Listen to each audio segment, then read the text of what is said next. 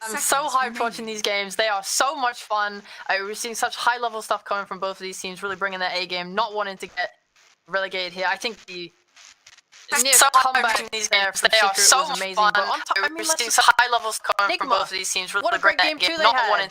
I think every time I see Samael on this track, I feel so much more confident. Secret was amazing. But on top, I mean, let's high-level stuff from both of these teams. What a great game too they had. I think every time I see Samael on this track, I mean, they even ban it out here now.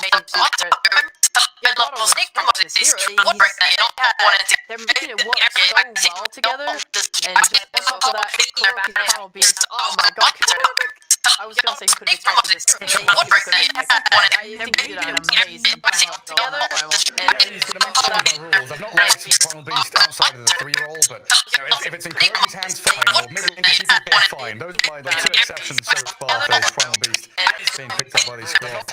Yeah, everyone's playing out of their minds in that game 2 in particular. Kuro Miracle and GH in particular with a really quick save. Secret obviously being able to fight back into a 21k net worth deficit with Chrysalis and Nisha doing a lot of the heavy lifting, but it's a fresh draft, a fresh game. We head into this third match, trying to figure out Chrysalis and Nisha doing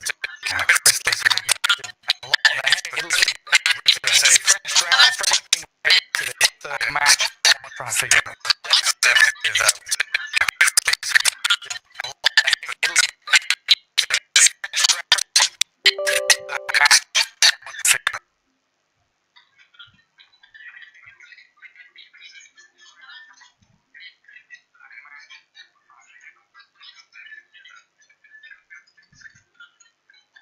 Ten seconds remaining.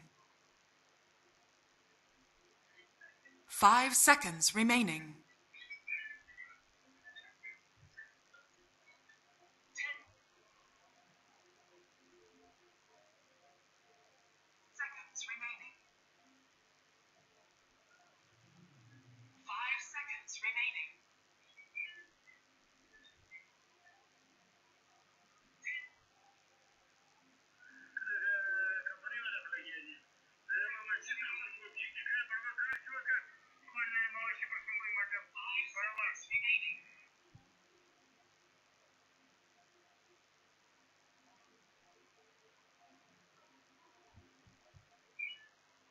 Team Secret's turn to pick. Bad Rider!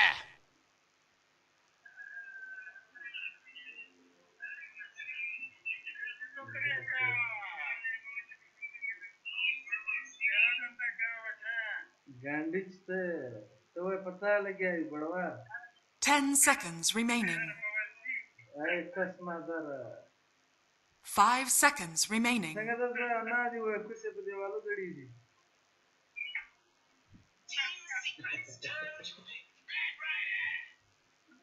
दा बशीर चीर बशीर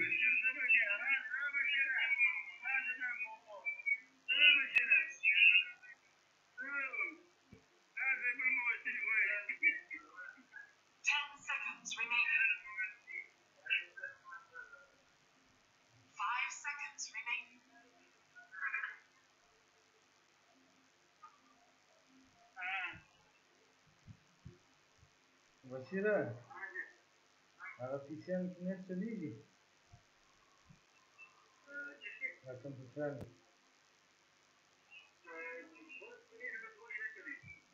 अगर बाढ़ की ज़्यादा हो लगेगा Team Secret's turn to ban. Slug.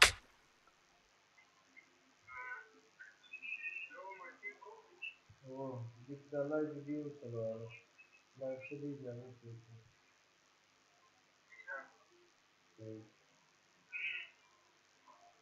10 seconds remaining. 5 seconds remaining. Radiant team ban. Team Secret's turn to ban.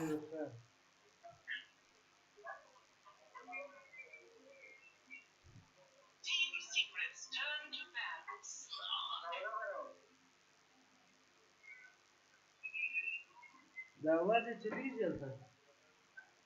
10 seconds remaining. Server PC की आवाज रवान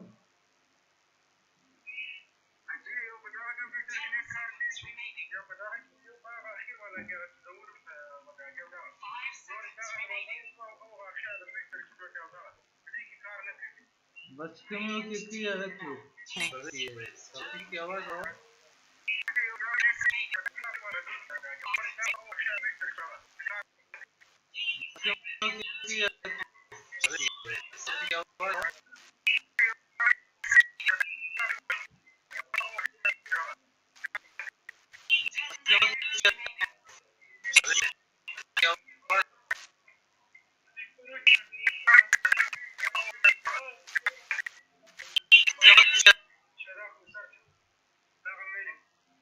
उसका खिलान जो कर अल्लाह वीडियो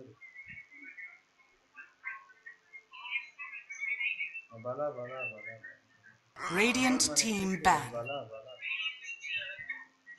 बाला बाला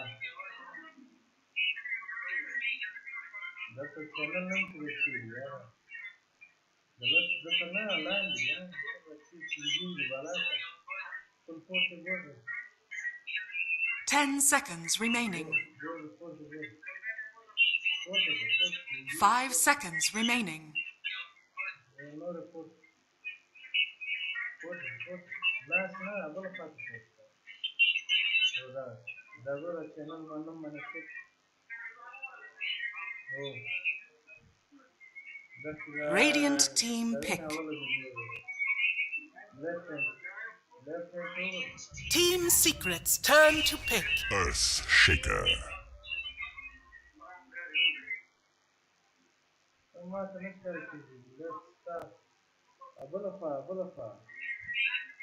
ओ दा दगोर दा गलांडी वाला वीडियो गलांडी वाला 10 seconds remaining. मैंने दा लाइव चल रहा है दा 5 seconds remaining. Team Secrets turn to pick. Clockwork. लांडी से फुल सॉफ्टवेयर क्लास अबल के मतलब ओ Radiant team pick. Rubik. बस अल्लाह वीडियो है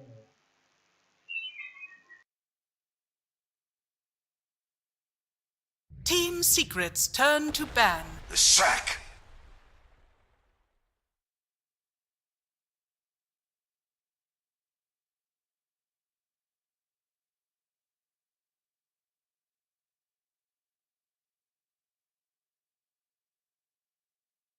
Ten seconds remaining. 5 seconds remaining.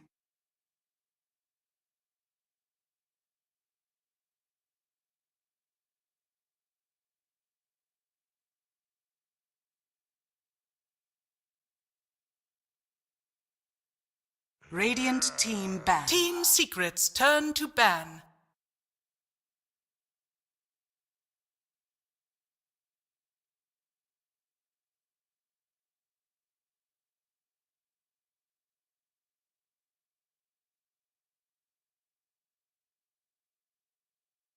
Ten seconds remaining.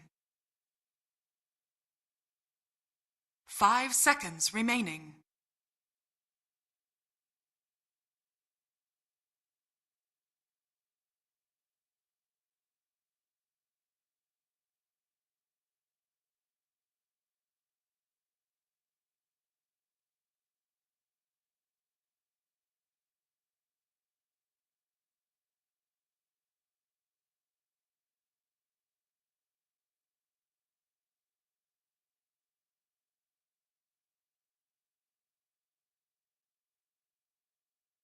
Ten seconds remaining.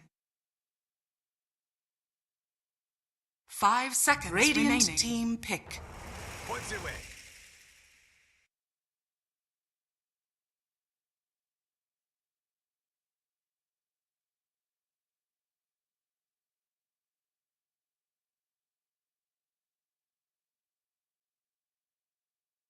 Ten seconds remaining. 5 seconds remaining.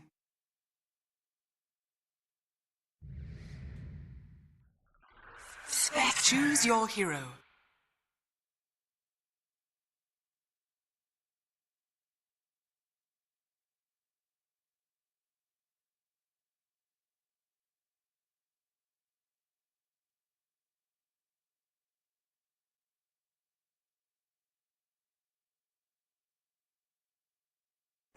The carry Spectre here. As Nisha, the Pangolier, come out in the mid lane, while Resolution will grab the DP, so everything now set in stone. I can't help but feel like both teams are really happy here, because that Pango got banned out in like first phase in the first game of the series, right?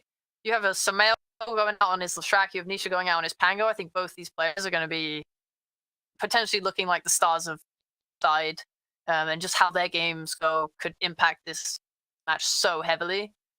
A Pango with a good start with this Diffusal Blade could absolutely like be able to fight back into Batrider, make his game much harder. If Samael wanting to output all that magical damage, Pango doesn't really care about anything other than the whatever the W's called my brain kaput after all these great games.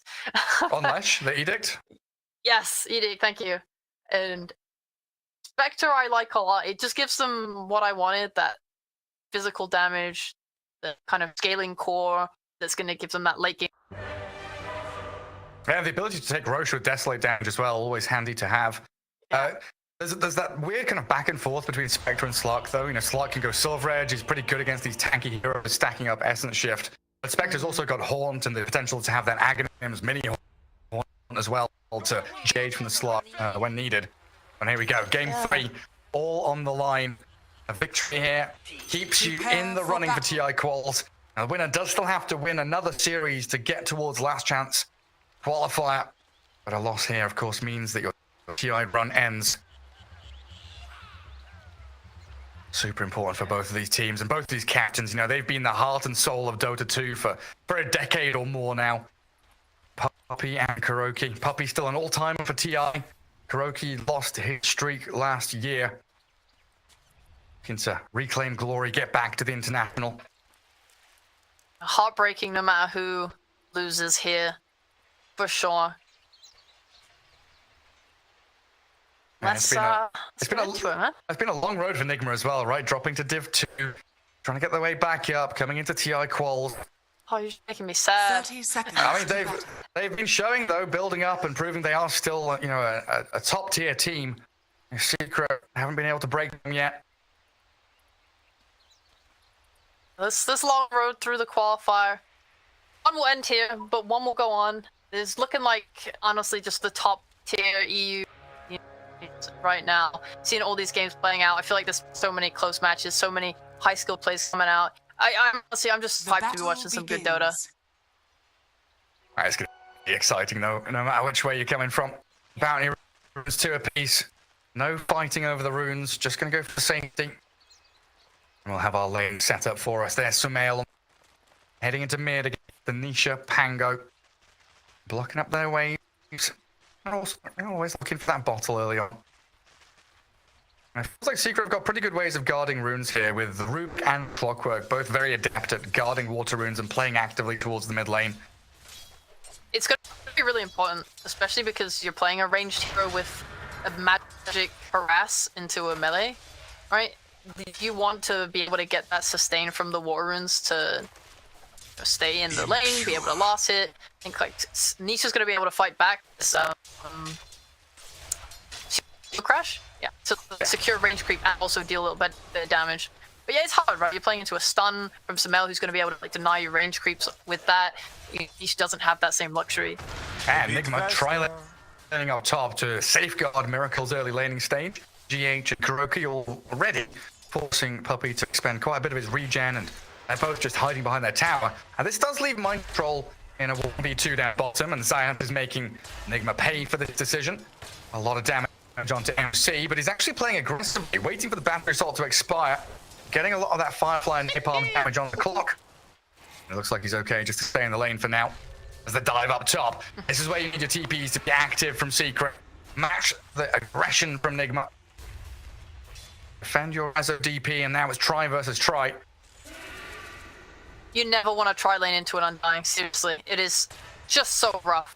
And Clockwork's fantastic support doing all this damage. Like he's gonna get all this battery now on Miracle.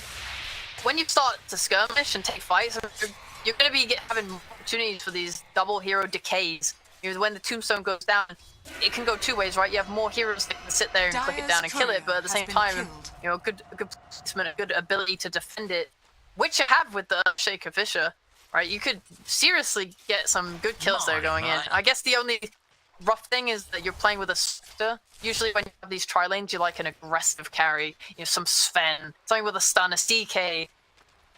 Miracle maybe a little bit weaker here on that Spectre, but still with a little bit of burst for the dagger to come out. Definitely valuing maybe the DP a little bit more there in terms of trades. Yeah, when GH was stuck in behind the tower and had to make a long run back, TP home. So Nigma a little exposed this next 20 seconds or so. Now they've moved things around. Chrysalis in a 1v1 against the mind-controlled Bat Rider. I was just watching Zayats here, getting his battery assault damage in. So by a 9 Mango Undying. Yeah, it's got to feel decent for Chrysalis. The Slark decent against the Bat, but again, top. They get the drag back. Kuroki's rounded. Decent Fisher from GH, but Zayats is there with the Coral trapping in the Undying, getting first blood for Secret. Denied. That's great for them, taking advantage of Undying still being level 1. Bounty. Because that's probably the worst thing about a tri-lane, is the experience deficit that you end up getting on the boards, because you want to give your XP to your carry, your cores, whoever needs it. I think for someone like Spectre, it's actually a little better, because he just wants to focus on hitting creeps, right? So he doesn't mind you kind of sitting and taking his XP. He's not super XP dependent, the way some other carriers are. But still, yeah. And I level 1 done. Getting a little bit of a position. A little bit sad for him. Chrysalis gets battered by the Bat Rider, but GH pretty far forward here. Does have Kuroki holding his hands as they go up to block the small camp. Now he's got that tombstone. Hitting 4 minutes, getting that XP.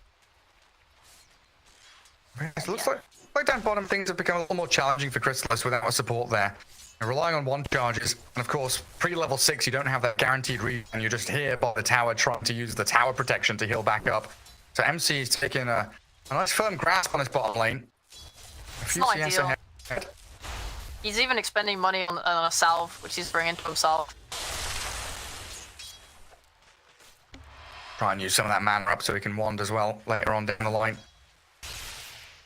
But I like this tri-lane idea a lot from Nigma, just because your Spectre is going to be so pivotal to you. I think the build that China was going, when they were the ones picking it the most during Tour 3 and stuff, they were going like Manta, Ags, and Basha. I think those were like the 3 big items. Sometimes they didn't go the Ags. Yeah, overall, those were kind of like the ones. And it's really good and effective, and you're playing into Secret, who have 2 supports like Clockwork and Rubik, right? You want to utilize this clock to get in there and find your Shaker, but when he's being kind of having an illusion sticking on him, it can be really hard to kind of navigate around that to get the angle that you want. Yeah, the clock is good against Earthshake, but against the zombies and Spectre illusions, there's a lot of noise there that Zayats has got to play around. Of course, giving vision always useful. And Zayats on the run back, good telekinesis in, trying to aim GH, but Tombstone, it'll keep Secret at bay. Miracle continues just to chip away at Puppy. Just a poke and a prod there. Miracle gets a dagger out as well. Puppy and Zayats dropping incredibly low to these decays of Kuro. But nobody dropping. Everyone incredibly low. Radiant are scanning. Damage on the tier 1. Yeah, he started this lane with 7 mangoes. It was 7 mangoes, and then he brought out 2 more. He actually has just gone so hard in on these mangoes, as well as being in a tri-lane and getting stick charges. I don't know if he'll ever run out of mangoes. Misha, he's going on mid. Sumail has raindrops, fair, far, and 1 to keep him alive. So the Pango trying to aim for GH, but a good little move there next to the ram, pushed up by the Pango roll. Misha's first Rolling Thunder not coming to much. They're even looking for a kill back on him. And Sumail not gonna launch the Split Earth just there. Bottle refill Misha as well. At least it's only an illusion rune. It's probably how Secret feel. Chrysalis Great. Slice the torch. has the That's bottom. Yeah, Nisha escapes from mid. I'll go back on Sumail and burst him down. Having those nice cogs placed in on top of him. Chrysalis and Mind Control also having a battle bottom with Puppy's rotation looking for a kill. Yeah, that was a little bit of a mistake there. I guess a miscalculation, thinking how tanky he would be, and being able to just use that illusion room. Maybe he thought Zayats had left. He had a ward, but maybe it didn't quite see him. Either way, unfortunate for him. Good kill. Yeah. Amazing what you found laying around. Sumail will just come back in lane. Push it out quickly. Think about his next move. This is giving a lot of room now to Miracle and Resolution. Get some farm under their belts. The tri-lane's broken down, and there's overall laning phase breaking down here. As people do start to rotate and look for picks. Down at bottom, Chrysalis, he's eyeing up Mind Control. Puppy in behind the Slark, but then you've also got GH there ready with a Fisher. At a moment's notice, he can stop the aggression. Yeah, right now, they're thinking about how they can use the Pango for sure. His role is back up. It's kind of like, okay, can we bring a support mid and get that kill on support with it? Can I stop a dive? One goes, like, where can he use his TP? I think, he's used his role instead just to secure that LK rune. Yeah. He's heading top with it. He is coming up here. Science is going to keep vision on Kuroki. So Nisha can come in with a big swashbuckle. Stick charges the decay, a bit of tankiness for Kuros and dying. Doesn't get the tombstone down in time, and another Fisher from GH. They'll keep Miracle safe. And down at bottom, Chrysalis. Another 1v1 fight with Mind Control. Every time he expends Fireflow, though, there's a window here for Secret to play around this movement from Puppy coming in from the left-hand side. Fade Bolt, Telekinesis, dragging back into Chrysalis damage. Zayat's even arriving here to help out and give a bit more support. Vision from the Rocket Flare and another pounce. Allows Chrysalis to get the takedown on MC's bat. A little bit of relief there for Chrysalis. Now he's 6 as well. He gets all that health regen, so he can just start to farm the lane, not have to worry too much. You have that max dog pack, he's able to farm camps as well. You should see his farm accelerate a little bit. Precious on the other hand, he doesn't really have that ability to farm hardcore in the jungle, so he's much more reliant on this lane. Luckily, it seems like he's doing a pretty good job. He has a lot of stats that one with treads. It seems that DP isn't able to force him out, so that tri-lane at the beginning, just give him that decent enough start to be able to just sit here in the lane. And bringing Sumail top now, it is really good for them at some point to take this tower. It's already at half health. Looks like Secret are kind of keyed into this idea and they're just going to run top themselves with that roll ready. They've got that deep ward. Zayat's brilliant vision. And he Top tower rolls towards Sumail. A little risky though, going into one with GH's arrival. Could cause problems here for Secret if they go too far. They'll quickly realize that they forced rotations. They've got a bit of time. Get Chrysalis a bit of farm down at bottom. Puppy can try and hit 6 mid. Everyone looking for the weaknesses in the chain here. That's one of the nice things that Nisha is doing, at least, is that every time he makes stations, he's very quick to kind of run back to mid for either a rune or to farm. What's Sumail? Yeah, getting chased by the Pango. Down at bottom, Chrysalis gonna try and dip back, but Sumail, he's gonna get taken down by Nisha. Just a straight up solo kill without the roll. And that's a huge kill for Nisha to have. He's now halfway through level 9. Well on his way to the Feudal Blade. Top of the net worth on this Pango, and it's causing issues for Miracle Spectre. We might have to see Nigma swap their lanes around, put Mind Control top, have the Miracle Spectre go bottom where it may be a little safer for him. There's EXO, definitely looking to use it.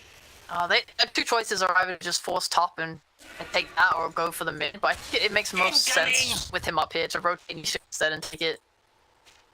And as well, that gives you an easier access into this triangle too, and then it kind of makes it obvious where Miracle's farming.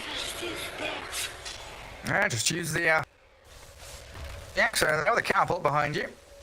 Nigma trying to reposition Radiant themselves. structures are fortified. Thinking about defending this around the glyph. There it goes. Zayat's ready with a hook shot.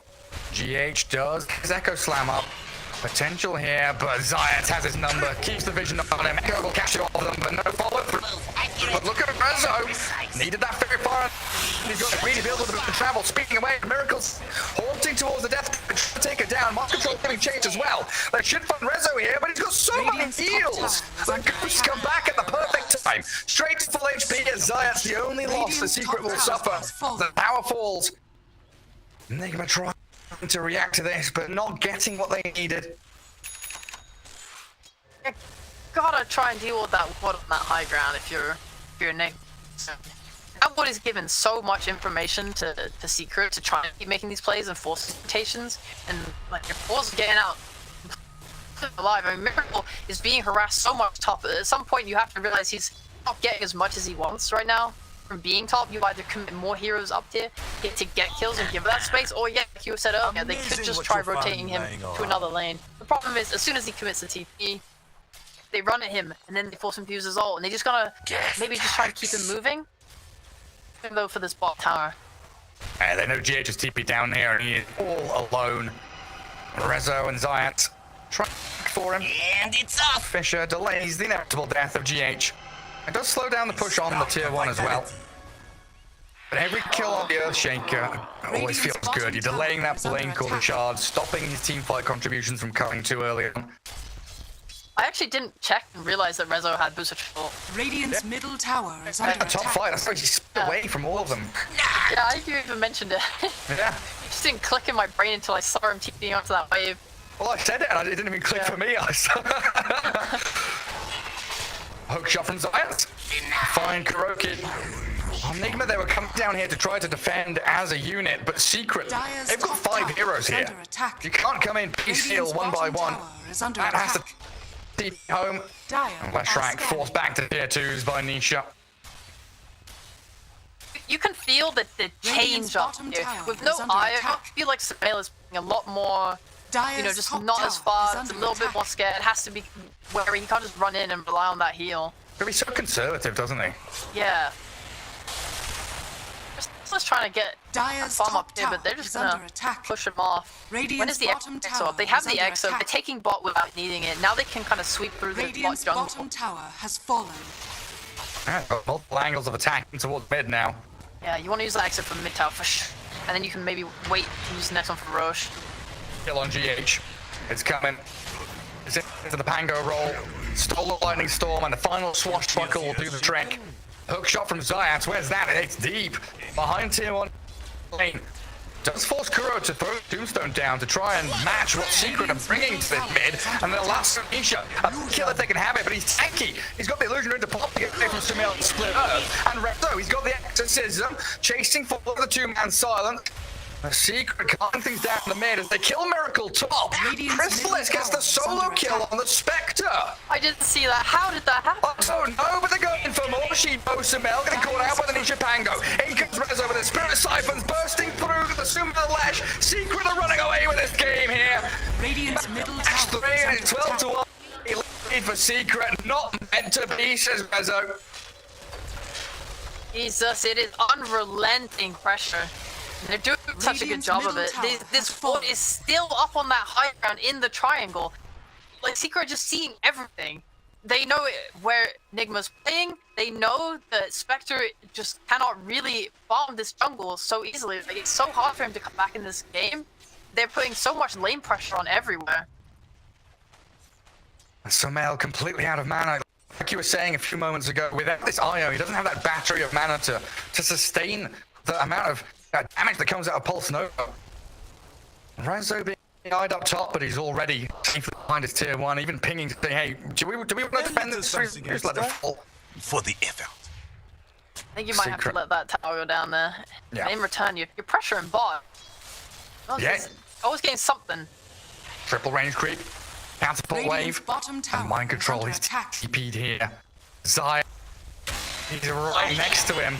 Has hook shot ready and he'll go straight for the bat. Nisha in with his rolling thunder. Not such a long cooldown. He's using it every time it comes up. And Batrider not having a game anymore. 0-2-1. He's got these bots, but needs blink, needs BKB. And it's Radiant's across the bottom board tower from Nigma. is We need under blink attack. on Earthshaker. We need BKBs up on this Batrider. Spectre needs the Manta style.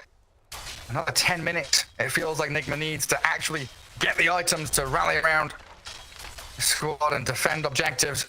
It does feel like a case of where they're getting sort of picked Radiant's off one by bottom one, or tower just is someone's under attack. dying and they're not taking the full Radiant's fight that they bottom really tower can, because has they have a fallen. lot of Dire's things that top allow tower them to has fight. You fallen. have this tombstone, for example. You know, even just having Fisher is still pretty decent, right? And how many times, you know, have we seen Batrider able to just get a little bit of a chase down, throw that flame break back, and lasso out of position? If you can drag someone from secret out of position, you can definitely fight. And they had that idea, right?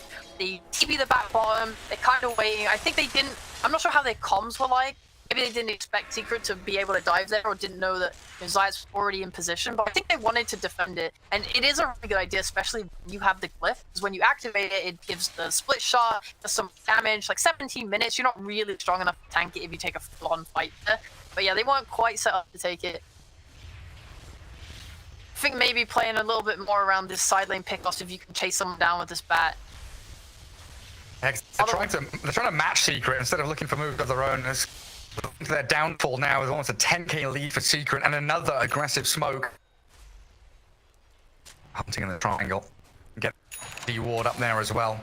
As we start to think about Roshan for a teamfight victory is brought. They'll pounce onto Miracle. Has been killed. Doesn't have horns, no mana for it. So Crystallis and Nisha take down the late game security Nigma were trying to build up. As Crosamel, the Zayat, hookshot and cogs. This chaotic team fight presence from the Clockwork, opening up for Secret here to maybe play back in towards Flash, in from the back with the Exo. Resolution chases mind control, BKB's up and finds the finish on him and Sumail. Team Secret stomping all over Nigma here in game 3. And Got with this, axe now, god damn the range, the ability to get across the map. I mean, this EP, it's first phase banned against Rezo for a good reason. Gonna rename himself to Rexo in a second as he'll take Roshan down quickly. The spirit of Lacoste lives on. You gotta do it. This is Roshan for Secret. Nigma are positioning themselves with Blink Echo at the ready. They pull the trigger on his jump. The Echo, he doesn't blink forward. Trying to focus Crystallis, but this is doom and gloom as Puppy steals the Echo and they get 2 more kills. Nigma, what can you do? Zayat has a hook shot. If you can get a glimpse of vision on someone, they can reinitiate, but they're back into the pit to secure the Roche and the Aegis for themselves. Another failed attempt. Another woeful team fight from Nigma. Did his blink get cancelled by Zayat? I couldn't tell if it was that or if he just decided he wanted to for there. I'm not too sure, but Miracle's dying. Sheepo, they're just losing everything, bleeding out left and right. Really just spiraling out of control. It feels like I mean, they're even mind control. I've got to miss that. I have no way to cancel. Yeah, well, all their little options are things that they have and are getting. Yeah, we're getting this item. Yeah, we're getting this level. Yeah, we're getting this spell. But it's never enough. You're losing your... You got a hook shot in from Zayat. He has to split that down as Sumail and tries to heal up with his wand, but it's never enough. Crystallis with 9 perma stack of anti up.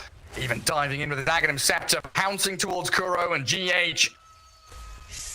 Mid-tier 2 looking a little worse for wear. And with this, like you've been talking about the past few games and series, the warding battle is just so impossible for Nigma. Every observable ward they have is being de-warded. Whenever Slark is ahead, the map just becomes so tiny. It's not just the wards as well, it's having the ags, the double leap, the range on it. Like, even if you find a little space to farm or a little space to try and recover, right, like, he is able to catch you and hunt you down and chase you.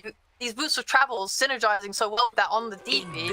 Right, it feels like Nigma really need some way to help, again, these 4-staffs, something in the future maybe to look towards. Like your Batrider, he's trying to get a blink just so they can try and get a good initiation for themselves. If they can catch that DP, for example, and burst her down. Just look at the freedom that Crystallis has. He lurks, he jumps, he finds the spec. The stun will connect with the Fisher on top. Crystallis being intercepted, but he's got the Shadow Dance, and now the DP with the Exo will come back in with a sick hook shot from Zayat, finding Sumail's Lashrak. Down you go into the grave, and Crystallis is hunting for more. Miracle TP'd home, spec down there. They safeguard their carry, but Kuro is caught up in the pounce, leashed up. A good Fisher defensively will allow the Undying to escape, but it opens the tier 2 for Rizzo to utilize his Exo. Get the objectives they need. Has fallen. And the Age is still in the hands of Clark for 2 minutes 40. Even if they killed him the once there, the fight would have fallen apart regardless. Flares here. A moment of peace for Nigma, and I see peace in. I think they're going to wait the next episode to even attempt to take high ground, but at that point, your Aegis has expired. And so if they're feeling confident enough, they might still play for it, but if they're playing to be careful and not to throw, we might Radiant's see top tower secret is way under into the attack. next rush. That gives Nigma a plethora of opportunities to try and make a move, make something come out. You have this Echo Blink, you have this Tombstone. There's always an opportunity to take some fight around a high ground ward, which could be well in your favor. This slot, he does not have a BKB, right? It can still die to the damage from the track. So Nigma definitely have something in this game, even though it is a 16k lead. They've got options. Radiant's top tower You is have under that attack. overwhelming team fight if they can get the jump. But they need vision to do it. They need smoke, some kind of surprise maneuver. They are all greenlit. Everyone, all their abilities ready. This is Secret. the main problem, right? Secret are just gonna come up, take your tier 2 Radiant's top towers, tower they has fallen. always ready to jump you, and notice they have this long range for both Spark Leap and the hook shot. Moment's notice. Nigma don't even want to show lanes. Sumail was thinking about pushing bot, but it is too scary on the map right now. And look at this play, right? The problem of this smoke is that they think that Radiant's Nigma have courier tried to has been push out of killed. the map because they showed top. They're like, okay, they're just going to be farming bot, right? Let's sweep through it with a smoke and get pick off on whoever's trying to farm outside the map. But they're not doing it. They're just sitting in their base. They're actually just... Oh, surprise so scared. move. Zayat's in such a good position here. He could break the smoke, but With Nigma, that DP. they found their way around it. Weaseling their way into that bottom jungle. Horn spots Rezo. They'll get the blink lasso. This is a huge kill for Nigma. They'll look to take him down. Death Shroud, not long enough to keep him alive. But in comes the roll and the slot pounding in. Oh, aim for the Spectre and the ledge. Oh, Demel dropping so quickly. He's gone. Now pounce back into that dying. Chrysalis and Nick open up on Miracle. Nigma Galaxy losing 3 off the back of that initiation. It looked good to start with, but Zayas is aiming for more. Mind control on the retreat. The hook shot didn't land. Try and get in on towards GH now instead. MC blinks away. That right is down there on GH TPs too. Amazing what you found laying around. And what he can on this little brief escapade outside of their base. Or that TP back. And this is where the net worth lead really comes into play. Right, you get the DP kill. Honestly, like, fantastic start for Nigma in that fight, but you still have Nisha with an active diffusal blade, all these levels. Same with Chrysalis. They're both so tanky, they're both so fun, there's so many levels. They don't need DP to kill your team. And they've got Nisha and Chrysalis just to roll on over. I've got to say, Zaya top work has had a spectacular time. He's contending with zombies and spectral illusions and all this nonsense. But he's finding the lines, finding that chaos in a team fight with the cogs pushing people around, locking Smail in place. And right now he's that smoke blocker, making sure that no one's coming through that bottom jungle and there's no one really farming down bottom wave either. And when you're lacking all this vision, you're just scared. You're terrified. You're like, we don't know where they are. We don't know where they're playing. They could be bot. They could be top. And using this secret increase their net worth lead because they can farm 2 heroes in the triangle, 1 hero in the bot, and 2 behind them in their own jungle. But Nigma don't know. They can't smoke up knowing, yeah, they're definitely split up right now because the threat is always there. Your ability to connect is always there. You have the boost of travel. It's so risky and hard, and you're playing without the vision of seeing, like, Clockwork is pushing just from fog with the rocket flare. Right? He's not even putting himself in the position to get grabbed by Nigma. Yeah, and they got this deep ward down that's actually spotted Nigma coming to try and de-ward bottom. They kind of know that they're either in their base or smoking out top because they've pushed in bot, pushed in mid. That's what Chrysalis is looking for now as Slark. He's smoke hunting at the moment, trying to figure out if there's any vision placed by Nigma up there as well. And this might be their last-ditch effort. Now, one team fighting here could bring them back into the game, but it could also lose them the match.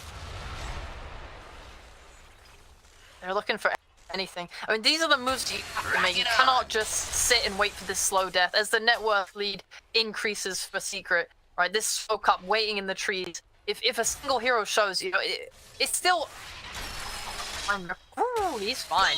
Close though. But yeah, I mean, you don't know exactly where they are, but they're probably not sitting at 5. Now, that's not how to win ahead necessarily. So if they can just get that quick grab with the lasso, then they're gonna hunt for it. They're gonna look for it. They gotta try. They gotta try, Gary. Yeah, they've got to throw everything they've got at this. They finally dewalled that deep observer that's been causing them so many issues the past 3 minutes. It's secret. They're all together. No one is left alone. Spreading wide across the map to keep pressure onto Nigma Galaxy here. A Miracle, the only one who feels safe, showing on a wave. A reasonably fast Roshan respawn is going to lead to a big clash around the pit. Nigma might be running smokes at this point, though. Trying to figure out. Yeah, they've got 1 on GH, so they do have the opportunity to leave their base. But we see Zayat's in position to break it.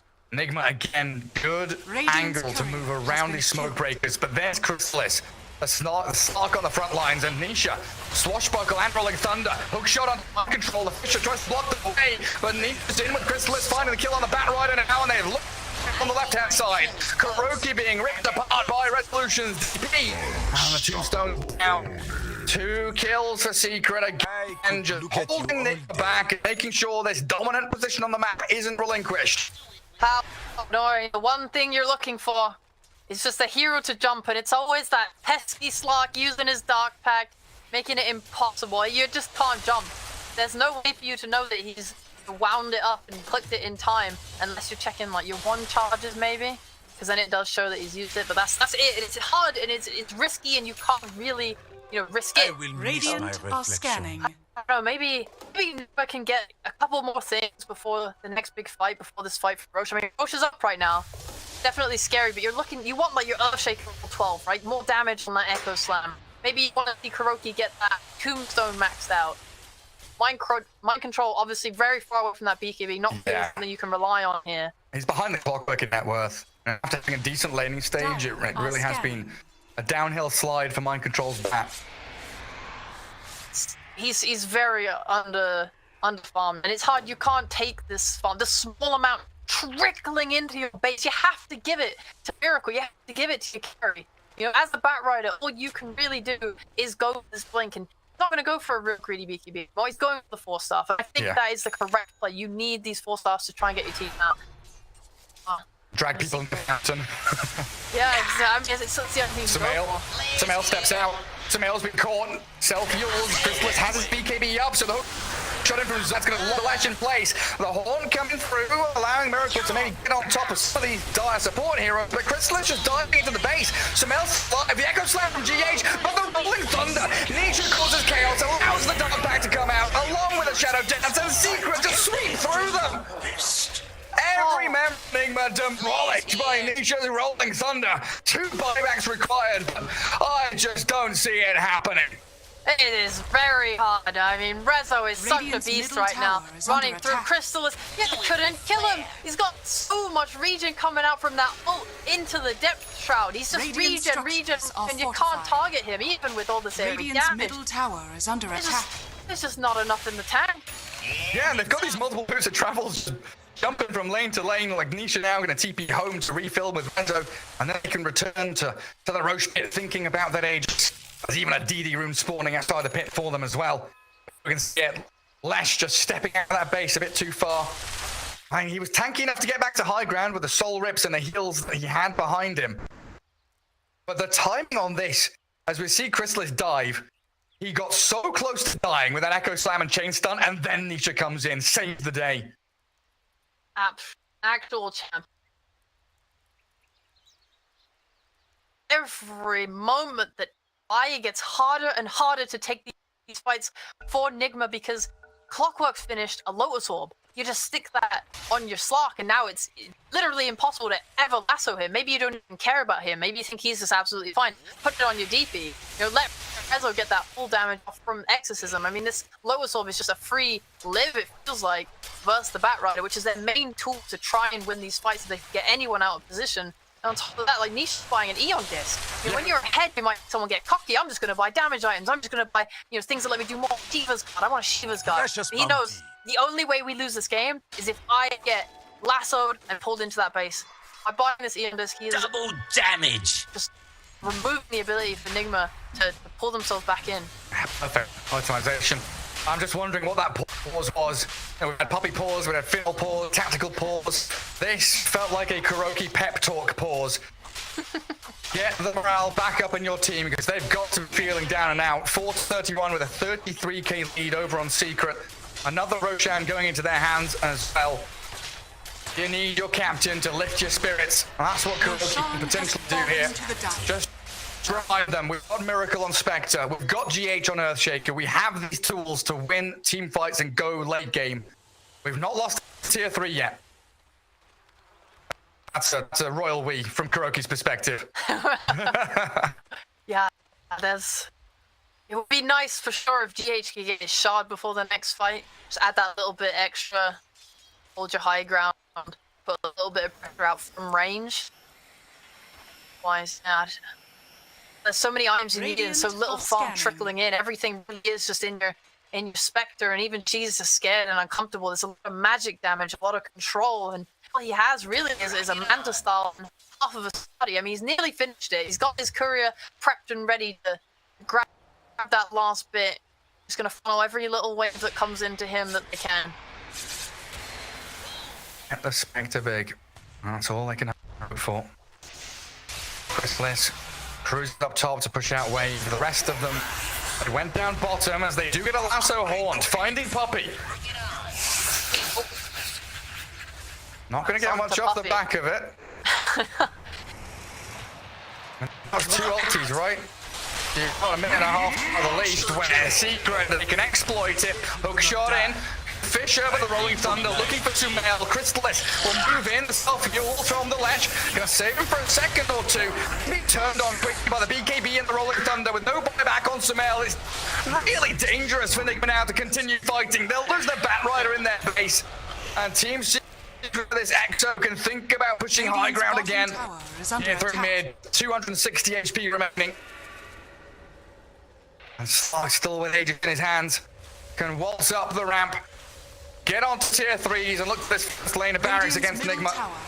That left kill was so big as well. Just oh, that damage from Chrysalis! They kill Earthshaker, there's no Blink Echo, there's no buybacks, there's no Spectre soon!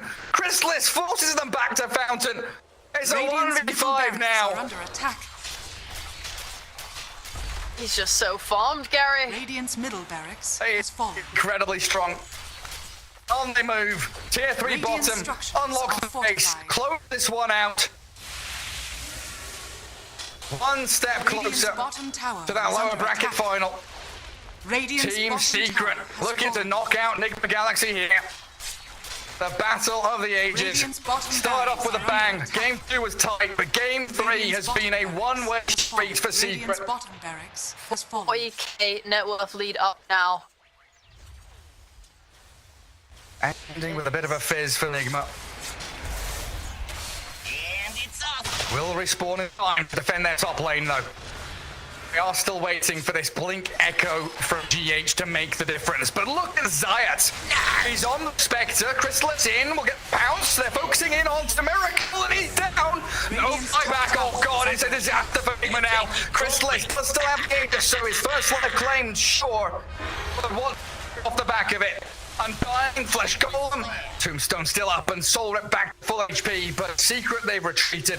They got 2 lanes, Aegis used to perfection. And this 40k lead just seems insurmountable for Nigma now. Really is. That kill on Sumail opened everything up for them. The split Earth spam with that shard was probably one of the tools they had to defend their high ground, and with that out of the way, Secret don't care. They'll go in, they'll die. There's nothing really making them scared. All that AoE damage gone. It doesn't exist. He's in the grave. And now, maybe confident enough here to go, and they have that wall down. They're looking for an opening. Anyone that steps out of line, anyone that steps up to D-ward, die instantly, and I think Nigma know. Yeah, that's why Hero hasn't gone for it. Tried to get a ward of his own in the mid lane, but that's immediately dewarded by Rezo. Team Secret, they know that both of these other lanes can naturally push in. Exo's back up, so creeps arriving at the top lane of this Radiant base will mean Rezo moves forward. No buybacks except on Bat right now. Rough stuff for Nigma Galaxy. Exceptional position for Team Secret. They can just stay here. The platform, the launch pad themselves, up into the high ground, driving the base, back right. He tried to blink in, but he's dead. Let's buy back, forcing some spells and cooldowns. The BKB in particular from Crystallis did get utilized. So a bit of a poke from Nigma there to give them another option, another chance to get back in this game. Do it with flair. Traded Bat's buyback for a D-ward on that ward. Big wins, big wins. Gains. Got some XP from that, yeah. And Spec has buyback now. Wonderful. Radiant's middle tower is under attack. But Secret aren't going to Deadly give up. swift. They've claimed this land as their own and they want it. Rack it on. Playing so nicely, just so clean on Secret. They really don't want to give anything away. Nice, crisp. Taking the little pickoffs they can, threatening them, even in their own base, even when no one's really looking for a proper fight. Applying constant pressure. Now, they're gonna back it up, It's off. continue to increase that lead. They've got their wards down. Even Puppy has an Eon disc now. This is going to be very difficult to kill a number of these heroes. You know, Rezo has his disassembled, Pango has his disassembled, he now has one, Slark has a multitude of safety mechanisms with Shadow Dance, Depth Shroud, BKB. Incredibly challenging for Nigma to get that jump. Just splitting up, keep farming. Zias is just holding the line, sitting on this high ground. If anyone comes, you know, he'll break that smoke. He's ready to delay. He's got that lowest orb, so they shouldn't be able to kill him. How's it going? Now they swarm in. Hookshot doesn't quite land. They've got the cog down, the telekinesis. They're going to bring down Miracle quickly. He does have buyback, don't forget. With a chance here to get around Kuro, but he quickly falls to the DD of Crystallis. No one dying for 30 seconds, so a swift move up top from Team Secret. Radiant's top tower Exo is from under Rezo. attack. Shred through the tier 3 tower. And the DD Crystallis. He's scary. He's a monster. A beast from the deep. Do it with But flair. they give nothing away. I back out? Sure, no problem. We'll back off. You know, Roche respawning. Well, we don't know when, but it starts to respawn in 40 seconds. And they're even peeking their head in. They know. Comms probably telling each other, alright guys, you know, what's one little thing at a time. Step out, we punish it. We don't overcommit. We don't give them the slam. We don't give them the lasso to the fountain. Incoming. And this is how bad it's got for Nigma as Science misses that hook shot. Telekinesis saved from Puppy. Lasso gonna get cancelled out. Crystallis got him away. Weasel himself forward out towards the MC Bat, nearly dead. Crystallis, with the help of Puppy and Zayas, do claim the kill, while Sumail permanently controlled. And another 2 kills, no buyback. GH, he tries his best with a Blink Echo slam in, but it's all over now. A buyback from GH will come out, but Team Secret have this game under lock and key. Way too hard to do anything. I mean, they're holding on. Maybe Secret runs it 5-man into the fountain. They gotta hope for something. It's worse and worse. Yeah, Nisha was tagging him Scepter, destroying the Spectre of Miracle. Gone for 80. Only GH stands here now, but this is a game you do not call early. Radiant's middle tower is under attack. What can I do? GG! It had to come eventually. They waited to 20 minutes of solid domineering by Team Secret, finally coming to an end with a victory here in Game 3, dropping out Nigma from TI qualifiers. Commiserations to Nigma, to Kuroki, all the boys on the team, the Nigma fans, and congratulations to Team Secret. I mean, it's not a huge victory as things go in terms of bracket placement. They've got another series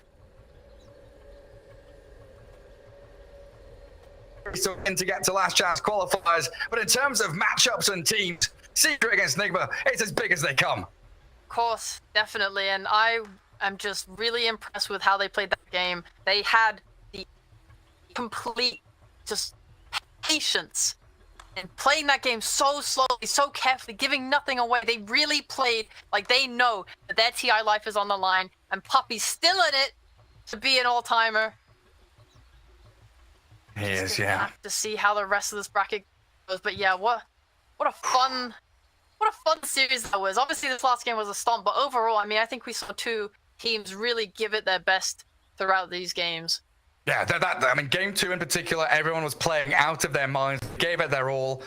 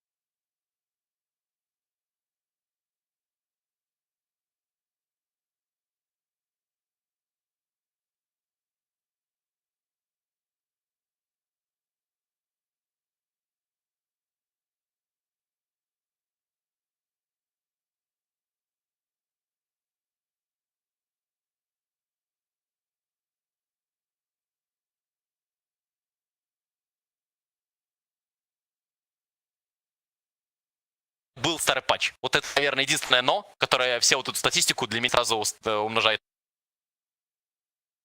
5 seconds remaining. Dire team ban. Radiant team ban.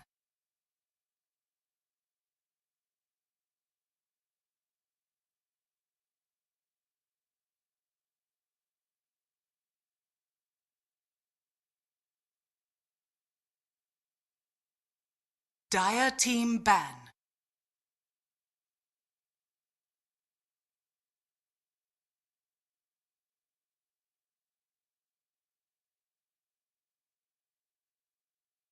Radiant team ban.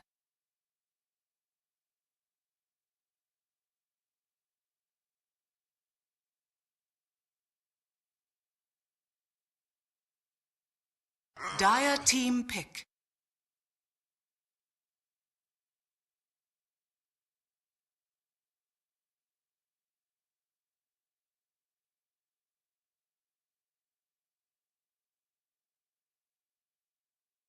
Welcome back, everybody. Hopefully you've had time to get a snack, 10 a drink, seconds have a remaining. few breaths of fresh air as we move on to our next series. 5 Nigma, seconds we just saw remaining. dropping out of the TI qual, Secret moving on, but Radiant now we team need to pick. figure out who they play against. Into the breach against Goon Squad is our next best of 3.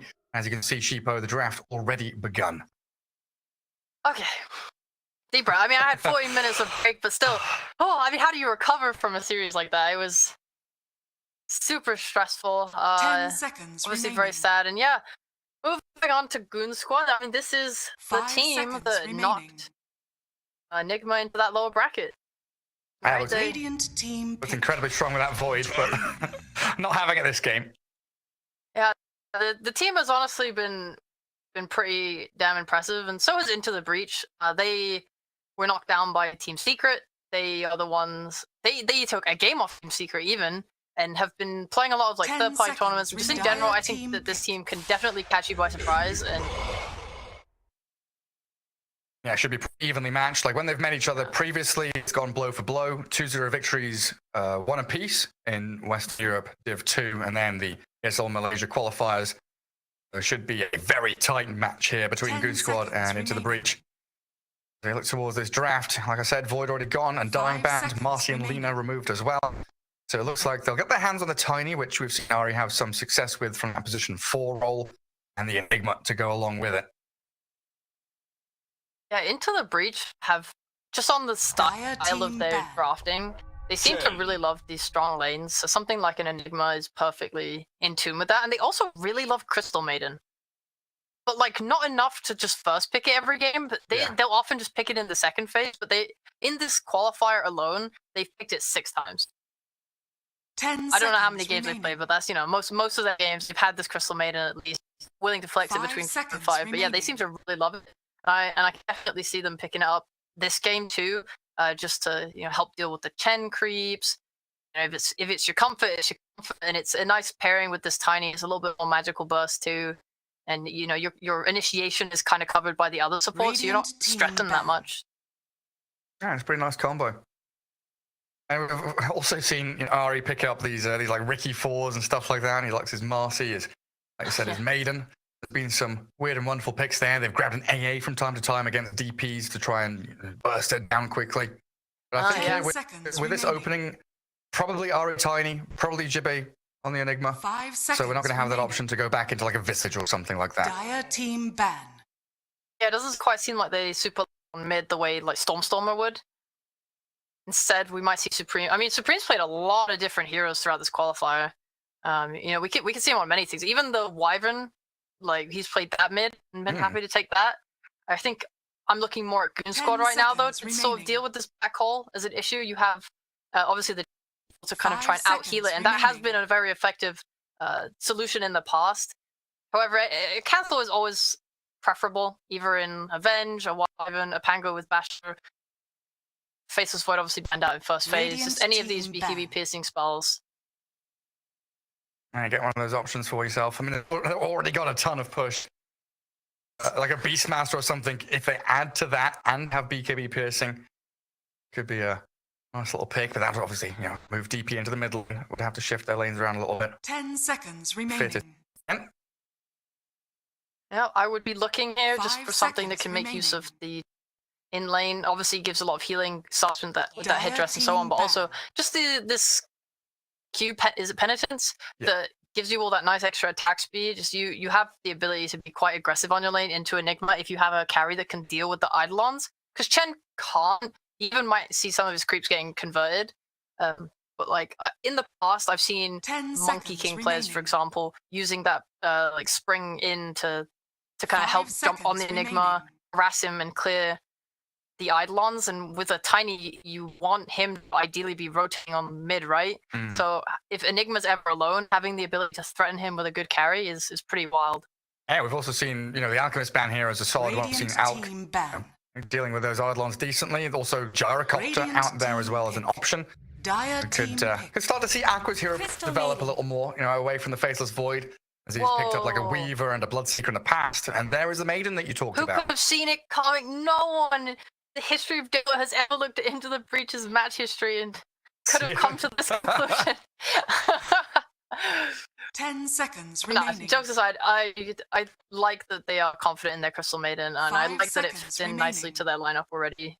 Clearly, they have prepared a lot of drafts around having this in it and know how they want to play it, so it's just pretty good and solid.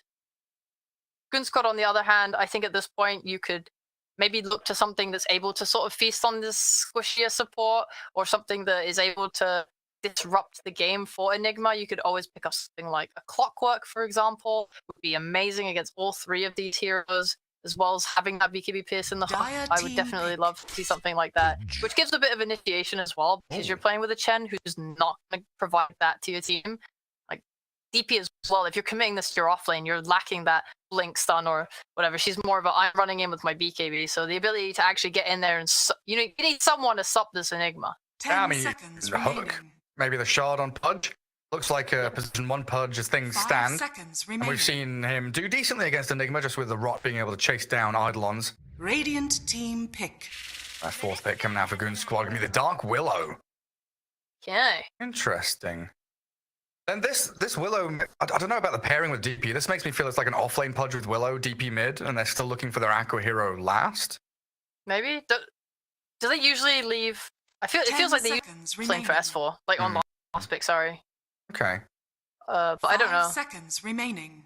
I think That's you're right, it could- right in some way now. No, that's right. Then if it's DP mid and Pudge safe lane, then yeah, an offlane with the Willow, that makes Yeah. more sense.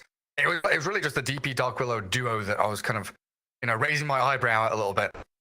Yeah. The way you say it makes sense. Yeah, have something at the very end there for S4, his Centaur, his DK, something like that. I can set up stun for people. They're going pretty all in with this timing, though, on Goon Squad. Like right now, into the Breach, I want to see something that can maybe delay this game out a bit, or either match the tempo for Goon Squad, because for Goon Squad, right, we usually see DP play around her EXO as a timing. We're going to take this tower, then this tower, then we're going to take Roche, right? And Chen really enables that with his 10-minute mech Dire timing team ban. and ability to just get all these creeps and take over the map with her, right? And Pudge, he wants to go Vanguard into Ags, and it feels like when they have that, they kind of just want to run together, because this is a solid solution to Enigma, especially going into late game. But for the early game, for mid game, before that BKB on Enigma, you have this Dark 10 Willow who can see it seconds from range, who remaining. should never really be getting caught in it, to always cancel it and always just kind of cover your core. 5 So if seconds they're able to remaining. run it down at 20-25 minutes, it feels like this is a very strong moment for Goon Squad. Yeah, it does. But that lane looks incredibly scary. Maiden Ursa. No matter who they're up against, they're going to be able to offer kill threat on them. Radiant And we've already team talked ban. about Tiny Enigma, dragging the wave back to your tower and allowing Tiny to have tossbacks under tier 1 with Eidolons around them. It's a very, very difficult laning stage to play for Goon Squad, even if they do have good heroes to pile the pressure on early. Got to be careful about their positioning, that's for damn sure. They can deal with this Ursa. 10 I love the seconds Ursa remaining. pick for starters. I love that it can take this Roshan 5 underneath seconds Goon Squad's remaining. nose. Right, you can beat out their timing by stealing that away from them. I like that it is a massive tank killer. So playing into this DP and Pudge is fantastic for that. Right, but on the other hand, if we're looking at what Goon Squad can buy to kind of deal with it, both DP and Dark Willow could go for this Yule Scepters. We could see Chen get a 4-staff after his mech. If you want ways to kite the Ursa, also DP could go for that Halberd. All these little items can help manage an Ursa. But yeah, if he gets items, if he goes Battle Fury and farms it up, he's gonna be a menace. He is. And I think Goon Squad needs to really address that in their last pick. Radiant What are team you looking for? ban. Looking for that off lane. What's Dire gonna team beat out pick. Ursa in off lane? Yeah, pairing with Willow as well. I don't know. I always want some kind of melee, tanky, stunning hero for S4 to play with this Willow. I don't know. Is there a way they shift things around and put DP in the off lane? 10 seconds We remaining. definitely could. I think if it was, let me just check. 5 If seconds something like remaining. a Pango could be really good because it does offer you that way to cancel Black Hole. It kind of sucks to lane it into Ursa, but you can do like wave dragging with your Willow. If you do get like a corrosion or something in the lane, you have kill threat on Crystal Maiden even. Yes. You and Dark Willow, you can do quite a fair amount. Wouldn't be opposed to something like that. Well, only 10 seconds remain for them to pull Radiant this team last pick pick. out of the hat. That's what even play Mars. Pango. I don't think so. No, it looks think like I've Mars is seen going to be the standard pick for him. And Mars Willow, that classic pairing. And as ITB, they need their mid laner now, it looks like. What is it for Supreme? There's no Puck, Invoker, Quap, Bat, and Lina. 10 All of these mids have been seconds banned out. remaining. Can we fall back on a Spirit, like an Ember or something? 5 Pick your seconds Morphling wall. remaining. Mid-morph, yeah? I mean, they're going to fight a lot on Goon Squad, and when it's S4, I usually might see him get that Blink Dagger, so I think if they're playing in that style, I don't think you can get away with a Morphling mid. If you do go for it, then I will think they will be very pressured this game. Yeah, I'm feeling the Ember Spirit for maneuverability and able to catch people, or a Zeus just for that raw damage. Could work. I really want something that can rotate to side lanes, though, in case Goon Squad want to start diving towers. I want something that You can may punish now that. select your There you go for the Pango. Yep, That's exactly perfect. what his job role is. Nice. Wave clear with your Pango swash. Ways to counter these dives if they happen. Ways to TP to lanes and make moves. Way to rotate with your runes as well.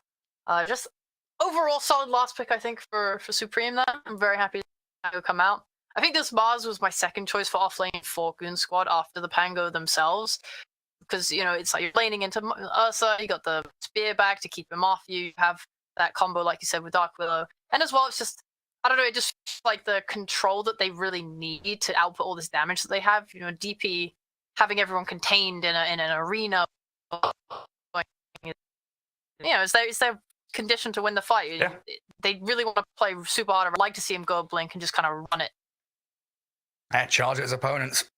Spear people back, hook them around, get them into that DP's range so she can do the damage she needs.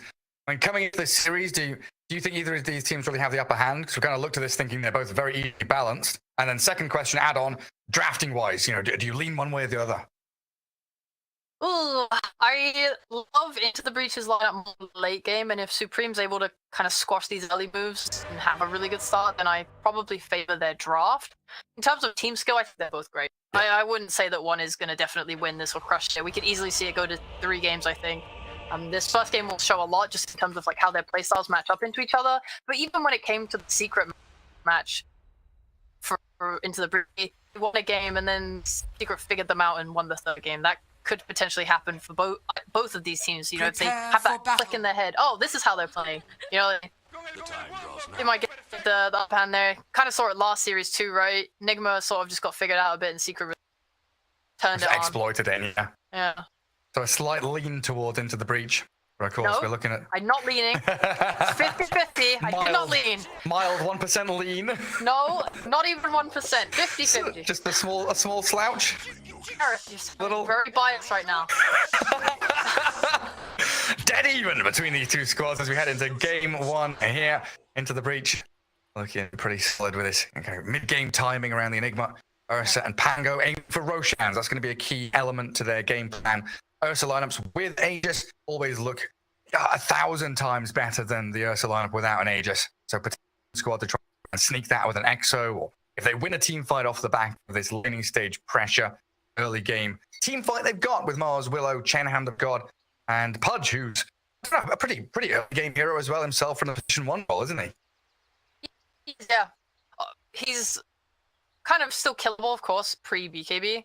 But the Ags outputs a lot of damage, and if their idea is time everything around his Ags, and I do think there's a chance that Into the Breach with that. Just being able to cover yourself with this Willow Fear is going to be pretty big, but that's why I like the Pango pick so much. Because now it's not just, okay, we're relying on hitting a black hole. You have that role that can disrupt the fight. You know, Goon Squad, it feels like they're heroes of, I mean, they might start here before I get into it, you know? Playing around this world. Yeah, Aqua has a hook, sees the Maiden, lands it on her, reels Kidaro in towards the Brambles, and Crystal Maiden, the first one to die here in game 1. First blood for S4. Sir. Well, back to my point. I was going to say, I think that Goon Squad, their timings for kind of early are not super reliant on beacon. 30 seconds to battle. DP will get one, but Mars, he'll probably want to go for that Link, I imagine, and the Pudge will have his Vanguard Ags, so that's where I think Into the Breach can really exploit that. With that being said, maybe Goon Squad just slow it down. I mean, it's not like they're has to win super hard early. They have a lot of ways to play this game, so that's what might just go for that BKB too.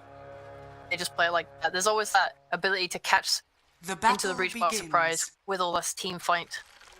Absolutely is. Another hook for Aqua, grabs the bounty rune. The Husk and Aqua get one apiece. Third one for Pexu. And slightly Goon Squad down, getting first blood, getting the 3 bounties. And trying to guard this observer board, which will absolutely be known about ITB. He's going to bring sentries up here, and he's a little scared. Hasn't seen anyone show. They know about that ward? How? There's no way. How would they know about that ward? Well, Punch launched a hook at a Crystal Maiden. Oh, that's how we do it. What does it I'm a little surprised Pexu didn't deny it himself, but we'll see what happens. He'll maybe track back and deal with Ari's Tiny there. We'll take a peek into the mid lane. DP against Pango. Supreme already taking quite a bit of damage, even through build crash. The strength of having a ranged hero against a melee. Yeah, I was about to say, hear me out, Big Brain. If he wards this, he wastes a sentry / ward on ward. Wait, he's the ward, right? Oh, he has to block the camp. Yeah. I was gonna say, I think Pexu might be okay with him using a ward to get that D-ward because it means that it's one less sentry to block the camp for him. Okay. Potentially. Yeah, that makes sense. Yeah, because usually you commit like the sentry to the small camp and the ward to the medium camp. Well, it's also like there's an observer ward there as the Dire as well, so you can go and D-ward yourself. Kind of curious. Must know, yeah. Yeah, I guess Ari, like you said, wanted to block the camp, so he couldn't just go and send and kill it. All the little things. DP should have a pretty good time mid there, especially with change to Siphon, much stronger against heroes like Pango who have that small hero health ball. Yeah, a lot more flat damage, but look at Pexu top. Stuck in the Eidolons and killed off. Is under attack. I was wondering here, with the creep wave pushing into Dire Tower, Enigma hasn't really dragged the wave back as we usually see. It will start to occur now as the double wave amasses on the Dire side. But yeah, just being able to catch that Chen there feels incredibly good, because now you've got level 2 Tiny, you've got level 2, and you can get toss-back plays potentially. And Pexu hasn't really had any access to his jungle yet. Yeah, he's brought out sentries now. It's very much a lot of sentry gaming. Just gonna be that war on those. The only sad thing for him though is, whilst he does get that D-ward there, which feels really nice, he went over the small camp thinking he was blocked and it wasn't. Zippy's, I mean, Aqua's alone, sorry, I was gonna say. Pexu went super deep for that creep, but they're not really punishing him. Maybe they just want a little bit more levels, want that level demonic conversion for the Eidolon damage. Yeah, they've got a big wave coming in as well. Drag it back to tier 1, hold it there, freeze the lane for Jib. Ari moves across to try and test the Chen. Against a hook and a rock, slowed down to a crawl, no boots or wind blades. He's just gonna get dropped. The Purge creep's slowing him enough, they'll finish the Tiny. What blasphemy is this? A little creep, man. That's he slows on him. Creep connect as well. How do you think I'm Top. You finish your sentence. I was just gonna say, it was nice of them, right, to just take advantage of the fact that the wave is pushing in so hard to just go get the kill, because it's not like you can really test that well under that tower. But yeah, okay. Yeah, Bot lane. taking our travels. There are 3 lanes. There are. And a pause to talk about it as well. Good Great timing. pause, nice. Yeah, let's just catch up. Kind of natural happens, right? First blood happens top, Chen's up top, Enigma's top. You look at that for a bit. But yeah, 3.5 minutes in, Ursa 14-2, Mars 17-1. Goon Squad coming out on top so far. It just keeps getting better. Everyone's checking with each other if they have each other muted. Oh, well. Yeah, this spot lane seems to be going pretty, even-ish. I'm trying to see if Ursa has anything aggressive coming out. No, he's just going quite defensive. Rush that Ring of Health. He's going to try and just sustain in lane and last it as he can, prioritizing getting that Battle Fury going to just start farming. I think they recognize that it is a bit hard to kind of go aggro, even though you have that CM who has a lot of kill threat. It's like the ability to just throw down the brambles and speed through it. You're going to take so much damage. It's like a lot of harass, and I think this Ring of Health is meant to just help kind of mitigate that. Well, this is one of the classic kill lanes, right? We didn't really talk about the kill from off lane much until we saw this Mars, the Snapfire, the Willow, these heroes coming out into play. Definitely one of the better pairings, S4 and Hanskin to go together with. Well, I miss Snapfire. This qualifier has hated Snapfire. Yeah, I think Hanskin's like the only one that really played it, isn't he? Just thinking back on it, he's this position 4 that likes his Snap, likes his Willow, loves to play with S4 and be that aggressive force on the map. Yeah, Kadaro really can't step up here through fear of being speared, rebuked. It's actually so hard. Like, you can die so quickly. He needs like drops and stuff to sustain. I don't even know. If they're not able to whittle down the Goon Squad off lane, I think even Otaka might struggle with his Ring of Health. If you're able to just do little pokes and prods and stuff, like click, click, click, click together, get a God's Rebuke off. If he tries to aggress back, you get the spear off the brambles, all this damage, and then it takes a while to heal back up. We might see some Sal's come out, just Kadaro just maybe ferrying him some tankers as a result. Yeah, even there, S4 is kind of chipping away at them, just a 2-man spear through the Ursa onto the Megan. Trunking them lower and lower, so the next time they go around, they've brought them low enough to actually get the finishing blow. Yeah. I mean, they cut and freeze. They are trying to give S4 the least amount of targets possible to scare him into. That's a good point, yeah. Don't give him the flash target. Limp and Supreme. Oh, it's a back and forth there. Shield crashing against Spirit Siphon, heals against tankiness. But going to be guarded by Hanskin and Limp. So no bottle refill for Supreme as he spends the majority of his regen. But at the very least, Kadaro will force Hanskin away. False idolatry. Charging for the Dark Order then to rejoin the lane. And they're actually just going to play straight back into mid. Limp saw this Crystal Maiden, he knew she was there. Hanskin made the call for it, but still drops. Overestimated his stinkiness, maybe? There's a big wave coming in as well, like double wave, because he's acted just to go get the rune. God, I was feeling so good for Limp there for a moment. I thought that rotation from the supports was like, he gets the rune, Pango doesn't. Okay, now I can finally be aggro on him. But yeah, I mean, God, nice kill. And then he can just swing back to bot. I think Ursa's doing okay, but the wave is kind of not in a good position for him. So it looks like he just had a little bit of a, can't walk up to lane. It's fine. My CM will come back. Then we'll be okay again. That's the strength of the Maiden, though, isn't it? She's pretty slow, susceptible to dying, but she offers so much nuke damage. Coming to a lane, you burst them down, and that's going to allow Supreme to actually refill his bottle with the bounty rune that's still there in the dire jungle. They are looking good across the board for into the reach. Enigma 20 and 11. Pango and Ursa are now starting to rack up serious CS levels there. Pudge 75, Aqua having some problems against this Enigma, as you always do, as a position 1. Across the board, though, everyone is hitting creeps. Everyone's having a decent time. Obviously, Goon Squad are getting a little bit more overall. Even though the XP is going towards the way of Zibe top. Toss back. And Pex on off. Quickly brought to his knees. Aqua hooking the rot, fighting back in Tari, looking for the trade kill, but he's not able to get it. Lightning zap. Oh, the mana comes back up for it, but it's not quite enough damage. 15 HP remaining for the Tiny. Oh my god, I can't believe he lived. I thought Aqua was committing a little bit more there, but maybe got creeps. Either way, every time they go like this into the breach, I think Aqua's the one who just kills the Eidolons. Which is, so like, if you look at net worth, he's 100 above Zibe. It's like, yeah, you're denying all my creeps, but I'm still getting stuff out of this lane. Yeah. And removing some of that nuisance from the lane as well. Bottom room is a regen, which Kadaro will try and guard for the Mango, but with Hunkin's arrival, just gonna have to take it and run. Or even TPing an additional hero in mid. Ari, with his Frostbite setup, have the Avalanche. The toss not coming yet, because they have the Rolling Thunder crashing into Limp.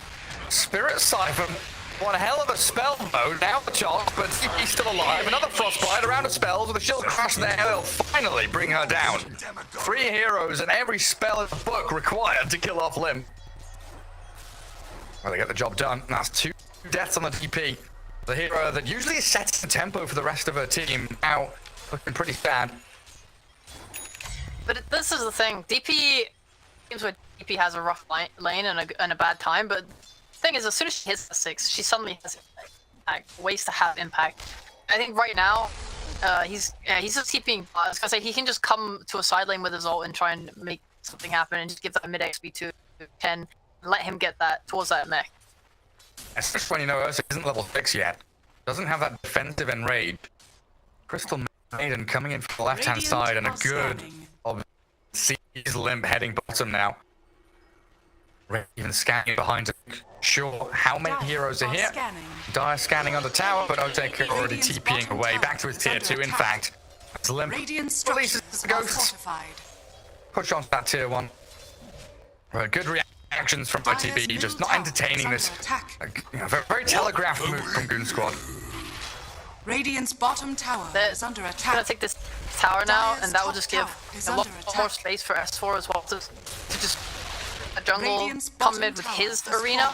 Because you want, you can do a couple of things with either bring heroes to your lane and get kills with it on the carry there if the laning hasn't broken down, or you can come and pressure mid with it, pressure the carry, and make sure they can't just farm their jungle safely. Dire's top tower is under Just attack. kind of open what S4 can do now that that tower's gone. Wait, can Ari solo? Oh my god, Aqua, no! The Ogre Bruiser! How does it happen? It's so easy, bro. You look away for 1 moment. Rope lane is gold, Dire's something. top tower Unfortunate is under situation attack. for him. And it looked like Ari was going Dire's to go in and solo kill him anyway. He's got that very nice observable near the outpost. As Enigma now can pressure that tier 1 and bring the objective Dire's down. top tower is And under then that bottom attack. jungle, Hansken does Dire's escape from top tower Kidara. has fallen. S4 not near enough to launch out the arena spear. We're gonna see here on DP, as we talked about, this Yule and how good it is against us. So Limp is buying towards one. Back in the day, you might have seen Mars buying one, but I don't quite think he's gonna go for that. S4's pretty cleared out on the small items, and they're looking for a hit. Oh. Yeah, playing back into their vision again. Aiming for Aqua, another kick would be huge on this punch. Tossing back into the Rolling Thunder, and Supreme able to connect several times, but he's a tanky fella. Aqua's surviving, and they require the Swashbuckle down the low ground for safety, but he's been caught out in the arena, unfortunately for S4. Misses the spear, still gonna get in with a hook back through. It's hard to hit spears when there's like a difference. Like he's on the high ground, like the camera angle, it's like slightly weird, so it's really hard to hit.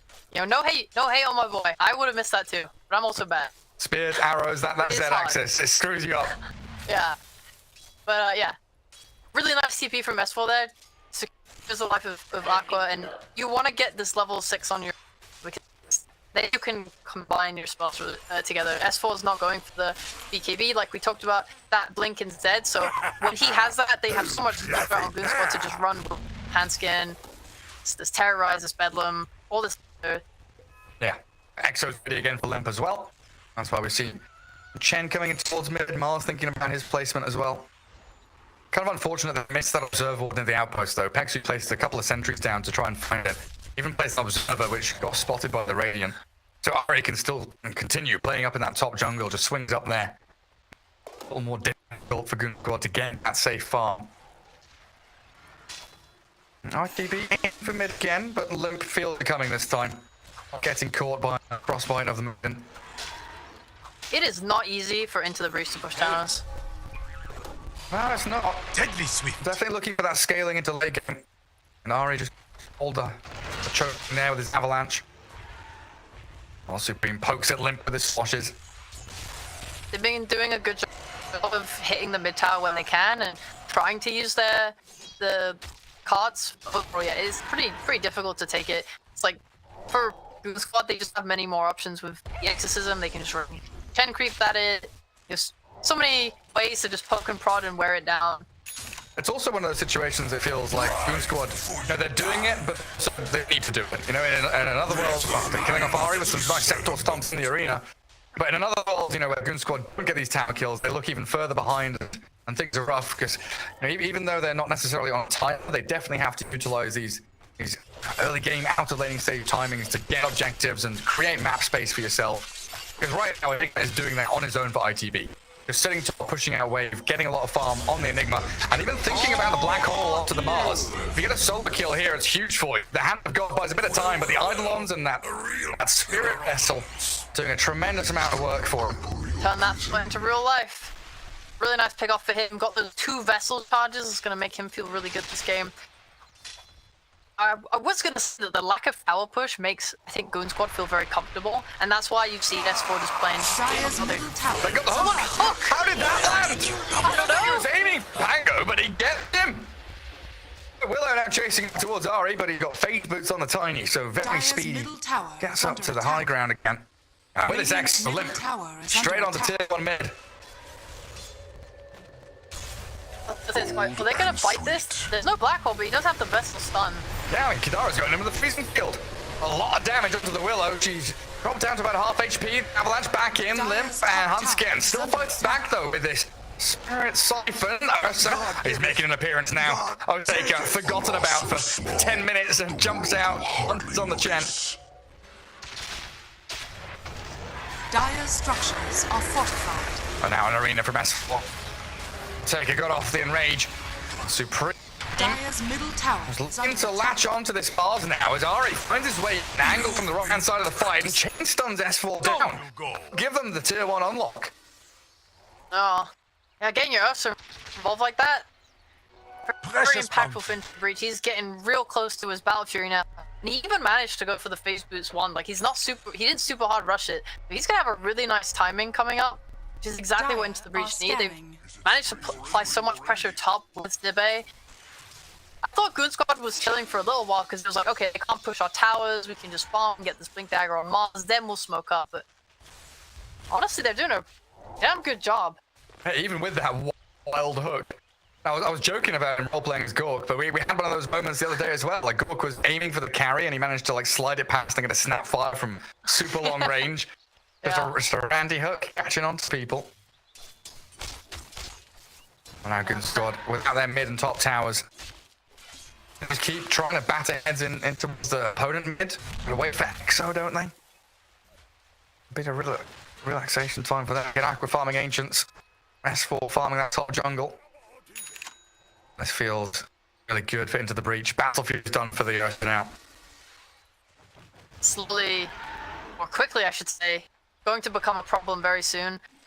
Limp has finished that Yules, so again, until he has like, his BKB, his Blink on the bear, they can probably deal with it and fend them off. But yeah, you got a lot of problems suddenly coming at you at once. They did not draft to deal with the Enigma as well, so he's going for now.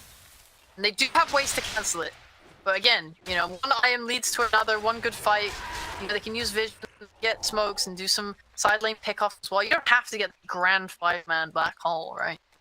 Yeah, and there's always this fear that Goon Squad have of Roshan being taken, so a lot of emphasis has to be put on shoving bot wave with a hero that can rejoin top. With Limp Invis, though, with Spawn Jibe. Dire's middle Quick tower arena, is under attack. through the brambles with the spear.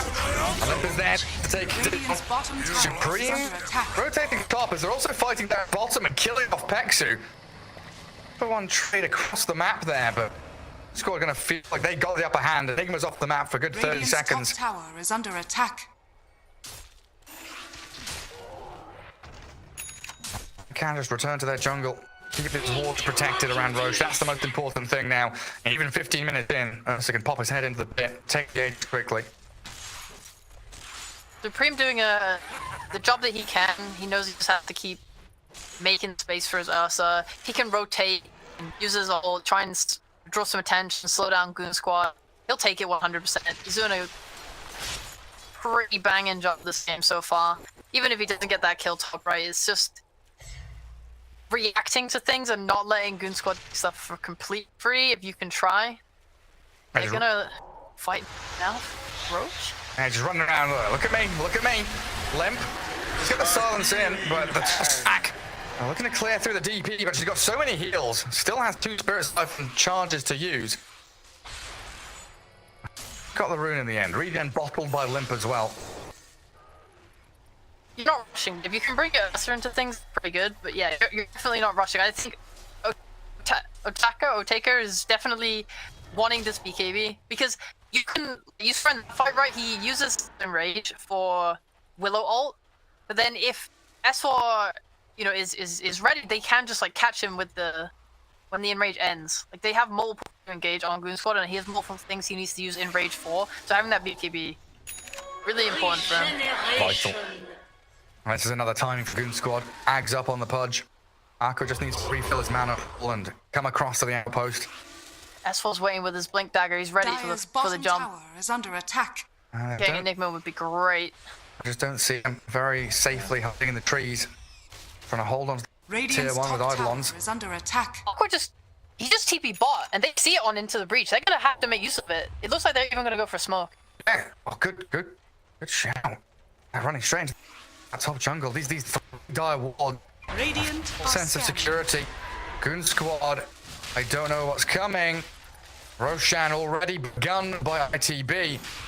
A Radiant scan up on the high ground. There are 4 dire heroes all there. And now Aqua looking to reconnect in towards the pit with the rest of his team. Supreme. He's helping out. Committing all in. Freezing field. Dara, Otaka. There's the arena. Aegis claimed already though. The Ursa got it. Good fear. They're going to push them into the side of the arena. Turn around from Ursa trying to bow into these Chen creeps, but he's not succeeding. Limp still half HP with his ghost going. Forcing Jibe back. And there's no Blink Dagger yet for the Enigma. I think it's about to be delivered. It does come in now. There's no opportunity for a black hole. This fight spread 3 different ways. A Yule's on Limp by him time to survive, and now ITB the ones on the run back. A good snare catches Pango. Aqua's to get the kill. No opportunity there. No chance for Zibe to get into the black hole. It was seconds away from Blink being delivered. Pushing the Roche like that, I really thought they were going to go for a fight instead of actually just walking into the pit, because there's no life deal on the Ursa, so he is like getting low, he is getting worried. That's why they kind of all in committed. And I think that their spells didn't align very well for them to win that fight, because the roll came in as the Aegis went down. Like he died, and that's when they're using most of their roll in lockdown. They need the Ursa to be alive when the roll's going off, because then the people getting locked down are actually dying. And instead, yeah, it's kind of like a lot like a wasted lockdown. Squad just capitalizing on that really, really well. Obviously, both teams a little put out that there's no Aegis, because they both really... Yeah, the awkward moment of like, what are we playing for now? There's no Aegis. Let's just play for map control. Yeah, it really shows the strength of this Willow, though. That fear in the arena, the brambles catching people on the way out. Hanska utilizing the hero to the fullest, and Ari doing the same thing with his Tiny. Blink reveal there onto the Mars. Finds the kill on S4. And a deep march into this top jungle as well. Godoro has obs and sentries that he wants to place down. As Goon's just playing the bottom half of the map right now. S4 is probably like the main threat in this game. Whenever he's not showing, like playing Fog, I think Into the Breach are being very aware of that and making sure they don't overextend. But whenever he's dead, they kind of go where they want and look for follow-up. Dire's top tower no longer have that Veer combo. Radiant's bottom tower is under attack. So finishing that BKB now, gonna be massive for them. We talked about this in draft, but I feel like every second that passes, it benefits ITV more. I do think their lineup just scales much stronger.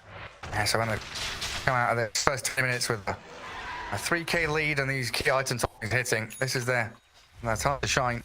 Looks like they're backing up to smoke from the mid lane. Not going to be scouted. It's always so great to have the Pango from the mid lane. Like, he offers damage through Swash and Diffusal Blade, but a 75-second cooldown on your team fight ulti. He's always ready, available to fight. And they'll be able to get in on top of Pex if it looks like. Pop the drums, charge forward, find the Chen. He did have a hurricane there to maybe try and disengage. meet my It maker. won't get anything done. Doubt your kin will I think they might have spotted that stuck on the mid lane ward.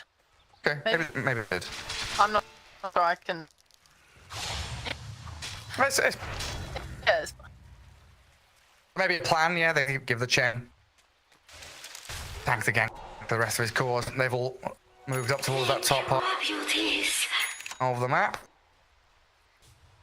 Willow going for the second Yules. So between two Yuleses and spells, getting this BKB on Pudge eventually too, I think they stand a pretty good chance of dealing with us. So I think the main problem though is, they're smoked up now. We're gonna see a fight, but they might need these 4-stars too, just to disengage. Because if you have Yules, that deals with Ursa with no BKB. You need something to deal with Ursa when he's dead. Oh, find Ari.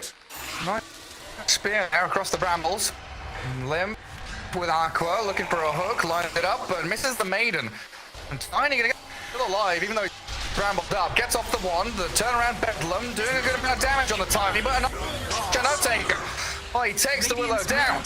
Supreme with some good rolls. They stun up the Mars as well with his Malefice and Rolling Thunder, and the officer can shred through him. Good score. They tried to start that fight going into enemy triangle, but ITV have all the answers they needed. Dire's Don't bottom even tower use all is those under answers. attack. Do we still have a black hole in play? Ari's so tanky. You Dire's kind of feel bottom the tower change is under to attack. Siphon a little bit there. Like when you're using it on a really tanky hero with 2k health, it doesn't quite kill them the same way. Yeah, he's got 2,000 HP. Level 12 already on this Tiny. Phase boots, wand. A little bit of armor and a few little stats there. And to be the surprise factor from Goon Squad, trying to get the jump on people, but unable to find the target they needed. This is just vibe of this game is gonna go. ITV, right? They wanna go for the late game. They wanna get their black hole with the BKB with the refresher.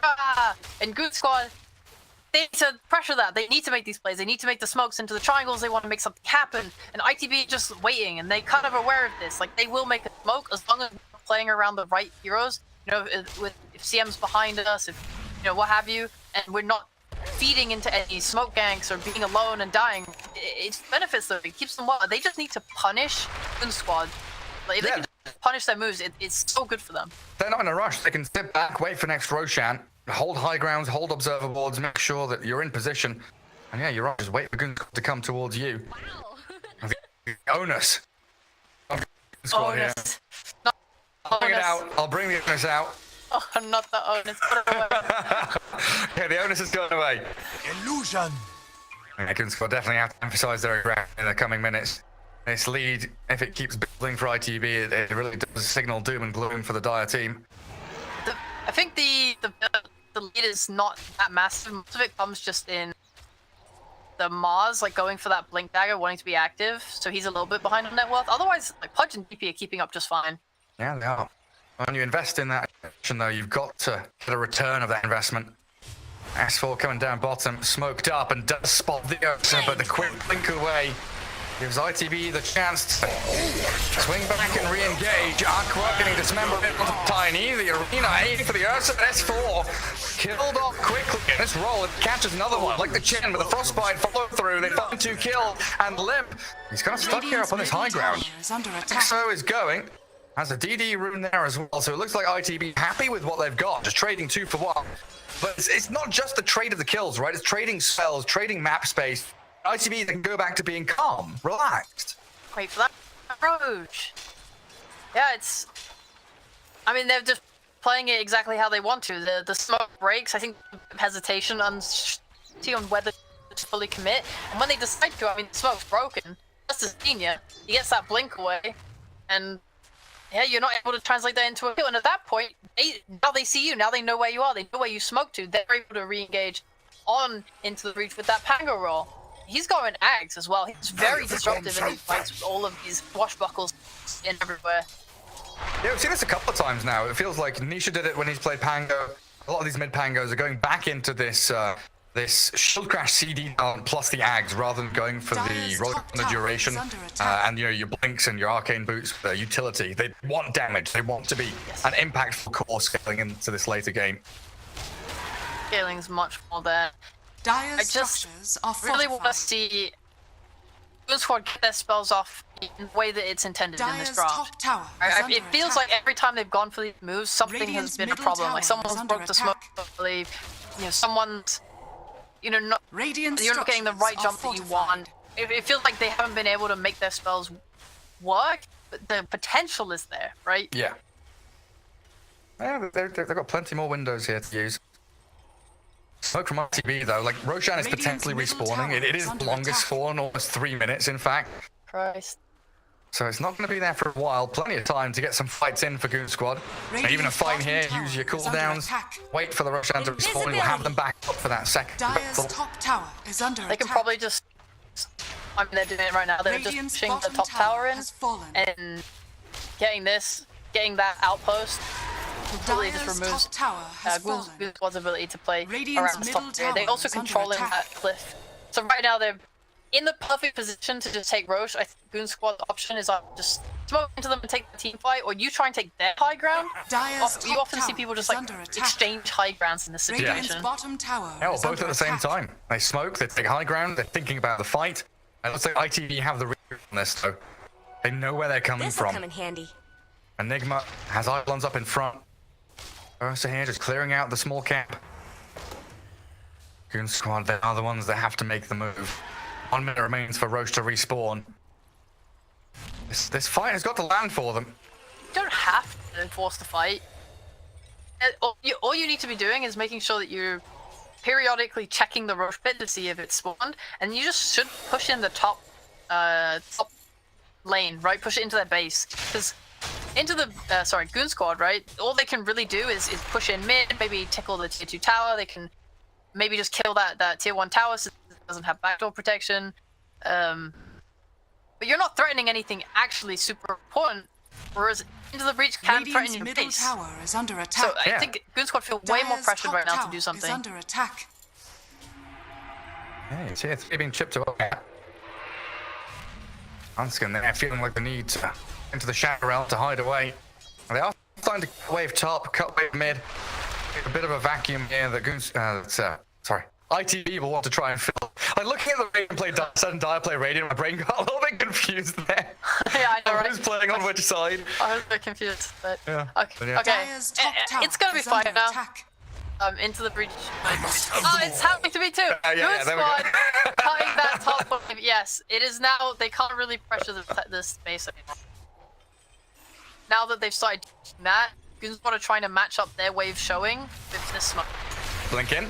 Ari got the high ground vision, but Aqua has BKB. I don't know if he can withstand the basher and the damage from the Ursa though. Bear, he's got a picnic lined up for him, and it's going to be Aqua's pod. Keep focusing him down while the Rolling Thunder connecting on the Chen in the back. Testing for Pexu, even with the Hurricane to try and save him.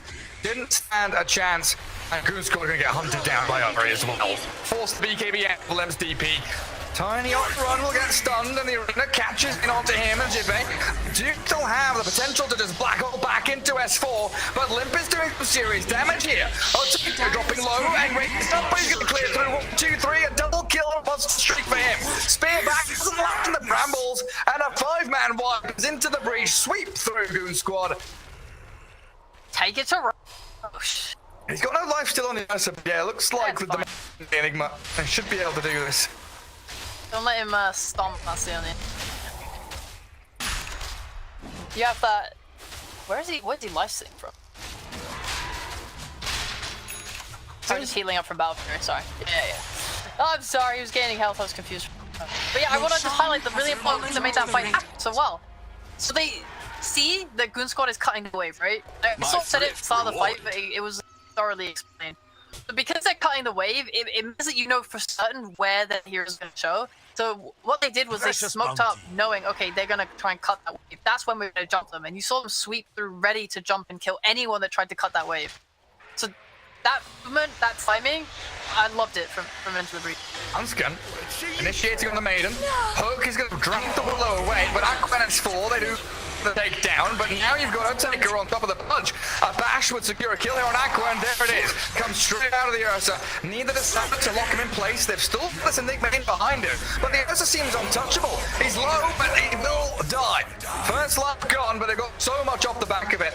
Limp spent BKB, S4 spent his arena. Limp's even going to get chased down with a diffuser blade inhibit, slowing the death prophet. Supreme's the one that comes down with a double kill. And into the breach with a 15k lead now seem unstoppable in game one. So a lot of problems that it is becoming too hard for Goon Squad to deal with.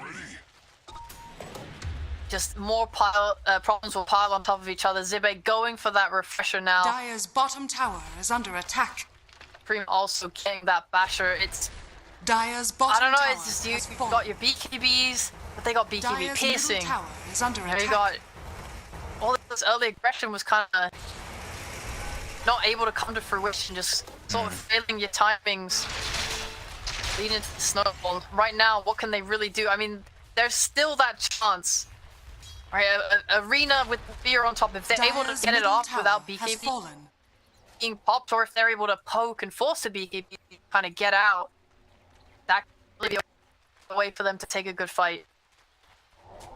Now, we're definitely starting to see the troubles with position 1 Pudge if you don't get that ball rolling. 6 cheap stacks. Not the best. Yeah. I'm going for that E-Blade next, or at least maybe a defensive mechanism against the Ursa's physical damage. Yeah.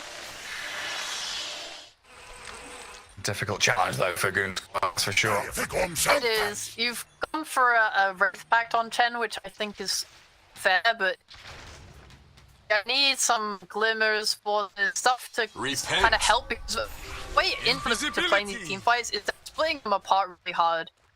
Pango is going on to one half of the fight while Ursa's eating into another person. So if Ursa's preoccupied on your Pudge, he's not going to have dust, he's not going to have reveal. So if you're able to save your Pudge, and Ursa might waste like an enrage or something, and then you can sort of re-engage with your Mars. So you just need ways to not get split up like that. Well, who's gonna get gobbled up now? They walk past again. CS4 showing. They'll find the Mars. Hanskin with the fear, trying to send them back. He's there with a Malefic and a black hole. He's in on the Willow as they backstab Pexer at the same time. 2 supports on, but Mars will be KB TP. Too shabby. I mean, you get the black hole. With black hole and Ethel lives.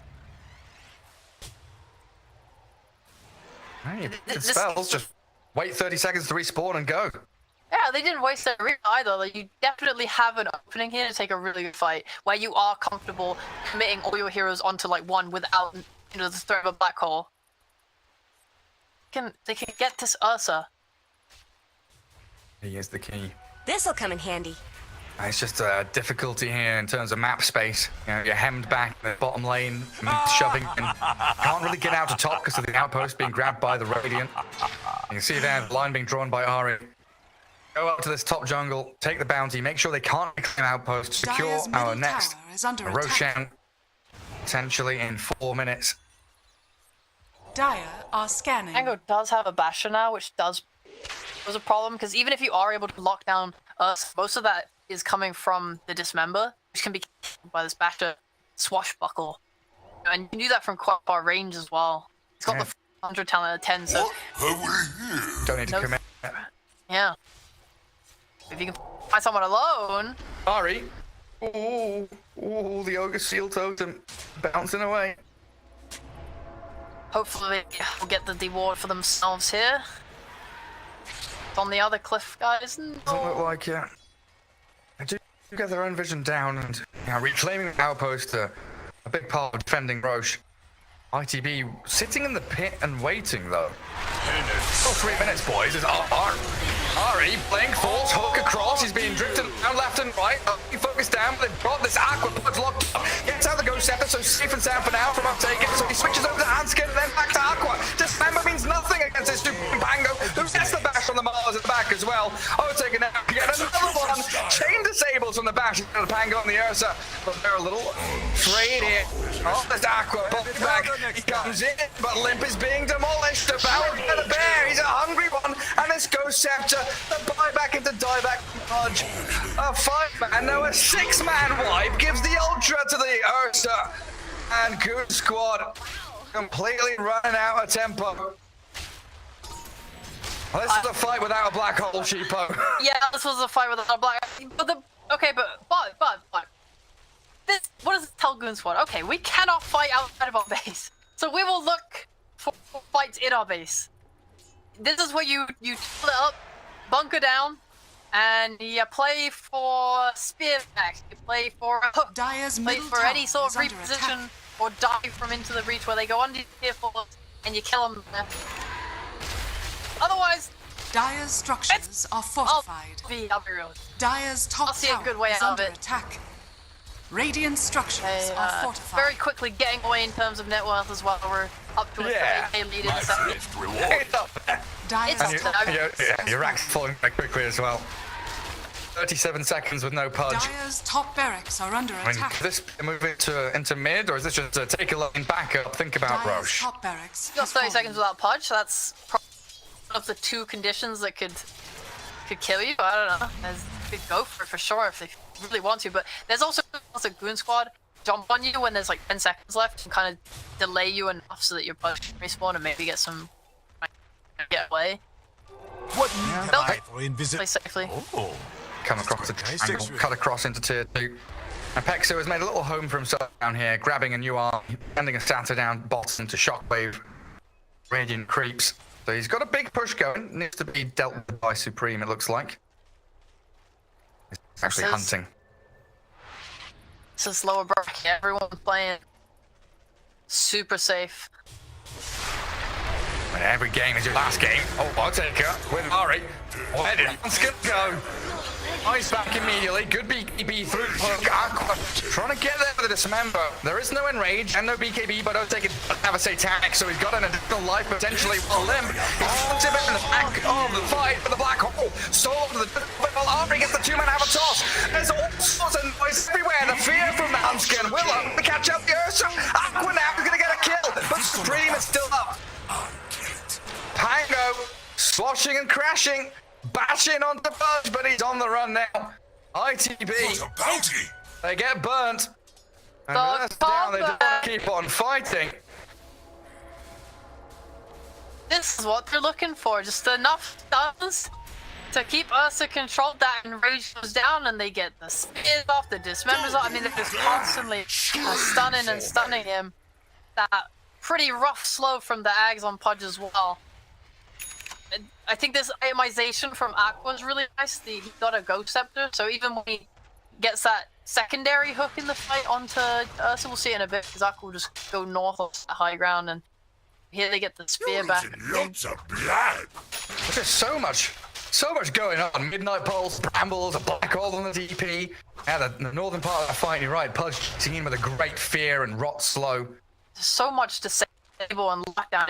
This is the thing, if they can bait out the Enrage and the BKB, or they can live long enough through it where it goes down, have the control and the team fight to be able to kill him.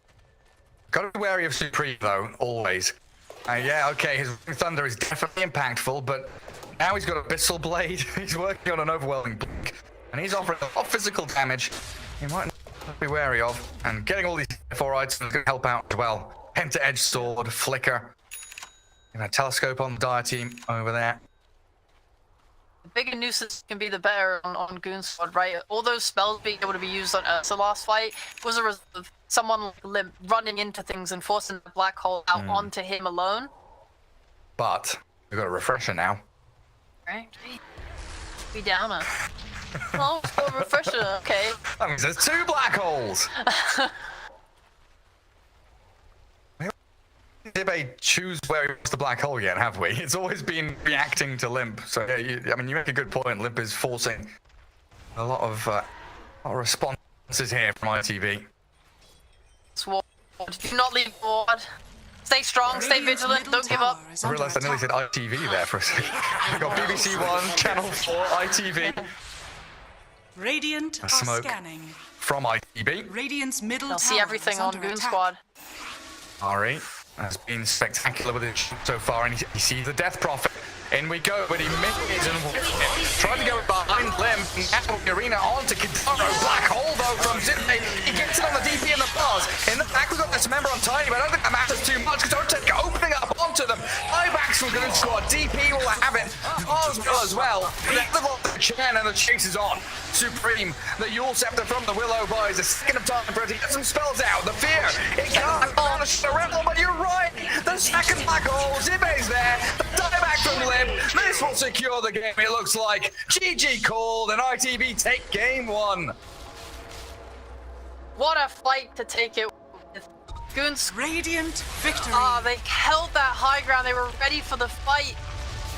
A really nice swing to that northern side of the lane, dodging where they know Goons was probably waiting. Great initiation from them to end that game.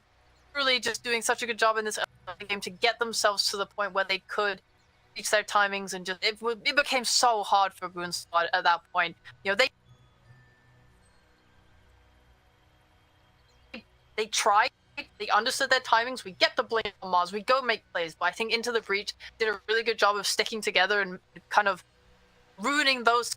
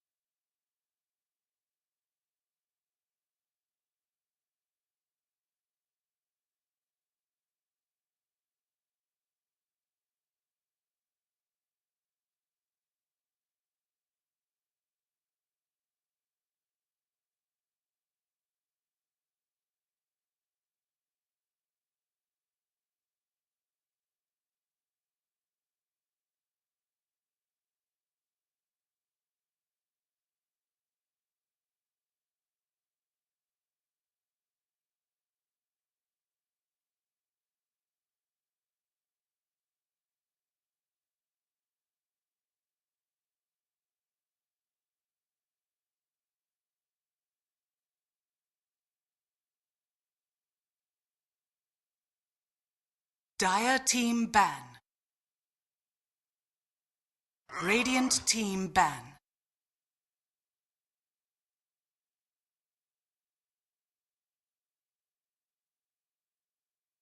Dire team ban. Radiant team ban.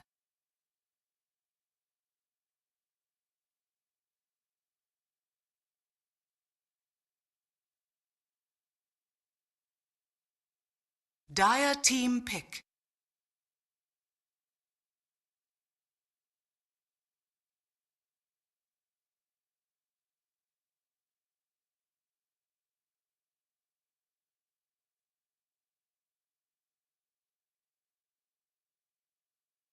10 seconds remaining. 5 seconds remaining.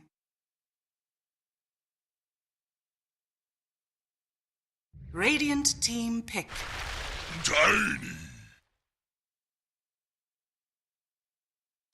Welcome back here with our second game of the series between Into the Breach and Goon Squad in the lower bracket for the Western European TI-11 regional qualifiers. It's a mouthful of a name, but here we are with game 2, ready for the draft underway. And Sheepo, game 1, ITB looked superb, didn't they? 5 Yes, sir. I mean, seconds remaining. in my opinion, they just had the better draft, and they managed to get themselves to the point to execute it properly. So I would not dismiss Goon Squad in any way in this series. Oh, absolutely. If they are able to come out with the better draft, I have no doubt in my mind that they would be able to take a game here as well. Here we go. I just want everyone to kind of reset. Take it by the draft. Take it slow. Measure your expectations. Yeah, whatever. Sure. Do all those things. Deep breaths. Yeah, Goon Bit Squad. yoga. Sip of water. Radiant team pick. Breath of fresh air. And Enigma being first phase banned by Goon Squad is an indication that they've learned now respecting that Enigma from Zube. I feel like that's happened a lot through these qualifiers. Enigma game 1, lose to it, then game 2 and game 3 you ban it first phase. 10 seconds Yeah, I'm just remaining. personally, I don't really understand why his teams are so averse to 5 pick seconds remaining. hardcore Enigma counters. Because some teams are. We're seeing a lot of kind of. Dire I mean, obviously, team pick. Enigma is a versatile hero. He can buy this urn. He can get the Wraith Pact. He doesn't have to go blink. It's not all about the black hole, but going the complete opposite way of not really picking anything, it just seems really scary for me. And I do like it. I have loved this Venge. I'm going to keep 10 mentioning her seconds because she remaining. seems to be one of the biggest problems. Like, I think Goon Squad themselves, right? seconds They had a pretty remaining. rough Enigma game where they were playing into a Venge, and it was just like every time they wanted to take these team fights, it was so difficult for them because of that threat. Like And it's even liquid. just, I want to say, I mean, whatever their last series was. Yeah. yeah, It feels like Insane is Dire definitely one of those team captains back. that's just like, give me Venge, Lena. against Enigma, let's do it. yeah. DB, So- Honey into Lena. Big fan of this Clockwork pick from Goon Squad just first off. DB Clock gives them so much team fight control and chaos ability to catch someone, kill, convert into a tower.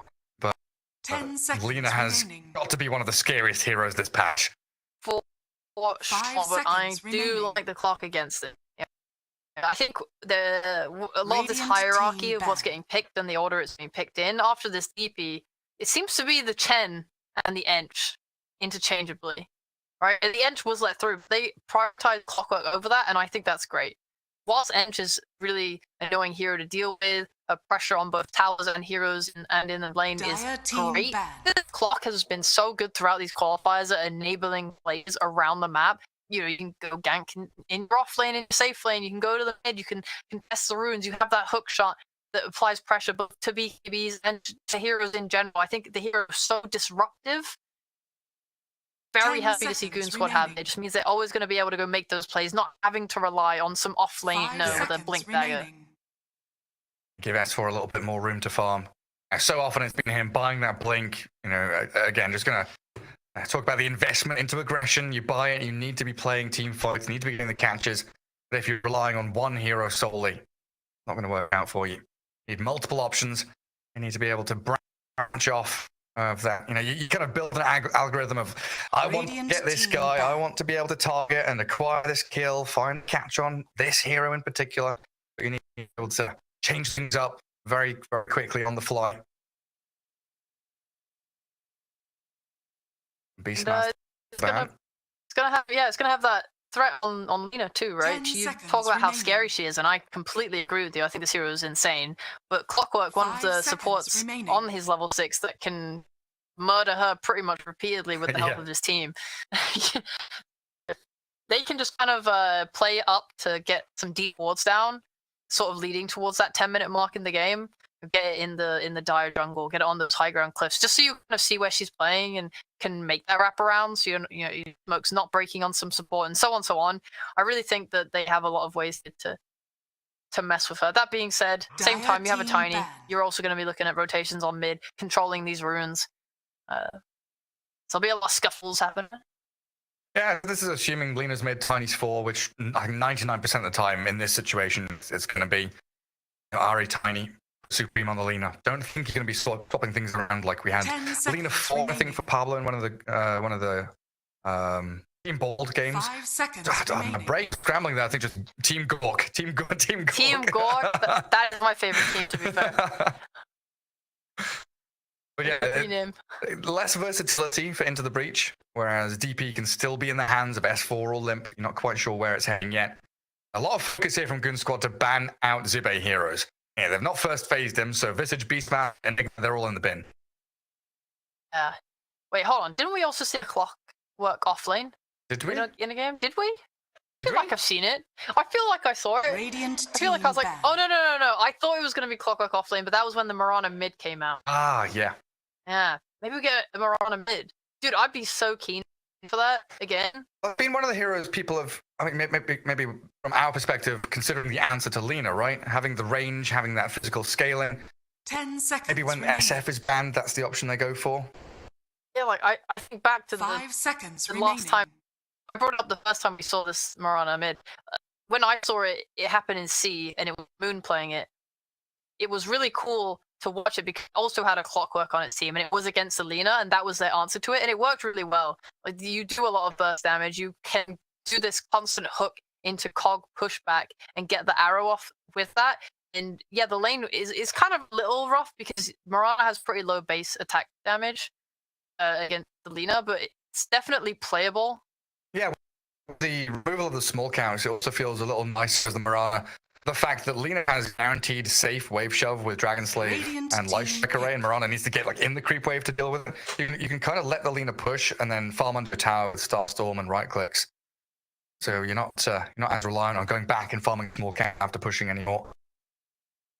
I guess the Dire only team pick. poor thing about it is that if Crystal Lena Maiden. is sort of walking under your tower, like, you know, if she's pushing in the wave and following you and denying creeps, Mirana doesn't really have any spell that super punishes it unless you somehow angle yourself for an arrow Yeah. and it stands still. I don't know. But yeah, she's pushing a creep wave into you. That's a 10 difficult seconds task. remaining. Goon Squad stealing the maiden here. Yeah, they definitely 5 would have taken it seconds down into the remaining. breach if given. I mean, you got to take this away from Kidaro. He's so good on it. He loves it so much. What's another option for him then? You could look at Like his Wyvern got one as well. Hmm. Yeah, Wyvern's AA, gone. I guess. You mentioned it last game, yeah? You played it into this healing, into DP, pretty good. I guess it suffers pretty hard against Clockwork. Yeah. But if you can pick right now an AA with some sort of AoE control like a Mars, if they want to take it themselves, it's not a bad answer to.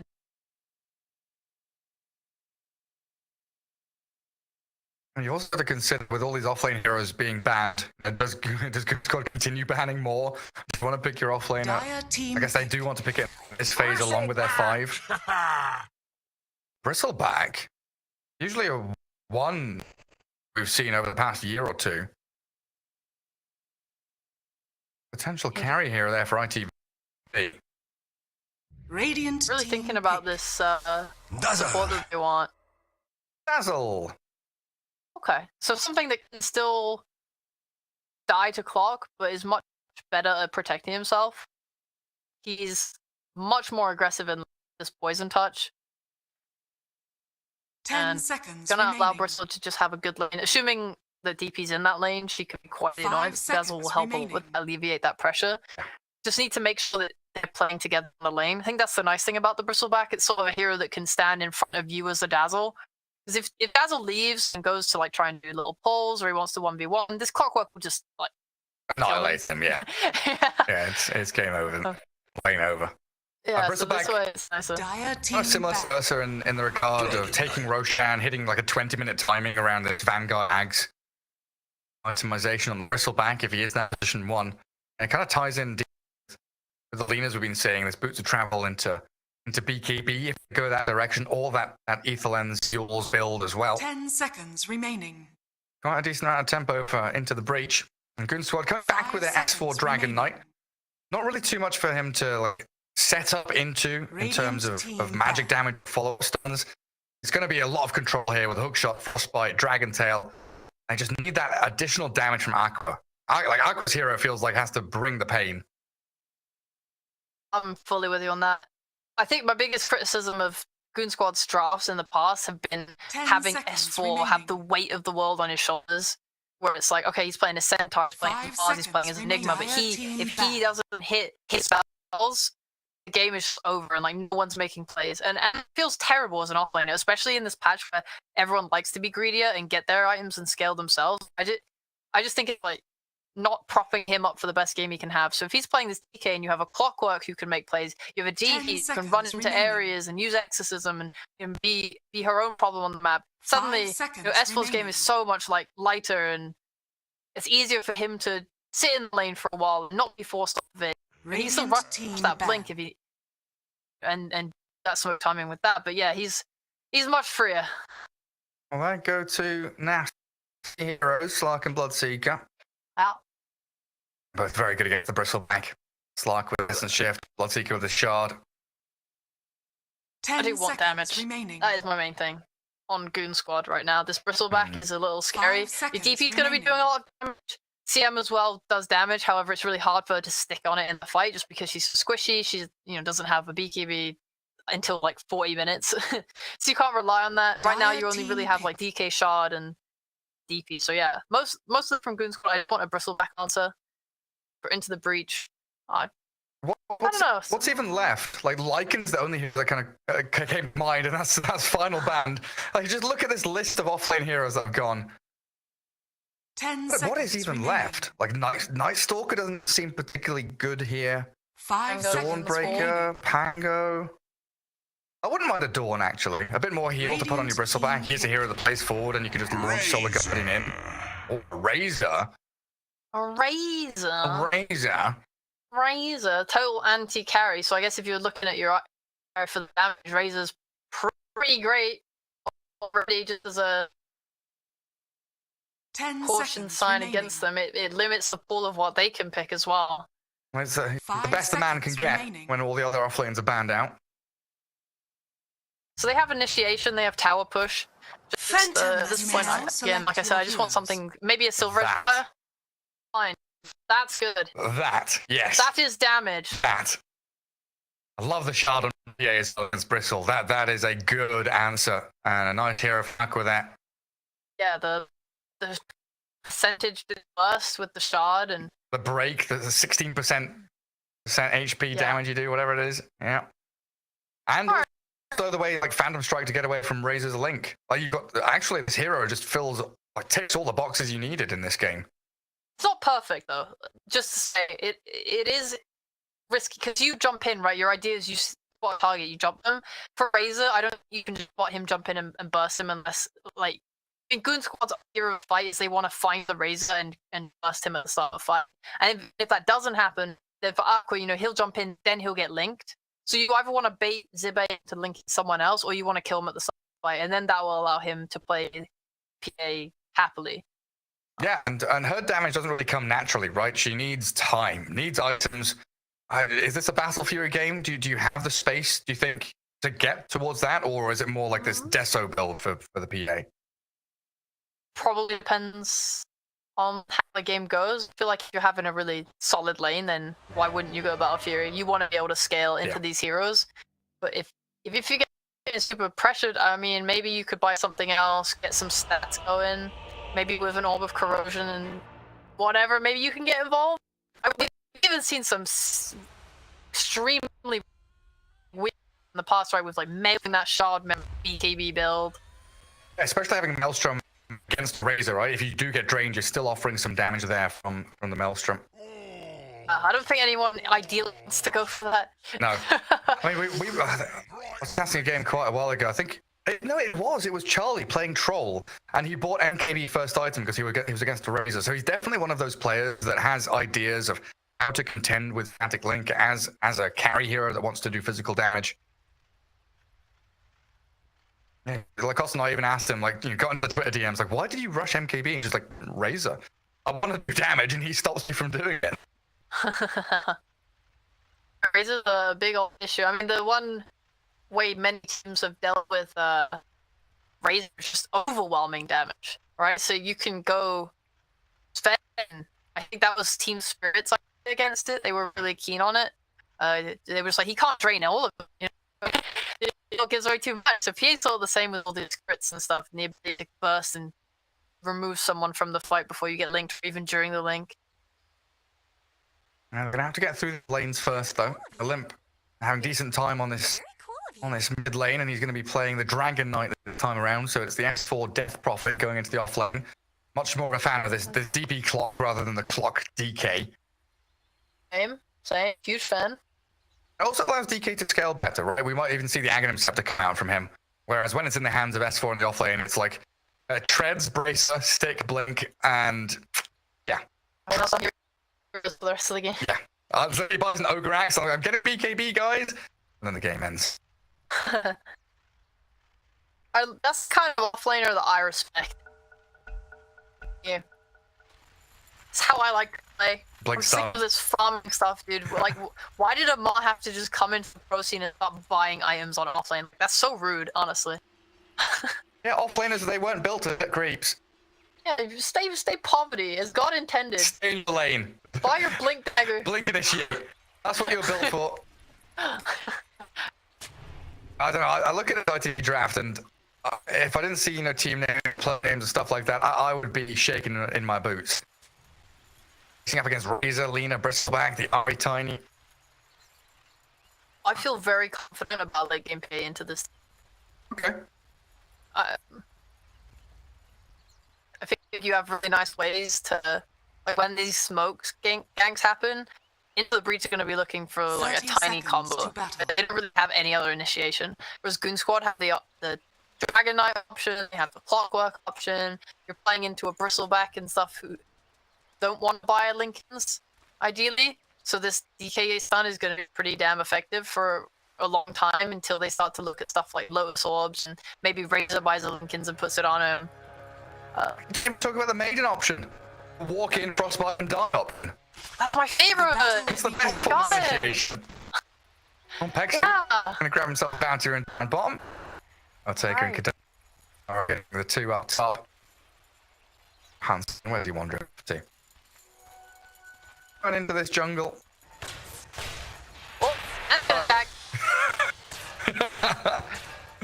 Swooping in for a battery assault. We're trying to keep the poison touch in, but battery assault ending, don't kill, but good damage onto the Dazzle, and poison touch just wearing off before the hit comes. That's it by Hanskin. Right, good. What a great hide. It'll cut in the trees. Beautifully done. Nice. That's good. Lay the Dazzle coming to that lane. Give us more of a good early wave. We just take a quick look at the mid lane. Supreme against Limp. EK against Lina. And Dragon Knight was often considered one of the heroes who can play against Queens of Pain, the Linas, the Death Prophets. He can be so tanky, just stand his ground and get CS. So might actually not suffer here too much. Even though Lina being the, excuse the pun, the supreme mid laner of the match. Yeah, typically DK is much preferred against the melee mid, like Ember Spirit and stuff, because you can just up a Dragon Tail, right, and like creep, and you get an advantage through that. He can't do that versus Lina, but Lina can do that versus him. But if he gets like 2 points, 1 point each in free fire, it should be manageable. I'll take it, taking a lot of damage from Hunts and S4. I mean, Clock TV, such a strong lane here, really showing off what they can do. DP, DP off lane. Do Fun the Spirit ends. Siphon. Yeah. And that's only going to get worse at level 3, and then you have 2 points in the Siphon. 2 charges. How about that bottom lane? Tiny Ranger against PA Maiden. Is this a struggle for Goon Squad early on? I want to say that I like it for Goon Squad. Maybe get the pass later on. CM's always a threat of being back into Razor, and PA doesn't really have a good way to protect her. The other way around though, you know, say DJ walks up and links Aqua, he has that jump away, Exu has the Crystal Nova, you know, all this move speed flow, it makes it hard for the to stick on him. Yeah, again, like this hit, oh, he doesn't have the toss, it's free throw. But yeah, that's always a threat. That's super fearful for CM. I'm gonna be so wary of your positioning. I just hand over to Zibek. I go ward to spot the Maiden's movements as well. It looks like Aqua's still having some problems. Ori really just has to focus on 2 things, which is keeping that small camp block. They don't have the pull option, and making sure CM can't walk up and threaten them in any way. Just punish them out of position, and then if they can get a hard camp pull off, has it been blocked? I think it might have been blocked by Goon Squad, yeah.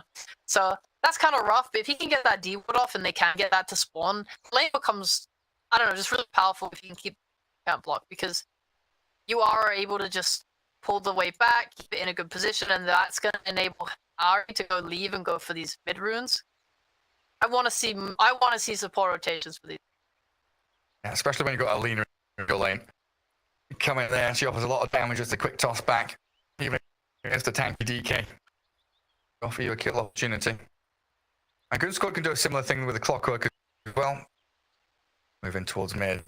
Not necessarily kill the Lina, but definitely guard runes and protect the Dragon Knight when he's refilling his bottle. I mean, with level 6 on DK, you absolutely can try and kill the Lina. With their long range stun setup, and then you come in. And the only issue is, like, what is the TP response? You have a Dazzle. I don't know if he wants to go Grave, but if he does, that could be really bad. Like, that turnaround will be really rough for you. I think primarily it's been 2-0-1 build on Dazzle. Let's go with that laning phase presence with a Poison Touch. It comes at level 4, 5 or so. And if it comes at 4, then yeah, it should be up by the time to make for kill threat. Now the XP change in the game, it means you're getting your 6 way later on mid. So it's like, kind of looking at this move like 7 minutes. Sometimes, like, just after 6 minutes. I feel like most mids haven't had them for 6 minutes, right? Yeah, they haven't. Previously, like, some mids getting half-minute level with small camps and, you know, a kill or 2. Yeah. That's pretty spooky stuff, man. Okay, Dara, going to drag that wave up from tower aggro. Try and make sure I'll take it. Pick up these last hits as Ring of Hell on the way across the map from the secret shop down south. It's a long journey for a little courier. It's always nice to see these, like, pre-placing the courier at the shop, on the ring, setting it over. They don't have to do that awkward walk to the enemy secret shop. I'm exposed. And this flame kind of playing as I expected. Ari de-warded the hard camp, small camp again. This next minute might be big. Either they get the hard camp spawn, or maybe do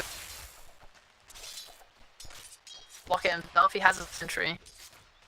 Got to stop, maybe even Mango as well. He's always just so low. All 2 plasma field from the Razor. We might see full split happen on here soon. See if they can connect right now. Distinct possibility. Got 2 mangoes, 17-1 on Ari, because all the dagger spam out of the PA. A lot of caps available to them for that pull that you were mentioning. So yeah, looking good for ITB down bot. Supreme was also able to manage to grab the bounty rune. We were all scouted out by the Raiden Ops. Returns back to lane with his clarity's going. And so far, so good for 21-6 against Team 2. More up. Take a sub back, returns the back, trying to with Hanskin and S4, and even gets the blood there. S4, the praise they do stack up, and he's running out of Spirit Siphons, but he does in the connection with the Crypt Worm.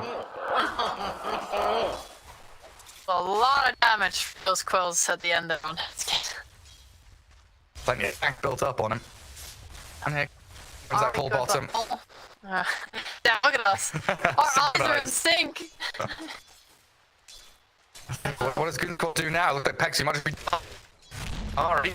He's holding on to Avalanche. He's level 3 as well, so he had the opportunity there to go for the combo. Now he'll play with the Razor. They might actually catch Aqua as well, but a good fight from Pexu, making sure the PA can actually slip away safely. In the book of the dead. This is just how they play that lane. They never let Seaton come up to contest the hard cam, get it unblocked and just pull it, and they keep the lane up here. And PA, even though she's not able to think for a super long amount of time, she's still taking so much harass from this plasma. She needs like range and all this stuff to survive in the lane. And like so much of her net worth is going to consumables, which means that it's really not farming in a meaningful way. Yeah, a long way away from boots. We'll deliver this all with corrosion into Aqua though. Definitely investing in living stage. Wants to get some kills with that. At least pressure the Razor back. And this is where Tiny starts to rotate. Right, 6 minutes coming. Rune is out to spawn. Kitara and Hans can also have a battle up in that top outpost area. And it looks like there is a grave here for Kitara. 1-1-1 with 7 charges. Bound taken by him. Very close to death. He's going to survive. And does get battled by Limp though because of it. Radiant structures Next are sweat fortified. fast. I don't know what is my timing wrong or this guy just like a god at getting it beat or what? 5.5 minute level 6. He's already Dire structures sitting back are here on level 5 This'll still. come in handy. Yes, it's a few more creeps here to actually get there. With a wraparound from Hans and they're trapped around the cogs. Limp doesn't have Dragon Tail though, having already spent it. And Kadaro are going to be focused now, but they can't bring everyone down. This is zoning power from Goon Squad to focus the tier 1. Got caught. This is the Comes kind to of an end. rotation. Okay, you're just gonna tank for your car right now. You're gonna get as much damage as you can. The wave is here. For all your Dire's middle supports. tower Yeah, Pex is under arrives. attack. Grave comes. Kadaro Shadows. hounded by the maiden. Frozen Dude, what a waste. kind and generous mid player. Gives the last hit to his support. Dire's middle Here's a bit of tower money. is under attack. Well, they outside the bottom lane, Aqua got left alone. Chris TPs are responding to the point and the Nova. And Zippe under tower needs to pop his full 1 to the 5. Well, dies. Across in the mid lane, that's a solo Dire's kill by middle Supreme. tower has been Ari, denied. he's chasing, but doesn't have Avalanche for 4 more seconds. Zippe, the plasma field is ready now. And they've kept Goon Squad low under their tower. Unable to finish anybody off. So I think that this lane keeps being really impossible for Aqua to play in, and Inter definitely playing in that trend. They put this ward down there as well at the bottom of the lane because they want to see everything. They want to know how aggressive they can be. If it pees, they want to spot it out. They just intend on being aggressive and annoying. Radiant's Yeah, if middle it keeps tower is under going like attack. that, there's a chance that they just DK bot or put DK top. Speaking of top there, it's being right up there. Tower, but with Ari's rotation, Spirit siphons the damage not taking. Oh my god, he's going to solo kill a Bristol back and survive as well. S4 are not being respected by ITB. I was gonna say, yeah, you can just send your P top to put a little bit of pressure there, and then you can let your P farm mid potentially. But S4, he needs no help. He is doing everything by himself, not even a support. 1v2 under that tower, killing the enemy carry. Power of Death Prophet. Like 1v3 if you include the tower, isn't it? Destroying them. I mean, this might be where Bristol is taking screw it. Stacked Ancients back in my triangle. I'll go back there and farm. But Huntskin finding another angle on towards Ari. Top back. I don't think that's going to save him. They've got charges. Spirit Vessel. Sorry, Spirit Siphon. Air Festival comes back up again. What's he getting run at by this Goon Squad lineup? Dragonite can come top to finish off the tier 1 that S4 started. That's for me. It's down to RTB to find places where they can actually farm Bayflip. Link, despite mid lane going down and all that, she is above net worth over Dragon Knight. Limp is pretty Boom, there it feeling pretty goes. restricted to just whereas is getting around some stacks, hitting the jungle camps, going between. Dire's top tower is under attack. Yeah, much easier for her to find the Dire's farm she needs. structures are fortified.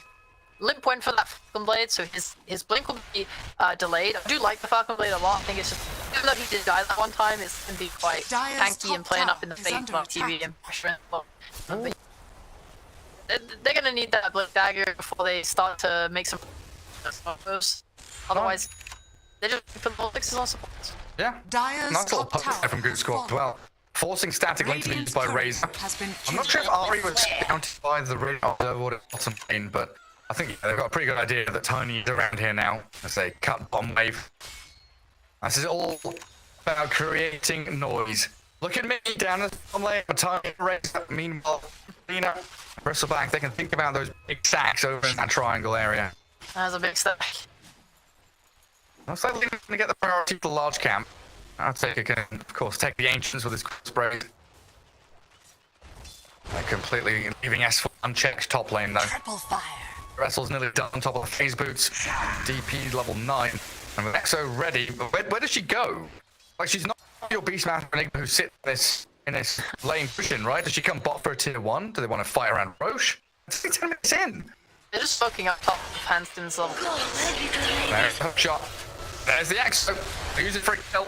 And Gillian's Bristleback in. There's a big one to cut the tempo of ITU. You need to specifically take any objective. You can just take map space. Like, just sitting there farming those camps. Exo's the tool that you can need. Dire's top That away tower from them. is under Very attack. good move though to utilize the hook shot and then pick it that kill and Yeah, we'll find the Maiden. We'll pick off on the Maiden, but the Dazzle doesn't stop as the dive from S4 and Hunt can pay off. Exo ends though. So damage to this tier 2 is going to have to be halted. Zip 8 does rotate up here. TP's in the Dragon Cogs and Dragonite arriving with a brief fire. But a damage, they're going to double kill on S4.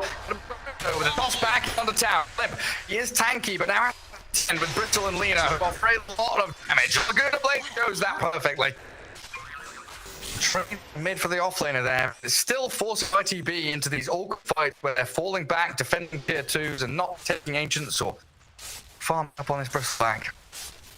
Money to I'm burn. not a massive fan of first of what they're doing. Diving tier 2 12 minutes is probably one of the easiest ways to throw a game, but that means like you're bringing heroes far away from PA, which is like the #1 priority right now. Her recovery into the game. Going for that Battle Fury. Like, the amount of TPs they got alone from top, while S4 strongest hero in their team is still alive. Oh god, they're going super well. They missed the hook shot, but it doesn't seem to matter that much. Crystal The Maiden. cogs, the cross, it's enough. Sorry, sis.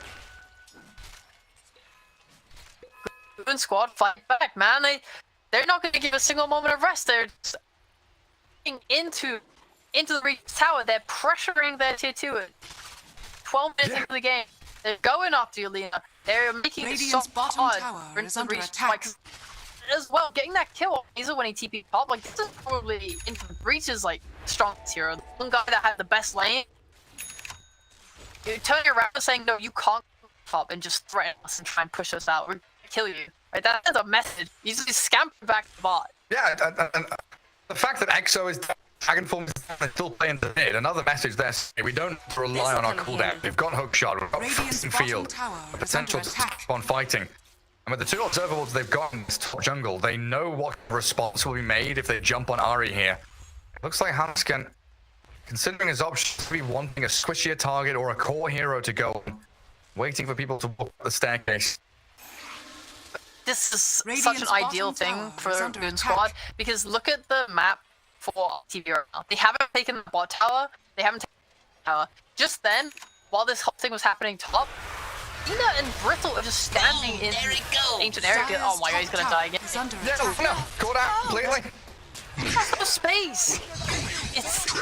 There's no way for them all to farm. Brittle needs farm. Lina needs farm. Usually in this kind of situation, you have to just Dire commit a are lot of scanning. heroes and take like that bot tower and try to open up the Radiant's then you bottom can tower farm is your under Brittle in the attack. triangle and Yelena in the Dire's top jungle. tower Yeah, has these towers fallen. are so imperative for into the breach. It's taken them, quite a bit of time here to finally force the issue and take it. Yeah, it's quite interesting as well. We've talked a lot Radiant's about bottom magic damage tower Lina has build fallen. over the past couple of weeks, Dire's and middle I don't tower think we've is seen under really a attack. bad performance from it. But I think the downsides of it are becoming apparent here. You don't have boost travel to move across the map. You don't have that BKB or Dragon to pick yourself up. Dazzle, yeah, it's going to get picked off in the bottom right. But here, I understand going magic damage Lina against Dire's PA and turret Dragon Knight. has been You're going to be able to burst them as you progress through the game and get later and later. But this period, 10 to 20 minutes in, you're just going to get jumped, chainstunned, and killed because you don't have that tank Radiant's middle tower is under a attack. BK to save you. Force staff might help a little bit. That's a Needs rough it. This clockwork is killing. He's the best start. They applied a lot of pressure, making him sweat, and he doesn't have the map space farm more games because I do believe he ideally for BKB. It's Lena maybe done with an MKB for PA. I mean that could definitely be a way for them. Radiant But she are needs scanning. armor. She's like Shiva's guard in this case instead. She needs good magic. Got a stun on DK, and they follow through with Ari's combo.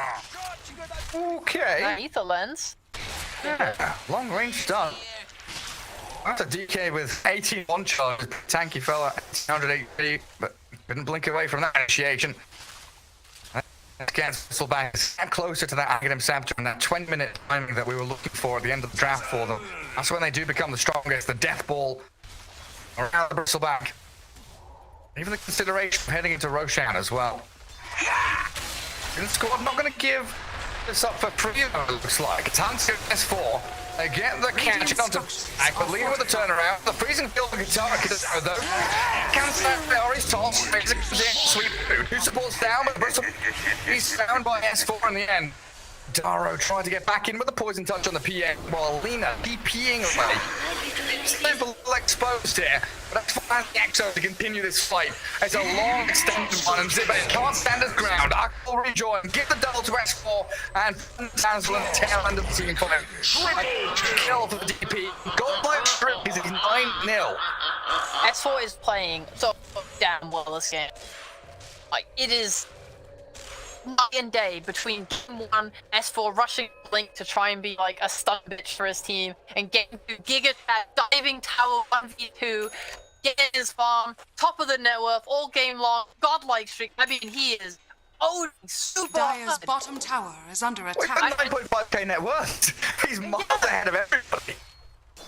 Playing fantastic, and a lot coming from Hansen too, right? These two together have been fighting and looking for kills, shot cooldown, extra cooldown, they just go, playing really well together. This is the kind of adaptation in the draft that you look for. Limp is playing DP game after game after game, then you give him the DA that he's made a name for himself, of course. S4 the Death Prophet. And do get a catch on S4 bot. Toss back in, Limp gets the Dragon Tail, but under tower, S4 TP home. The silence allows him to do it, even through the DD. Made sure that they couldn't stun him. What is that, level 2 silence? If that was level 1 silence, he's probably dead there. Well, the was coming in handy. Mid. I can't do that against. The grave delays, the inevitable. Kidara pops it. But another frostbite there from Pex 2. Dire are Alright. scanning. This snap lead starting to grow, but into the breach, we got the Ags coming on the soon. He's taking the stack of maintenance right Dire's now. middle tower One is housing under hold attack. out. Looks like Goon Squad Radiant's go bottom and tower keep up is that under aggression attack. with the smoke. Non-stop. Train keeps on rolling. To Franskin here. Try to start. I don't even think they need the hook shot, honestly. Razor dead, pre-BKB, still 1,000 gold away from it. Just easy pickings for Goon Squad's continual rotations. Just run back to mid. You still have the hook shot. Iron Form lasting a little bit longer. Get that Arcane Rune too, and then it's just this mid lane. You know, Radiant but we don't want to are throw. We scanning. don't want to rush things. We got our PA's Battle Fury. She's farming. Yeah, don't want to stop getting dizzy from all these rotations round and round they go. The carousel of aggression Dire's from middle Goon tower Squad is just under attack. jumping from lane to lane, getting D-walls with Paxu's Maiden as well. I think maybe Supreme Dire's gets bottom a shot. tower He's is going under for the attack. Ags, but feeling a little bit pressured. If you want to match this timing of your who's about to get Ags, you could definitely just get the shot first. Yeah, he's making the shot now. Damn. So good, so good. So in his brain, bro. I'm in his brain. It's all these little timings, you know, everything helped. But yeah, I mean, this is the timing coming out for them, right? To fight back. Ari, he's quite close to his dagger, but I Yeah. think they're feeling like they just want to start things now. So finish his Ags. It's gonna come on the career. He's not gonna be part of this mid thing, but I think they're just looking to take the tower and kind of get it out if they can. Goon Squad. Radiant's the way middle towards tower mid. is under attack. Lift though, so the creeps will Radiant's take down middle the tower tower in the has end. fallen. Regeneration. So Goon Dire's Squad realise it. bottom tower Get this tier is 1 under bot, attack. get into enemy triangle, get our coverage back Radiant's up middle again. tower is under 20 attack. minutes and we have to start thinking about Roshan for ourselves. And of course, Bristle is Roshan Dire's absolutely on the bottom menu. tower has fallen. Just let Radiant's your top tiny tower blink, is honestly. under attack. They're gonna get off this wave, maybe? He didn't quite Close. creeps off. Oh. He's trying to be so careful. He doesn't want to stick his neck out for too long and just get killed, because that would be a nightmare scenario. It just like comes like, I'm 100 gold. Please let me have this. Let me have this. I'm gonna get it. Go. It's the full wave bomb. That's a dagger now. Radiant's top tower is Goon under Squad attack. are smoked up though. They TP bottom, so they know there's no Ari up here. And ITB get caught, which they do. Good step in time. Wait for the ranged dragon tail. Job, but cancel the TP. They keep abs of Alina. Grave not gonna save her. It's in the car. They keep jumping. He's in towards the Razor now. Still pre-KB in. Any follow through could find Zibe, but Ari's gonna do his best to keep back with the avalanche. That's for me. ITB quickly move out across the map, realizing there's no fight to be had, and that'll mean Roshan with the Exo. Avail Goon Squad. Yeah. There's more than caught up in this game as well. 10k net worth for your PA, thanks to that Battle Fury. And a recipe away from BKB. He's just been farming. Yeah, he's Roshan 21 has minutes. He's been fallen involved to 2 Radiant. years, and he's one of those which is now stayed so far removed from everything going on. Goon Squad have done a really great job of utilizing the 4 heroes that they have to give him that space. What, 5 minutes ago, she was bottom of the cause, 6,500 net worth. Now, closing in on that top spot. And she got past the hero, but we were a little worried about not being able to get the farm you need. Did very well in that lane against the Razor and the Tiny to not die, honestly, 1-0-1. That was a very good pick from Goon Squad at the last moment. Risky pick. It easily could have. It was much harder, I think. A lot came on limp so well in the mid lane as well. I'm just everyone, honestly, like, Goon Squad is just playing really, really well on every single hero. Everyone's doing their job. Everyone's been getting their levels. Everyone's hitting a timing, hitting a cooldown, and knowing that, okay, we can go, we can do something, and they're doing stuff. And I think it's very hard for Into the Breach to kind of deal with that. And This'll I come think in it's why, like, Bristleback's thing has come so late. That being said, Ari's Quithling. He has that force, he has that shot, he's going to be doing a lot of magic damage, and you do have Dire's top tower is under not attack. having that shard yet. There is a way to fight. Radiant's Zibe bottom also finishes tower beat is under 2-2. attack. I mean, times. It's a link arc. And A nice dodge on the blink on the bag of that. I guess if you're having, packets or whatever issues Aqua's having, PA one of the best heroes to play. Just blink in, hands off keyboard, hope you hit the hits. Press BKB, and that's it. Yeah. You're in. The breach. Kadara TPing back, but they've already smoked without the panel. it's fine. Dazzle are wants to scanning. play super far back anyway. Radiant's bottom tower There's a jump. is under attack. He's tanking, still has DP ready. And Zibe trapped inside the cogs, but who's trapped with whom? Clockwork nearly blown up the Laguna Blade. A bit of a stun in the back from the Lina. Can't focus Supreme. Go for Kadara's Dazzle instead. Look at it. Oh, Taka focusing into that Dragon Knight while Aqua comes out double kill. The freezing field slowing them down so his PA can shred through them. And Bristleback is Spirit Side and the damage from PA. It's the triple. Moving to the tier 2 now. Exo is still going for a resounding victory for Goon Squad here. Yeah. The kind of perfect scenario happened for Goon Squad where obviously heroes died, Dire's middle tower is but under attack. Razor came in and linked this. Dire's middle tower Like they has wanted fallen. to kind of get in there and kill him, and obviously it's a great hit for still top of that network being such a big problem with that Exo. As soon as you lick him, PA is absolutely free to do whatever she wants in this fight. Completely free there. You see the freezing field, the PA helped by the DP and the Maiden. And they Radiant's switch top targets to come tower back is on the under Bristleback. attack. It feels like. Oh, also, yeah, Husky did a really nice job with the cog of breaking the link even. Didn't even get the full link off. As he cogged and forced tapped away, didn't he? Yeah, so I don't think he got the force up, but he definitely cogged the link. And I just think that you need to be using this link for the PA. After G Phantom striked in, yeah. Yeah, if you could use all of like Lina and Tiny Burst to kill the DP, that would be much ideal. Well, there's no road for them to take here with this smoke. Across the map, got a good walk down. But Goon Squad on the opposite side. DDPA's on your tier 2. Is under attack. And doesn't look like ITB want to match this though. Into the Aegis for another bit. Goon Squad keep ramping up this lead. 11, 12k. Building and building. Dire's bottom tower is under attack. Yeah, she's buying a tap though. She bought it. Oh, she had it queued up. Maybe she Radiant's went top it for tower is the. under It's, attack. Jumped Ari in the mid lane. Dire's bottom There's a tower grave there to is slow under things attack. down, but dead tiny. Got very quick to swoop it under their vision. 2 observables watching lane. Dire's middle tower is Bit of under a ramp there on the left side. tower has fallen. Pressure up to tier 3 as Radiant's well. top tower I is think under it's a attack. situation where like, okay, I'm gonna go. I need something to kill the bristleback, and you take that team fight. And oh, never mind, he's strong, and then you just don't have the shot. Yeah.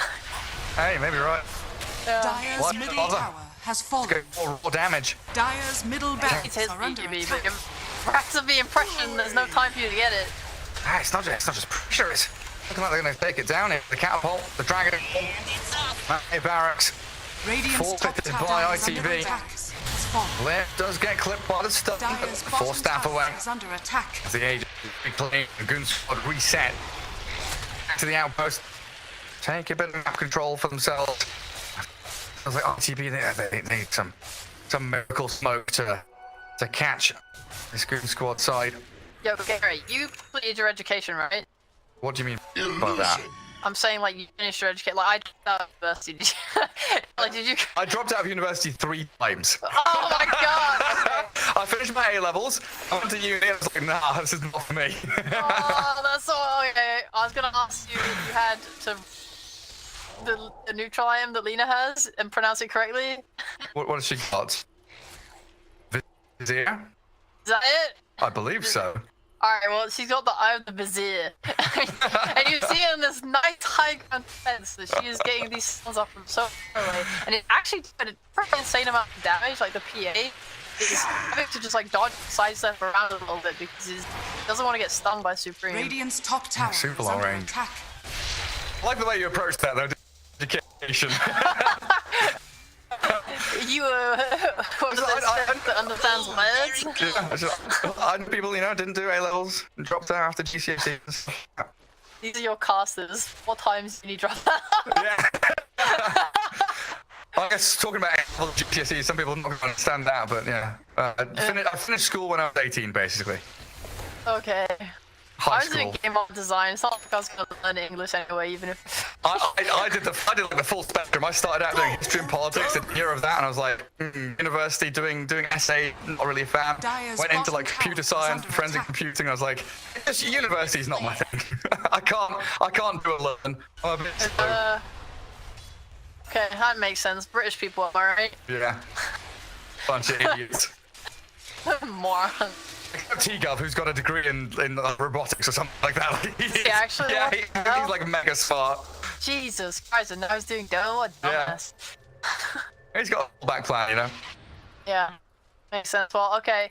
Goon Squad, don't want to throw on the high ground push. They can just sweep through the map. Make sure there's no cheeky into the brain heroes trying to farm.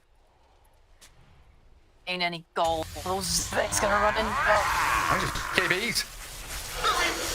Can't kill us here, can he? Not with Aqua coming in. Let's have the shard now. Does the damage. There's the crits. That's a kill streak for him. Where the remaining members of Goon Squad have found a kill on Tiny. Oh. Trouble Yeah, and that times was ahead. it was a huge decision there for Razor on TB and TP out. Radiant's top tower Oh, is go under for the attack. kill and he risked it all. Oh, I'll take that. Okay, there's stuns. We'll TP out. Yeah. What is Let's F4 going for? He hasn't got anything queued up. I don't know. I Wait, what can't. shot? Oh, that shard is nice here. I don't know. I feel like a blink dagger on the DP. Actually, same, yeah. And you can get that overwhelming blink, and you can slow when you jump in, and it's such a problem for these backlines. Oh, Hansken. Does he have reinforcements? He drops the Wraith Pact after his shot. Imp, looking into the trees, they don't find Supreme. Fortunate there for ITB to keep that Lena alive. Hansken just got trapped in his own This'll come in box handy. and break free. Unlucky. So I don't know, he just kind of stood there around and out for a little bit. He didn't even try to kill any more of the cog. Alright, what have we got on into the reach? We got that 9-second BKB on Bristle. Nice. He's going for the AC, which I think is the right move against PA. You also really want to get Asher at some point. Yeah, Lena with the Ags, the Tome delivered. Closing in on level 18. Live in 1 minute with a toss back from Ari. They'll try and connect to 4, but they didn't land the left right race. So the BKB's down from the DP, and Tyne within those cogs demolished while that's all the TP's away. Nothing to stop him. Limp looking to continue there. BKB wears out front sticker. Squad, I just back up after the buyback of Tiny. Thinking about the Roach fight. Another 30 seconds for EXO to come back up. That's perfect timing for them. That is my favorite thing in the world to see. You watch this jump because you don't have detection. Like, Lita literally sitting there invis, and after that, instantly buy. And she just instantly buy a gem. Yeah. Give me that reveal. Radiant are scanning. It's on the crew of DP heading to S4. Very nice. Do it with flair. Good read from Goon Squad as well. Scanning up. You see the Dazzle now under Radiant Vision. And they'll probably know there's smoke around him as well. Everything lining up to take this next Roshan. The only thing they're missing is Freezing Field, but I don't think that's vitally important for them. It would be so nice for them to get a kill onto S4 or Aqua. I mean, both Dyer's these top cores are tower is unkilled. under attack. Like, all the kills that they have, they're just on other heroes. Like, the most important heroes to kill are not dying. I think it's such a relief for them if they can start a fight with just the massive... She has the Ag, she has the Shard. They definitely have the damage to do it. Every little skirmish, the BKB, it gets lower and lower. It's at 8 seconds right now. They can bring it down to 6, maybe force it out and get out. Just what I've been waiting for. It's just so hard to bait and try to clock a Blink DK Stun and Hanscan, the one getting initiation. Supreme gets blown up by Aqua, and it's just be game over. Like, ITB have buybacks, but what the heck can you do against this Goon Squad side that jumps you and slays you in a matter of seconds? Dyer's middle barracks are under Flip! attack. What the flipping heck can they do here? Oh, Dyer's bloody middle hell! barracks. Oh jeez, the leader got bad. Dyer's middle tower is under There's attack. nothing you could really do. Dyer's structures are I mean, you can fortified. back Razor and Lena. You force the left Rock it on. to keep Goon Squad back for a few seconds. They're just gonna move back in though. Elder Dragon go up in and up on limb. Dyer's middle S4 tower as these has ghosts fallen. flying into buildings. The With the jump in, the catch up onto the Bristol back, the break as well. He's solid. The ball of fire. BK to run and regen. Static Link comes on the DK. Aqua treads through them quickly. Supreme forced back to the fountain now as ITV get closed out of game 2. Goon Squad too strong. Another fan of knives. Bring the Bristle back down, and that's it. It's game over. Another game 3. Alright, bets on whether X4 gets DP again next game? 0% chance. First phase ban. Nigma deep ban, please.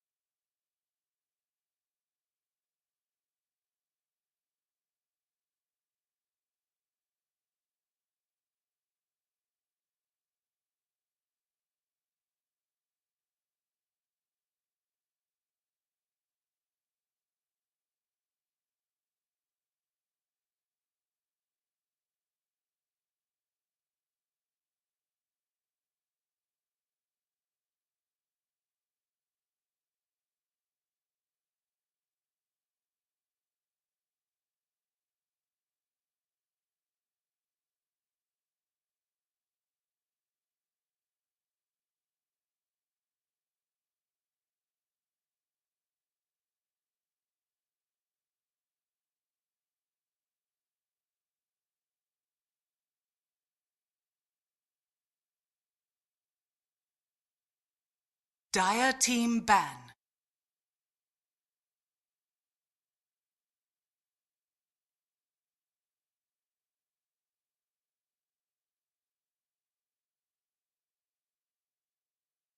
Radiant team ban. Dire team ban.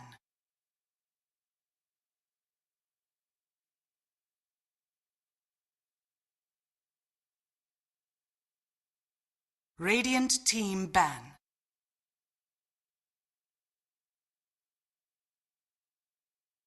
Dire team pick.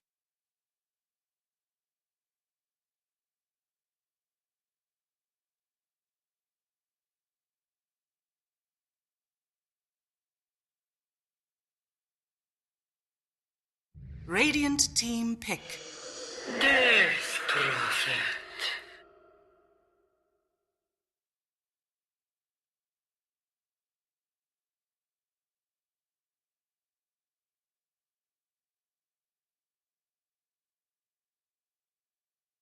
10 seconds remaining.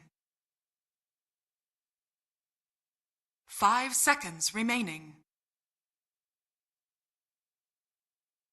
Radiant team pick.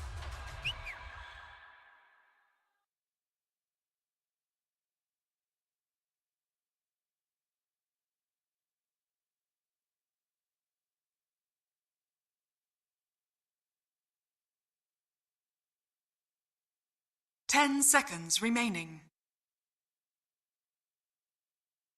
5 seconds remaining. Dire team pick. Viper.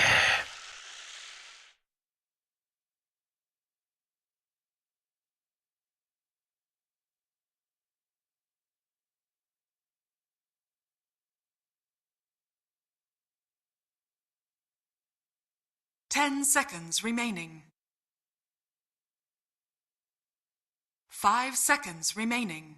Game 3 hype, here we are. ITB taking on Goon Squad in the lower bracket to see who goes on to face against Secret in the lower bracket quarterfinal. As we get ourselves here into Game 3, draft developing, and already seen Goon Squad grab themselves the S4 Death Prophet that Shame on crushed you, Game Garrett. 2. Shame on you. What was the percentage chance I of said, S4 getting his DP? said 0%. Was- 0%. 0%? Yeah, Wow, you're so stupid. I'm wrong. Yeah, I dropped out of uni 3 times. And I didn't study my Death Prophets hard enough. What did they ban instead? Dying, Fatal Void, Enigma Lena gone, and ITB going back for the old classic of Marcy Viper. Yeah, boy, this Marcy, a hero I am very split on. Oh, really? Yeah, have you seen this hero when it doesn't have a BK? It just dies. And it's more than that, right?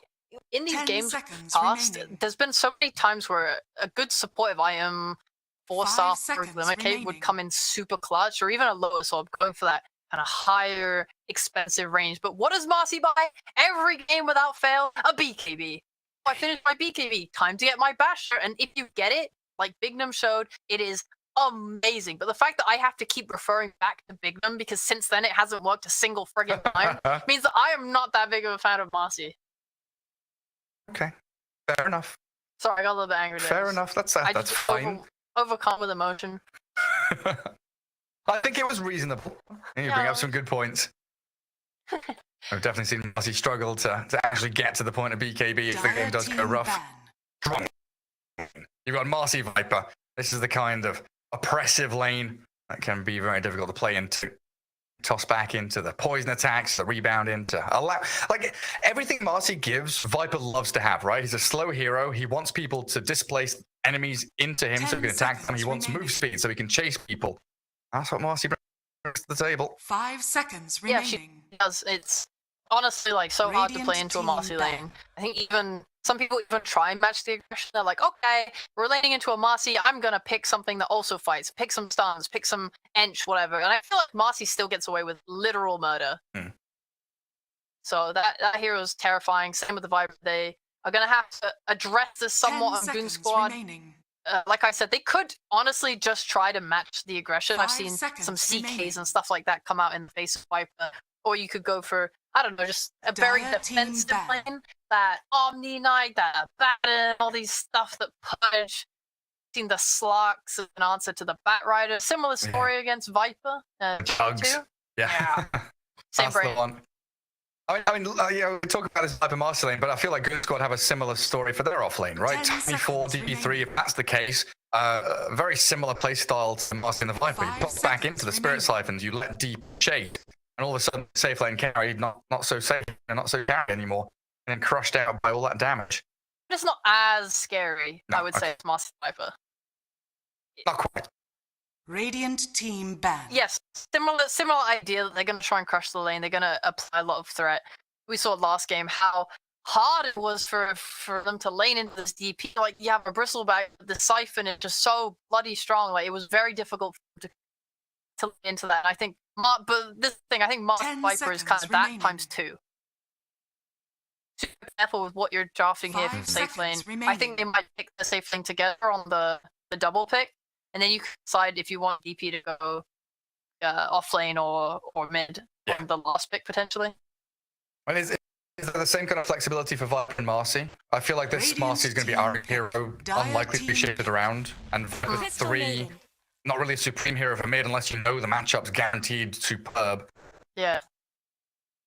Much less flexible, but they do get their main in the second phase. Let's go, baby. Something that has led to ITV victories all through the regional qualifier is that Crystal Maiden for Kidaro. 10 seconds Kidaro remaining. Scam equals strong. Chance of victory up. 5 seconds What- remaining. I don't know, like 5 at least. 5% Like 5%, yeah, like kind of matching how much move speed she has compared to other heroes. Poor Maiden. How fast was she going? At least 5. At least 5 moves. I don't know, just, I'm glad they were able to take it this time. Obviously, Goon Squad stole it from them last draft because they had the second pick. Yeah. Right? The second pick seems to be pretty important. Both teams that have had it, I think, have won so far in this game. So going into game 3, if we follow the same, that does just mean Into the Breach is won. But I'm not going to think like that because I'm excited for a equal and fun last game of the series, and they What are do you both mean? very equal. 50-50. You're just reading the script. So 50-50. that's all you're doing, reading the script. Script told me that I don't. It's raised, Gary. The script is blank. What you get to, Someone it's write your own got one? rid of it. I don't know. I guess I can write in. I need Twitch chat to email me right now with who they think should win, and I'll just fill in the script. Just make an open Google Doc. Let people type in there. I'm That might tracking- not be a good idea, actually. Yeah. Okay. Anyway, I think Goon Squad here right now. You have Dire this nice team tiny pick. 4. I think. Omni I'm Knight. surprised no one went for Radiant Oh, team it's Omni pick. Knight. I predicted this. That's crazy. You did? You did? I was gonna say you already have a 4 that's pretty good at getting on this like smaller squishy heroes, the Marty, the Crystal Maiden. Similar to the idea of Clockwork, who I'm honestly genuinely surprised didn't get picked in the first phase. I really loved Clock last game. I thought it was amazing, especially for Goon Squad 10 going for Tiny seconds instead of remaining. Clock. Like, yeah, I'm actually quite surprised by 5 that. I guess they feel like seconds the Tiny remaining. is better against the Marcy Viper because someone like Viper dies if you get on top of him. The ability to displace him and throw him in could cause a pretty big problem. Like, so you're hooking cogs and he spits everything out on you. You're trapped in those Yeah. cogs with the Viper rather than the other way around. And yeah, it's nice to have that Clock/Tiny. Last time Goon Squad picked Young Knight, it was with Marana as their 4-5 duo, and that just didn't feel particularly good at all. But now Yeah. they've got the ability to catch people, toss them back, DP push with TB, and they can cycle through these ultis. I'm talking about meta being the TB really here. Get onto objectives, even get into Roshan. That looks pretty solid for them. You get strength for every stack of poison on your Should do. carry. Okay, cool. So it should be every debuff. Okay, well that's not bad at all. I don't know if it's enough. I think this lane is still stronger on Into the Breach side. The nice thing about Terrorblade is his ability to go jungle. With the points in your illusions, it's pretty easy for you to kind of swing to start farming some camps, Dire team and then ban. use your mana to farm ancients at a later point. And not the pudge, not the pudge. Pudgy Pudge. A risky carry, especially Yeah, into he is. Terrorblade. I think this is pretty Terrorblade favored as you go into the late game. well, I guess if you're 10 able seconds to remaining. stun him, throw him back, get that hook, you can really pull him out of position, and 5 Ollie will not be able seconds to connect. remaining. I think that's the best thing I see happening in late game. But if we look to this mid game, pre-BKB Terrorblade versus Pudge with Ags, and they have a lot of ways to jump him, get on him. They have a lot of magic damage. This Viper's going to should have a really good game off the back of the lane as well. They could maybe just crush their lanes and take a lot of map control off the back Radiant of that. team ban. That's the potential for them to snowball out of these lanes quickly. I still want tower damage. Yeah, I still want Supreme to be on, I don't know, like a Shadow Fiend or a Sniper, like some kind of ranged damage dealer that has physical damage. Yeah. Because Red ITB have none of them. 10 seconds remaining. Yeah. Okay, Martian Viper bring a 5 little bit, seconds but remaining. none of that. I think Dire you team are right, ban. but I want tower damage. Even though it's more magic damage, I wouldn't be opposed to a Lesh. I don't think Lesh vs TB is that great either, but if you're planning on just trying to win your lanes and run down towers, maybe you do need to kind of invest in something like that. I'm not sure what else 10 does seconds from mid, remaining. like Pugna. I think we've only seen Wish playing that. I'm not Yeah. I'm not 5 a seconds of it remaining. personally. Oh, there's no Lina left. Invoker DK? now gone. DK is still out there for Supreme. What else has he played? Is Pango's banned by his own team? It's a bit upsetting. Like, Oh wow, Batrider got through without getting picked. yeah, you're right. Like, does Queen of Pain offer you enough? 'Cause we've seen a few of these kind of Radiant scaling team cops with the Orchid into AC and stuff like Dire that. team pick. Yeah, it's not bad. I'll back up bad now. There's the bat ban. Well, Goon Squad, time to decide. Is this an S4 DP? What are you going to pick for Limp? I'd like to see us swap play the DP. He looks so comfortable, and he's in the groove of it coming from last game, so I don't see any 10 reason seconds to switch it up. I also think it's going to be good against this Pud carry. 5 seconds remaining. So just for them, any sort of team fight, catch, stun. Radiant Just want team to stun right now from Goon Squad. Puck, Wonderful, puck, perfect. puck. Everything I dreamed of and more. And now, into the breach. Pick DK. Tower push, stun for Puck. I don't want anything else. You pick anything else, I leave. I leave. They're going to pick... oh, they can't pick Morphling. They banned it themselves. 10 seconds They're remaining. going to pick Morphling. Yeah, I think I you're don't right. know. DK probably one of the best 5 options here for them. seconds remaining. They could pick Ember as well. Just Puck is a really low armor hero, and Ember is Slice Fam can do pretty nicely against him in lane. Yeah. It's also just something with that bit of range to go on the back line, and There's not and, much lockdown either. yeah, exactly. Magic damage for the Terrorblade, get that Maelstrom going. I think I would like to see DK or Ember. Anything else is, I will be excited to see what ideas they have. Void Choose your Void hero. Spirit. No, nothing like that. Sorry. No, Not a fan? Nope. No? not a fan. Nope. Why not? Just not a fan. So we watched so much Void Spirit, I feel like, in the last 2 months against Pucks, and every single time the Void lost Yes. horribly. He would just die. The damage from Puck, the coil from Puck. It's meant to go both ways, because Void Spirit will buy like that Yules and the Ag as well, which is meant to threaten the Puck. But the problem is they kind of come pretty late, and it feels like in that time you have like a Puck with a tiny, and you have this ability to toss out the coil, and so many easier ways to kill and threaten. And it feels like Puck is a little slower of a hero now due to the nerfs to The orb. yes.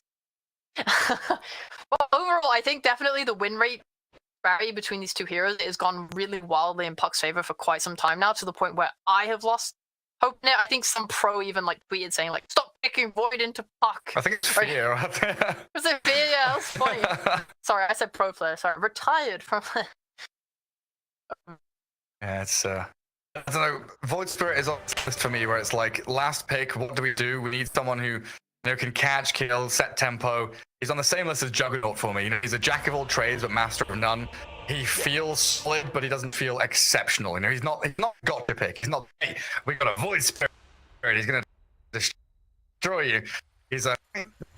does do everything. To be fair, he has good laning, pretty good rotational skills, good ganking, a good early game. He's pretty good mid game too. He has some nice early game. Yeah, that hero is alright.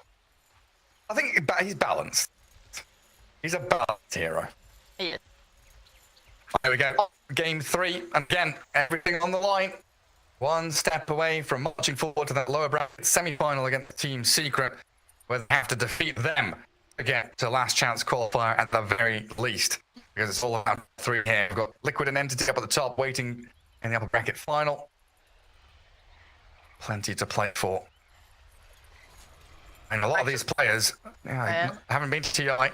Into the bridge. This could be their first real foray into that high level of Dota 2. And the first UK Dota at TI. 30 Let's seconds go, Ari. to battle. Oh yeah. That'll be stupid. Outside of casters.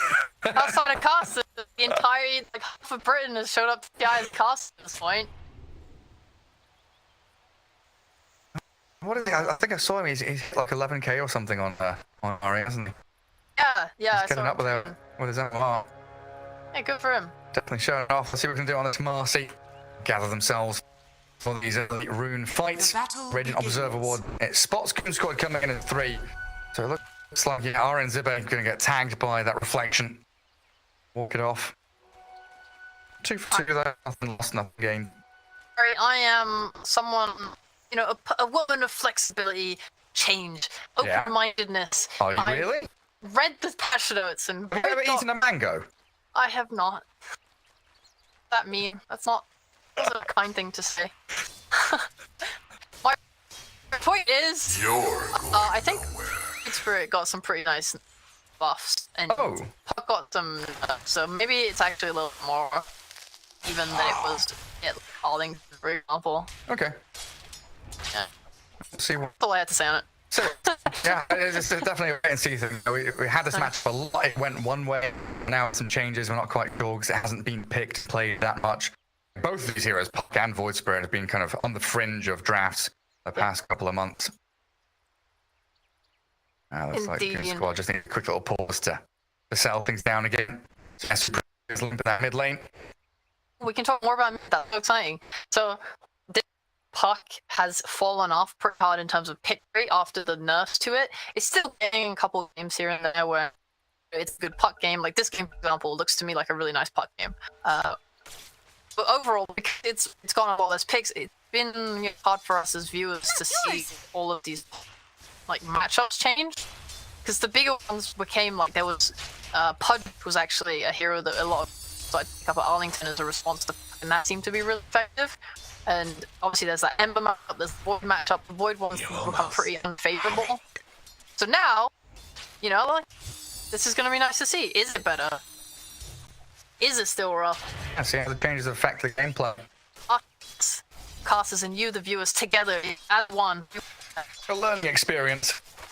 So far, so good for Supreme. Maybe not necessarily down to the changes and stuff, but he's out ahead with 3 denied 5 last hits. That's first blood, ground up. Level 2 kills off S4. He was unkilled in the previous game and had a stellar match, but this time around, first pick off for ITV. It was boss going top lane, so I honestly didn't expect bottom to be where the most will happen. It's like Marcy's doing cartwheels and stuff up top. Yeah, mid came out of balls. It's like, oh, hang on a second. There's other lanes to look at. Yeah. The frostbite into the hook again! Yeah, Action X4 once more. And he just TV'd down here, so that's 50 seconds. He can't come down to bottom lane again. X4 has issued duel. No more statement. Gonna get close again, hopefully. It's Paxu top. He had to Fairy Fire there to contend with Ari, who does have a rebound. Jumps across on Paxu, and 2 swift punches will take Omni down. Aqua popped his head in a fight to Zibbe. Might still get around and poisoned up though. Good reflection keeps the Viper at bay. Rough lanes though for Goon Squad early days. Dire's bottom tower is under Zibbe's attack. bringing out more region, Tango and Sal, but he didn't do it earlier. He's been going for those stats. He's trying to raise back. The with Wraithband, is that good on Viper? Because they really nerfed the mana cost, or yeah, it costs way more to use your attack now. Kind of need that mana read and just Bassy or Broken Blade. Yeah, we even saw people going like a Bracer and a Null or a Wraithband and a Null on this Viper just to make up for that fact. But yeah, I think you're right. Needs Bassy, Raindropped, Falcon Blade, something along those lines just to keep that pressure on. Handed Magos and Tangos by Ori, but not for long. Yeah, I guess you can just make it just feed you. I hunger. Marcy, I hunger. For mana. Please, Marcy, give me mana. Give me the mana, Marcy. Yeah. It's like shoveling mangoes into your mouth. I mean, I saw the size of the mango the banks bought me at Arlington, bro. I would have to eating this. Gobble. Big gobble up. Yeah. Looks like S4 is getting up there now. He went from Jeff's at level 1 to he's level 3 now, hasn't since. Obviously a little bit of weight left on that net worth and CS wise to catch up again. The more levels you get, the more points in Siphon, the easier it is to survive. And big props to the Breach down ball, getting those kills and exploiting the weakness of DP in that level 1. Yeah, we saw Kadara just hiding the trees, waiting for our moment to strike. Chipping away at S4. Right, S4 wants to go in, get Spirit Siphon, drag the fight out, survive, and turn to kill. The way that RTB have been playing this, has been a nuclear strike to go in with massive damage immediately. You catch out S4 and you're still waiting for this hook to land. Is to grab him back into the rock. Still to find out with boots and TP. She's got 330 move speed. She is able to survive and actually turn a little bit. Oh, maybe a step too far. He's got a stick. He's fine. Hooks. Getting poisoned. Oh, you got anything there? He got stick charges. He doesn't have the heavenly grace to come out. No, to finish off the Omni-Knight, and Aqua's Metamorph is always going to be a fearful threat for IT. This lane has definitely gone not how I expected it. I genuinely thought Viper and Marcy were going to destroy this level, but they're doing honestly a great job of just I think maybe his read and not going for more regen early was exploited pretty well by them. Omni just being able to go in. Oh, never mind. I guessed it. I think it's not okay though. A lot of damage from that T, but a good rebound allows Ari to turn and fight and chase Aqua, but with no dispos. They need these double jumps to step towards from the spirit. Find the kill on Supreme. Very early rotation, pre 6 minutes, but he has level 6, and that's what led to it. Get up 6 minute rune though. Regen spawns top and look off the marks ahead there. Any chance you get to kill TB is absolutely worth it. Like, it's so valued. This is the you're dealing with Death Prophet bot. You don't need to hard focus him, but TB, that's it. That's one thing. That's a carry. Especially with meta up. Caught out by the limb. Pinging her out. Saw her traction towards mid with that observer ward. Hands get back across. Definitely rate Supreme going for that TP, taking any opportunity he can get. It also means that you're kind of keeping yourself away from everything where Limp is looking at you and thinking about his opportunities. Can I bring us mid? Can I get that coil kill? You know, Supreme feels way more threat than Limp does, I think, in this. Him rotating is going to give more impact for him sticking around mid and hoping something happens on the runes. Yeah, nice bottle after dying. Allows Supreme to continue playing the map and actually smoking down towards bot. Pudge has been left alone a while here, so Goop's kind of wondering where are they at? Where are they headed? We're going to grab onto the Tiny. The Remnant Spider now over in with a hook to land it, getting his killing spree up. This gives a little bit of room for us in mid as well. 3 flashy stacks. Oh yeah. He's hustling. Big boy. Vanguard Soul Ring done, so pretty hard to kill now as well. Silence. A jump in mid, dodged by Limp. Supreme can't give chase on the puck. I think they would have been very happy to get the DP. Just obviously, he had a really bad start. He's starting to recover nicely now, and kind of want to keep. He's the one that's gonna get 6 and start to get for good spot, so kind of limit that. It is pretty good. Well, they're lining up Supreme again. Once in the time with the bottle refill for Limp. It's about to hit, and there's a DD rune. Who's doing a good job in guarding all these active runes for Limp's block. What can Limp do with that? Viper's probably the easiest kill you can get. TP it up. Yeah. TP's away from the map. Another one used by Aqua there. As they're breaking down the laning stage, everyone's rotating and roaming. Ari back into mid. So absolutely a window here for Supreme to make the jump, but Limp quick off the mark again. Felt it coming. Got away. And the Viper TP'd out, and sure you force meta, but you're really not farming. Viper is having the biggest struggle right now. Radiant are scanning. I feel like there's just so much action happening in this lane that it's hard for the Breach to really like bring any forces to help the Viper to take the top tower and force jungle super hard. That's gonna use the TP so down bottom to pressure into jungle. I'll leave S4 alone then. He's reasonably tanky with his one Spirit Siphon. Throws the tower, leads the 3-man coil, and they kill off the push. S4 has defeated Ticker in a gauntlet challenge, and there's the Critical Swarm for a double kill. All that makes up for an early death, and now chasing Supreme. Goon Squad, they're charging two heroes one after the other. They've got 3 kills in a row, and Supreme might be the 4th. A toss-up is going to send S4 forwards. Exo Ghost, they're still a going. Oh, DP so close to death, but he is back to full. The lane return. Supreme low in the trees. I get himself a little bit. Gets the kill as well. The Supreme's picked up. He dies at the end, but it worked well for Goon Squad there. Oh, moral victory! You're dying twice in a row, issuing the jewel and then winning it? Signal of intent from S4. Oh, that's nice. That's a nice fight for them, at the very least. This DP is absolutely insane. This raindrops, like the combination of 1 raindrops and this max siphon it's just so hard to kill. You need a constant lockdown. Like something like a CM makes it so awkward, because even if you're getting the frostbite off, he's still able to use the spells to do it. So yeah, so it's so awkward and hard to kill them. I also really love Blue Squad using the puck and the tiny body to kind of make sure the Breach's heroes can connect that quickly.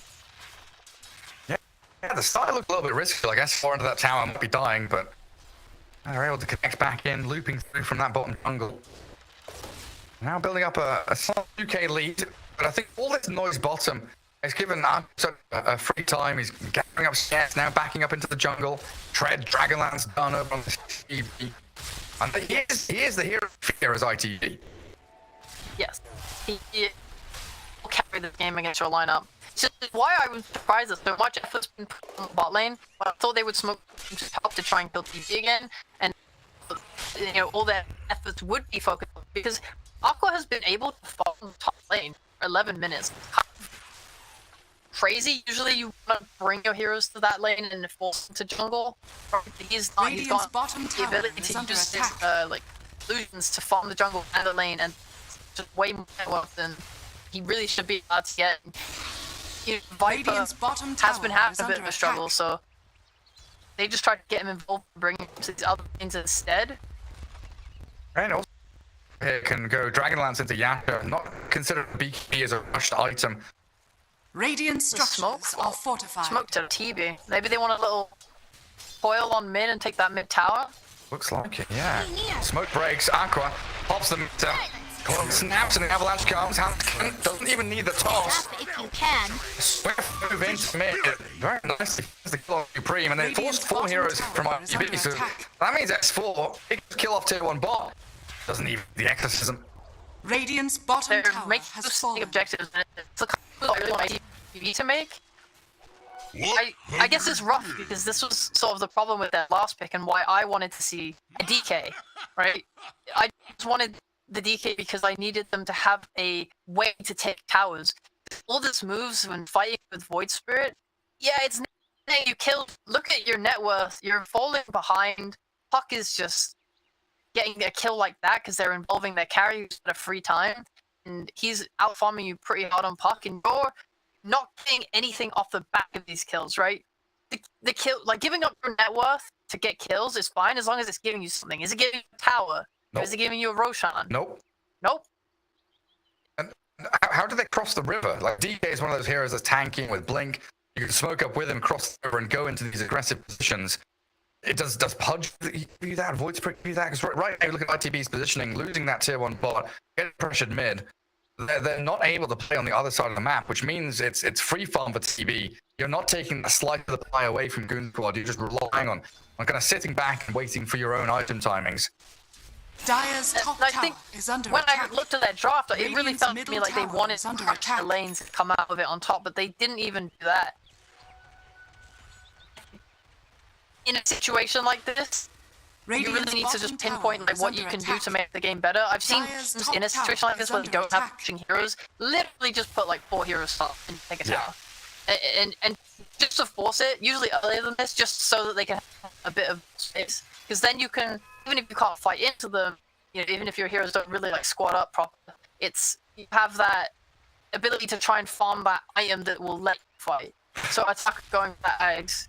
Dire are Supreme also going for Ags. These 2 Ags are going to be pretty big for them, and it'd be nice if they can take this tower just so that they're getting super constricted in the space they can farm. You don't want like, a repeat of a game on the enemy team where for them, where both their cores are just sitting the triangle together.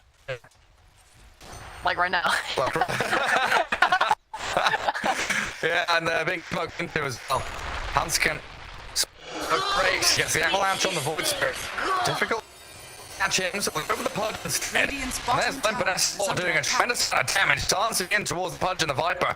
So no Viper strike at the top end, but it looks like he misses his hook though. And Marty takes down Pexu, reclaiming the land that was taken from them moments ago. What they spent core for it. That's gonna be a sigh of relief from the ITB squad, right? Being able to defend themselves, hold against aggression. Behold! And that crawling feeling in the back of your head coming back, the real sadness of realizing that it's terribly an enemy team. Terrible, it's farming jungle. The terrible is getting bigger and bigger. Surprisingly, still 4th on the network. Pudge is big. That's the thing to feel good about. While S4 kind of got away with what he did up level, he's still Radiant's middle tower is under attack. This Pudge and Radiant structures give it a couple more minutes and I'll have this Ags, and that is a lot of damage. Like, Puck, for example, does really struggle playing into Pudge, when you get Blink especially. Dire's that top map tower space. is under attack. Getting a kill on F4 would open up this top tier to 1. Preem with a double damage room, but the toss avalanche combo. Hanskin blows him up and Limp's TP rotation gonna clip onto Ari there with the orb finish off the Moss. We've seen this time and time again, the team that's ahead, defending their tier 1 against a squad that doesn't have the push power. This is what Liquid are doing over and over in their series. Just bringing 3-4 heroes top to defend against any move. Aqua getting scared though. I'll take it. I can get slow from the Aqua doesn't have Sunder. So freezing field and now that it's Sunder, they'll catch him and kill him. What a nice kill. Of all the kills to kind of help get your kills back in the game, that's the best. What a nice kill. That was a good one. Yeah, they got that ward on the high ground cliff, so it just, whenever TB's playing between bot and Radiant's the bottom goal, they're tower gonna see it. is under attack. By the way, Pekka has not been a part of a single kill. He's literally just running around healing people and And spamming his taunt. yeah, having a grand old time. He's doing all right for himself. Really net worth on his own tonight. He's finding gold Radiant's somewhere. top tower A is bounty under rings, attack. no doubt. Here it comes out. Got back again with Meta ready. He filled those bottle. They're out mid wave. I don't want to go for a push of their own, but BP is up top. He's read back it found and pick up BKB. That's going to be the signal to go. No, you need your DP to be the one that deals with this Pudge, because he's finished his Ags now.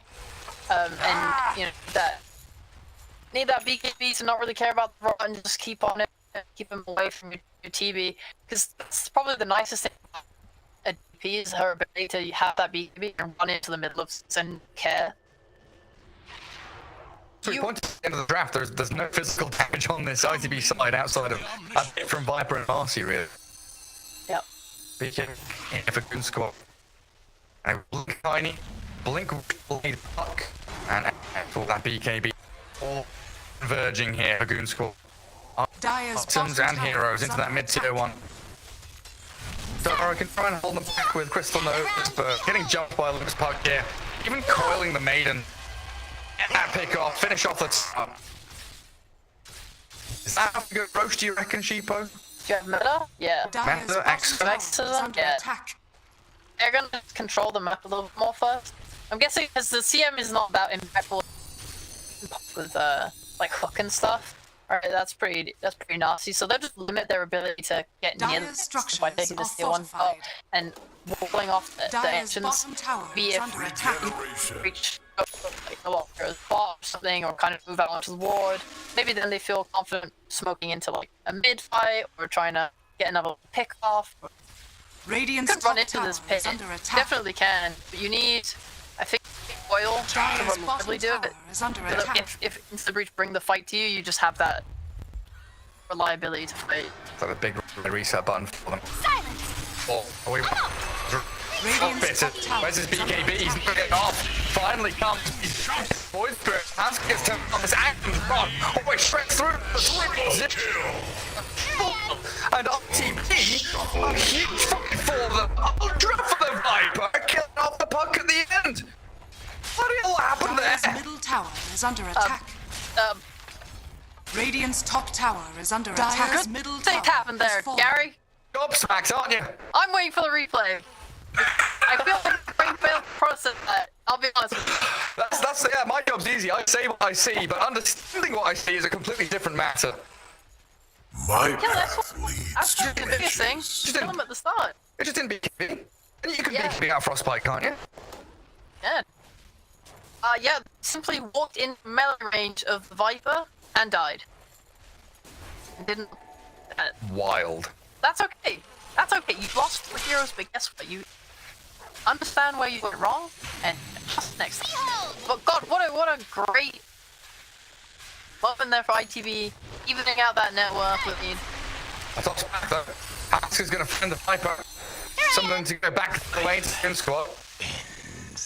Dibbe this time, the one caught out. Yeah. Going for that blink dagger. That's going to be pretty massive. I got a Frostbite mid. Gonna catch up there with Ari's jump. We're bound foes and chance for no BKB. He's dead. He's being too groovy with these BKBs. I think sometimes it's okay to just sack it. He Dire's just top really doesn't tower want to is because under his team's attack. closed and he feels like he's wasting it. But dying like that, it gives a lot to ITV. Twice in a row. Yeah. Yeah. I mean, before these fights started, I Radiant's wanted bottom to look tower at is the under ward coverage attack. because it's so interesting. There are so many observers out there and so many sentries out there that are missing the observer ward. Is there something like in particular these teams are doing to like dodge the D-warded game? In weird positions. I mean, yeah, they are a bit weird. Wait for Goon Squad. We're going to be the ones to go to the Roche pit. Look at TV. Oh, They- freezing field, dismember. It's a slow one. They don't have unleash, and if Goon Squad to fight this, it could spell disaster for ITV. I think Goon Squad. I think S4 circled the jungle and said like he wants to control this. I think maybe he's the one thinking about Roche and that's why.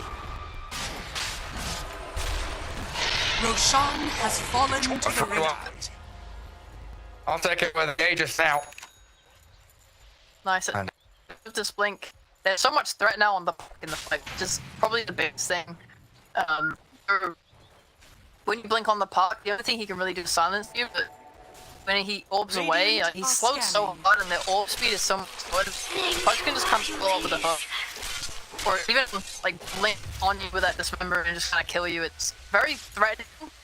Puck doesn't have anything defensive to deal with it. Yeah, and you add on the Resonant Pulse Balance as well, right? Charges that for Supreme. Life is difficult for the Puck. Trying to work on Sam. Radiant's bottom tower is under Mind attack. blowing. Radiant Top still structures standing. are I can see fortified. Goon Squad deeping up. Yeah, we'll defend this town. Bitter end. Volk now has his EKB. He's ready to fight. He can rejoin his squad up top. The smoke ready for Maiden, but looks like they're just going to walk there the old-fashioned way. They could start this fight with a Hanskin combo that a Marcy or a Crystalline. That'd be great. Not great to way Radiant's round though. bottom tower is Bit of a under save attack. from Soup, but Hanskin burnt down by the Pudge. Dire's top tower is under I attack. can keep on going as well. Zippe and arching into Dire jungle. X4. I'm just going to pull out again. He does have a BKB. I'll say that. Dire's top This tower is has we fallen. can do it more now. I don't want to slander S4. I love S4. He's a lovely lad. Radiant's bottom tower Yeah, okay. is under I attack. guess we're playing dodging game. They looked like they wanted to commit to that tier 1 tower, but decided otherwise. I think just maybe wanted to play for the Scotty instead on team. Buying an Ogre Rack, so he's gonna be key. 400 away from it now, yeah. He shifted his Regeneration! ITB coming for him though. Yeah, the Scotty is what he needs to carry the game though. So what this is Dire are offensive. scanning. I guess they can still take some pretty decent fights. But yeah, the Scotty's what makes him so good against the Viper and the Pudge. This healing, lack of healing, sorry. I should Radiant's say. bottom tower And is the under ability to make attack. it so hard for them to move around the fights due to the movement slow. Oh, smoke. Come to an end. Revealing themselves in the mid lane.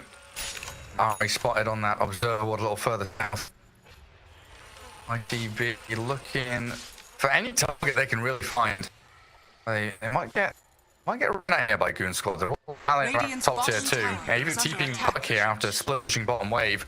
So Dire's Aiden and middle go down tower there. is Goon under Squad know they can get a 5v4. The advantage even into this area of the Pudge. S4 all across to cancel Dismember. So it gets a lot of damage. Backstab in from the rest of his team. Use this Aegis as best they can. Zune, Ari, and Supreme looking to arrive from the southern side. Supreme, what is jump going to be? In towards S4. What's the people? Get some good damage onto the now with that coil of sauce and trap. Put out the two claws. Down to the Brute Spirit and Goon Squad. Again, they knew they had the numbers advantage and they used that info perfect.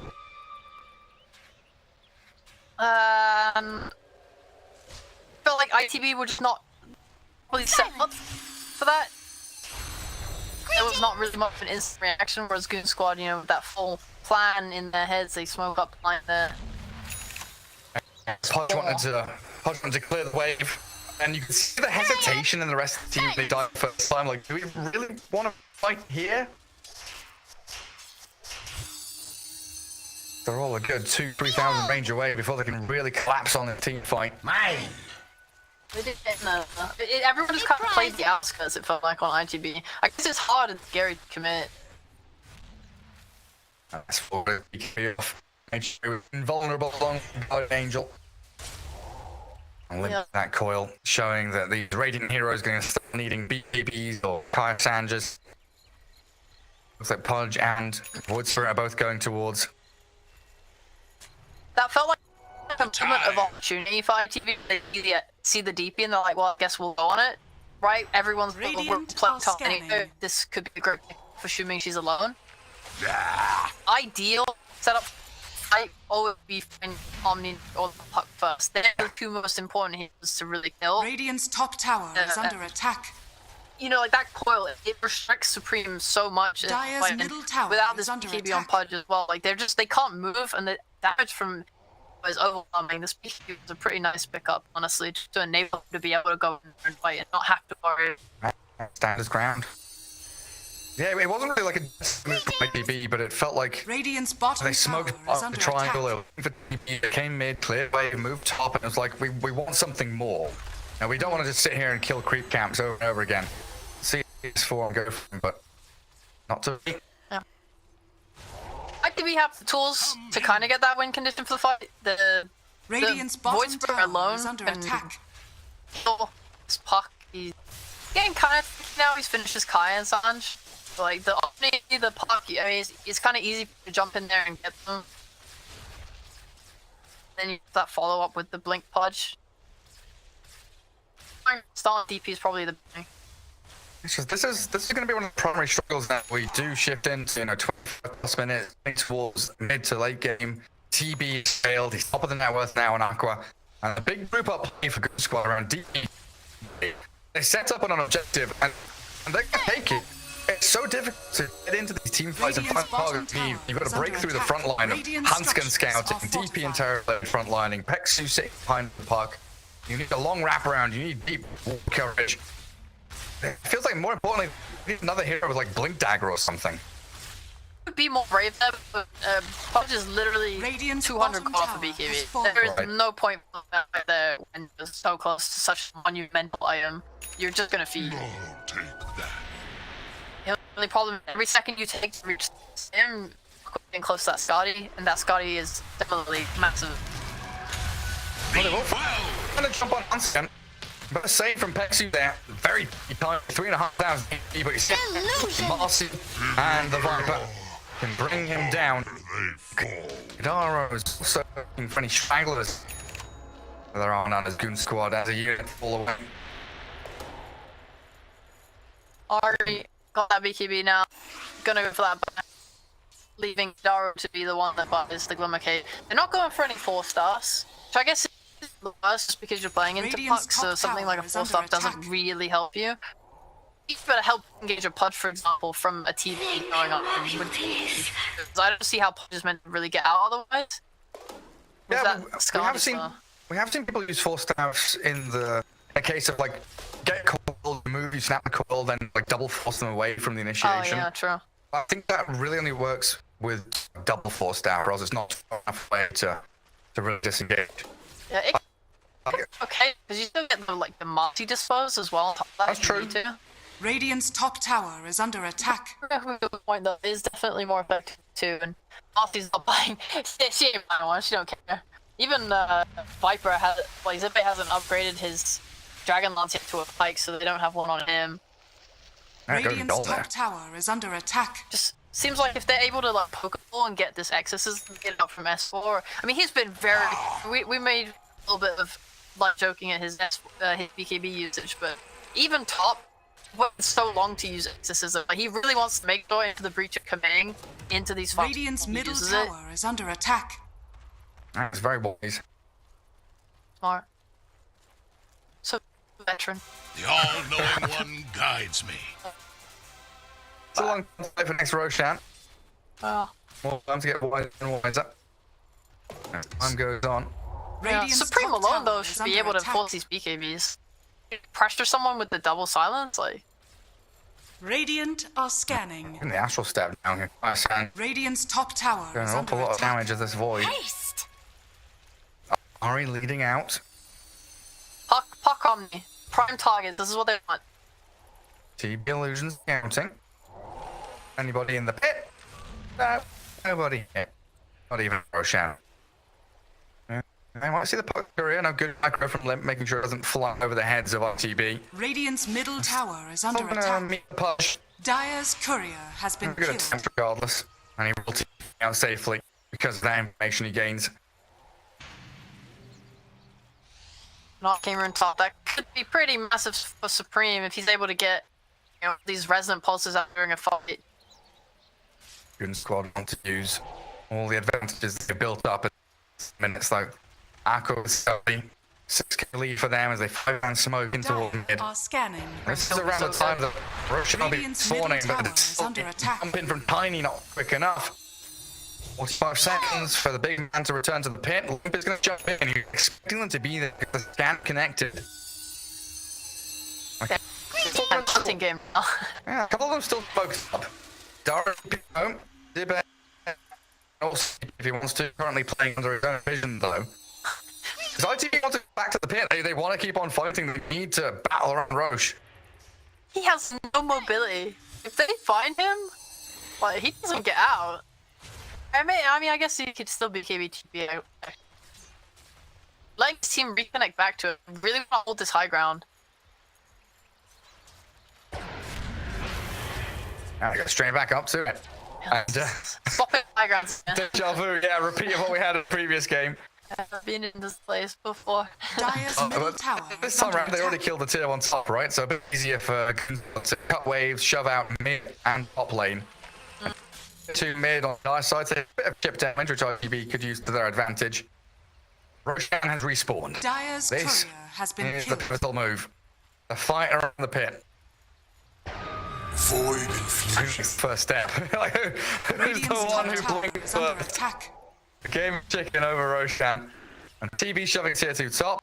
Mid tower is defended because of the wave cut. So it Radiant's looks courier like has it's been upper hand across the map. So even Radiant's the top bottom tower line, there's a is wave under of the catapult attack. reaching the Radiant base. Just stabilize the same way it did the first time. We saw this play out where both teams are cutting waves. So, like, the pressure on top is gonna... Radiant's be able top to tower push, has fallen. They have such a massive wave, they could just hog him down to the high ground. Radiant's bottom tower is under attack. And sit and stay here. Oh, I don't want to give it up. Bottom top have pushed in. ITB, they're to the Radiant's pit top here. tower is under attack. They're starting Roshan. Bit of Radiant damage up in his structures are sidekick. fortified. Rebound back to high ground. Standoff continues. He's actually pretty good. I think Puck shot on the wave or something, and they thought we were gonna hard commit to the high ground, and that's why they're like, okay, quickly get in there and start it. In case they do commit, then we'd finish Roche really quick. But not show, continue to show. Yeah, I'll go for that. I mean, the last time this broke, this kind of stalemate broke because one team, like, they kept cutting the wave. They knew they were going to be cutting the wave, so they smoked with the intention of killing them when they cut the wave. But this time, Dyer's courier with has been illusions. killed. yeah, and also I don't think they're as strong as they were last time they were in this position, because last time it was like, okay, we'll go for the smoke. If we find anyone, we will 100% in the fight. But this game is much more even. Like last time, what they had time. Radiant's Both top blinks. tower is under attack. Yeah. Yeah, they devoured some. What a wild graph. Look at that up and down all over the place. Mirrors of my delight. Plus doesn't know which way this is going. Goon Squad, they all return back towards their own mid lane on their side of the river. While I was their high ground control. Losing my tongue a little bit there. Very long games today. Super in depth low ground hook off the mark. Still looking for it under this vision. You know, he has just been standing here waiting under observer ward for anybody to come his way. That's going to be the opportunity it looks like ITV will take to go back in the pit. Back to the high ground. Walls them. Who gets the jump? Who has the vision advantage? Now it's Goon Squad. They see the Viper. Look at Zibe with this Scardy Terrorblade. Short work made of Viper, who doesn't have buyback, and they've got a coil on Void Spirit. Snaps it. Limp is in here. Playing a bit more damage. Silenced up, but he uses the Void Spirit now. Out that secondary combo from time. That's what they were looking for. As EXO from X4 into the Roche pit now and claim the Aegis and Magnum shot for Goon Squad. Someone had to break it. The stalemate cannot last forever, and with the Stairblade, having his league is powerful. The Chrysalis as well. They definitely felt themselves. I mean, we've seen in the past in all of pro games, somebody create like smoke patterns. Like some people do some like wonky stuff going to try and dodge like where people are to like Invisibility. trying to break the smoke and dodge them. This was nice from them, like, really Radiant's taking the courier wrap has around, been like killed. all the way close to the tier 2 and up on that right side of the stairs. I mean, just a kind of I mean, for the longest time, Into the Breach were timing that. Like, already they were standing on this high ground, and that could have been such a monumental fight for them if they had been to the shed. They had been waiting for 3 minutes, 2 minutes, 3 minutes. You get bored at some point, and you realize you have to kind of split your sources up to cut the waves and stuff, and yeah, and really took advantage of that on the squad, and now they're in the driver's seat. They just wait for this next meta, and they go again. Man, ITP looking into the Aegis, find any kind of pick off they can really. Goon Squad are going to push that bottom wave, gather up. Exo and Hanskin will not allow any of these dark heroes to be targets. This'll come in handy. Bed down, definitely a good idea for them to smoke, to see if they could get anything out of it. So pushing top. Green cord done. We'll play if he wants to. ITV slowly walking across the map. Smoke bot, they walk up top. Gives a lot of room to Goon Squad because S4 is TP's down on his team as a 5-man unit. Doesn't have those boots. A lot of them total map control, but you can at least control 2 waves. You send these boosts, so push in mid and kind of scout out where ITB is. The eventual goal is just force into their base and then create your net worth lead.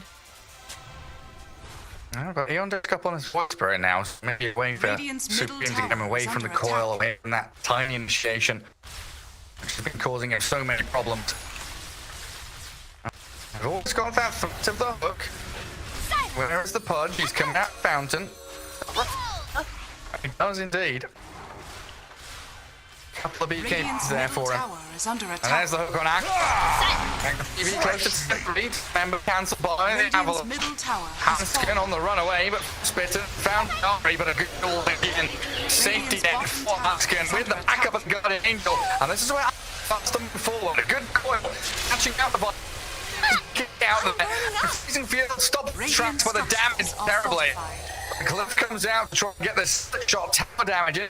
Goon squad. didn't see that. But they're not stopping. They're going for this tier 3 with Meta plus soap. Radiant's middle tower is under Tank up attack. that Ether Remnant with an ice illusion. They buy back Maiden, but they missed this. They've got no Marcy. Backdoor regen does kick back in. They're salving up on Loop and Aqua. Looks like they just want to take control again of this triangle area. Again, no meta. Oh, 100 seconds. Opportunity for ITV when Marcy respawns. no buyback right now on ITB. That's probably the biggest to note. Yes, hit result in Rex. A prize. They've got so much to deal with. I like the fact that, yeah, Viper has a gem there because they've got so many wards to de-ward. They need to take control back of their bottom jungle, of their top triangle. Token loop there for the Pudge. It did refresh up. That's on cooldown for a good 2 minutes. Well, poking his nose in, he's invis. Yeah, gotta be careful of the gem coming. They'll know that Zibe has it, and S4, yeah, very quickly runs off to the right, back towards Hanskin. I'd like to see S4. He's going for Achievers right now, but I'd like to see him get a Blink Dagger after that. Just so he can keep up with the mobility on ITV. Or like, if they hook someone, I want him to be able to get in there. Oh, no. And Supreme. Oh, another situation where they see S4 being dangled in front of them. It's the bait, you're gonna fall for it, and they do. Radiant's top tower is Now under Marcy, attack. who is in the core. Maybe he can be forced in the middle too. Was it as well? Dire's middle The tower biggest is under threat to attack. Goon Squad is a hook. Like a hook into Dismember. With the refresher as well, right? So if Goon Squad will keep blinking and kind of catching up with the four, whoever gets hooked, like that a lot. So far it's only Hanskin that can really get in there. I guess fuck it. Mage's about to expire. Aqua really wanting the mana. Would love to get his matter and some more illusion down here. Waiting. Regen to full. Keeping the pressure on the bottom tier 3.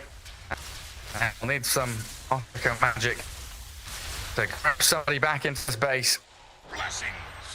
Master respawning now does give them an opportunity to fight at 5. Goon Squad. We're gonna put Matt for this. Use Exo for them. It's 4. Aqua say yes. Yes. They pop the underscore ready. Spirit. Logic jumps in onto the TV. They've got Guardian Angel saves for forever. And spits back into Aqua's terror plate. Opens up on him. He's got something ready. Oh, he's not going to get off in time though. The Dismember's off the refresh. Allow the push to kill the TV. And Rax is still alive. Buyback from the Viper, keeping up TV. Just single-handedly taking the terror plate out of the match. Oh no, maybe I just didn't expect that damage. Look at that fight recap. I'm looking. I'm looking. Maiden no damage. Void Spirit no damage. Marty no damage. There's Pudge 5,000. Yeah. Okay, come on. Like, I was there as well. But yeah, that was insane amounts of damage. Obviously, I did not dispel December. Something else. It's kind of a situation where if your TB has a beacon, maybe you need to make sure that going forward you're reserving Heavenly Grace just for that. And otherwise, that is crazy. The amount of damage he's able to just do the whole thing with that double BKB as well. and he'll go for achievement 2. He's gonna be a right threat, doing so much. Yeah, because first dismember just like threw the BK of BB. Second dismember allowed the rock to do the damage. And they lose the tier 3, but Rax still standing. Have chances still. Damage. Good squad will respawn on the Terror Blade. Have a matter of 50 seconds. I go back to the standoff again to be Yeah. I think the biggest thing is no BKB piercing spells on squad. There's 25 talent from Puck. There's interrupt as well. I don't know. Is it a snap? Is it just snap? Okay. Well, yeah, in that case, like, if Ex's Heavenly Grace is the only thing that protects from this dismember, then you need to make sure that that's what you use it for. Even just one is like, I don't know if he has damage to kill if his first dismember gets instantly cancelled. Maybe terribly by Lincoln's as well. I think that's probably just a very good way to deal with that too, because he doesn't have a Lincoln's breaker on Pudge outside of just dismember. Yeah, between Exu Heal and Lincoln, I think that's just going to deal with it. They can also go Lotus Orb on Hanskin if they want, or Lotus Orb on Death Prophet, and that way they kind of deal with the issue. And that should never happen again. What just happened? Yeah, it really shouldn't. Limp was playing his heart out. He's got a sick item build here. Overwhelming Blink now on top of the between courses, just jumping all over the place. When doing damage, stopping ITB from really making these fights. The general plan of what Goon Squad were doing was really good. This like, okay, we're sieging, our Puck is gonna jump in and be really annoying and just try and force people off or get people a little bit low health so that they don't feel super comfortable committing. But obviously that jump by the push with the refresher, it was a sick play. It was a sick play, and that's why we're focusing so much thinking here on how we deal with it. Now, I said he kind of Radiant some touch magic. He standing. brought it. Did. He got that heals now too, so he's gonna do a little bit more damage and Tricks reduction as of well. heal. He's incredibly tanky. I mean, his resistance is right up there. 64% physical resist, 40% magic resist on this Pudge. Smoke from ITB in towards Roach. 30 seconds on the timer. Good squad. A little bit separated across the map. Limp is down bottom. You can TP to Outpost. For the rest of Goon Squad, they're all grouped up in this triangle. Silence.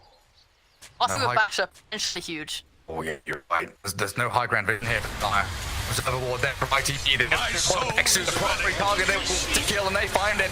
And now the dismember onto the template. Bash is coming. Party. Aqua Sunday is ready. Swaps it onto hands. Low. Aqua start the run. Oh, second dodge towards the team. It kills him off. Ari grabs the double. Now they Hans in place. Oh, ITB. Smoke wraparound with the high ground vision. Radiant's top tower is under Yeah, attack. you smoke it up. Who's the golden boy for you kill? It's Omni Knight. Well, let's find the Omni Knight. Perfect. Getting that quick takeoff on the one guy that's from killing the team. Straight back again. Mark Ash out here to play. And look at how quick they move onto the Omni, onto the TV. Artica realizes he didn't need to kill the night Roshan off. has fallen to the Radiant. Against these BKBs, a frantic moment of who do I sunder? How do I get back into this? Sunder's is tiny. Feels like at this point he's not so offensive with his items. He doesn't have a satanic. He doesn't have the Lincoln. It feels like TB kind of like a lot of different items. If Radiant's ITB are able to barracks are force under their attack. action for a fight win, like now and before, then it feels kind of lost. Yeah, I need to stop this member from going up and Lincolns, or in a situation like that, like, okay, I managed to get my Sunder off, but then I sort of need that second life in the form of mechanics so I can just keep fighting, because they do have so much mana that when BKB's down, he does start to die. He also feels like he needs BKB that he's queued up. I'm not actually sure why. No one has evasion. That. This is the thing, I was about to ask you why, and the only reason I can see is the Trickster Cloak. Like, you buy an MKB to defeat a neutral item?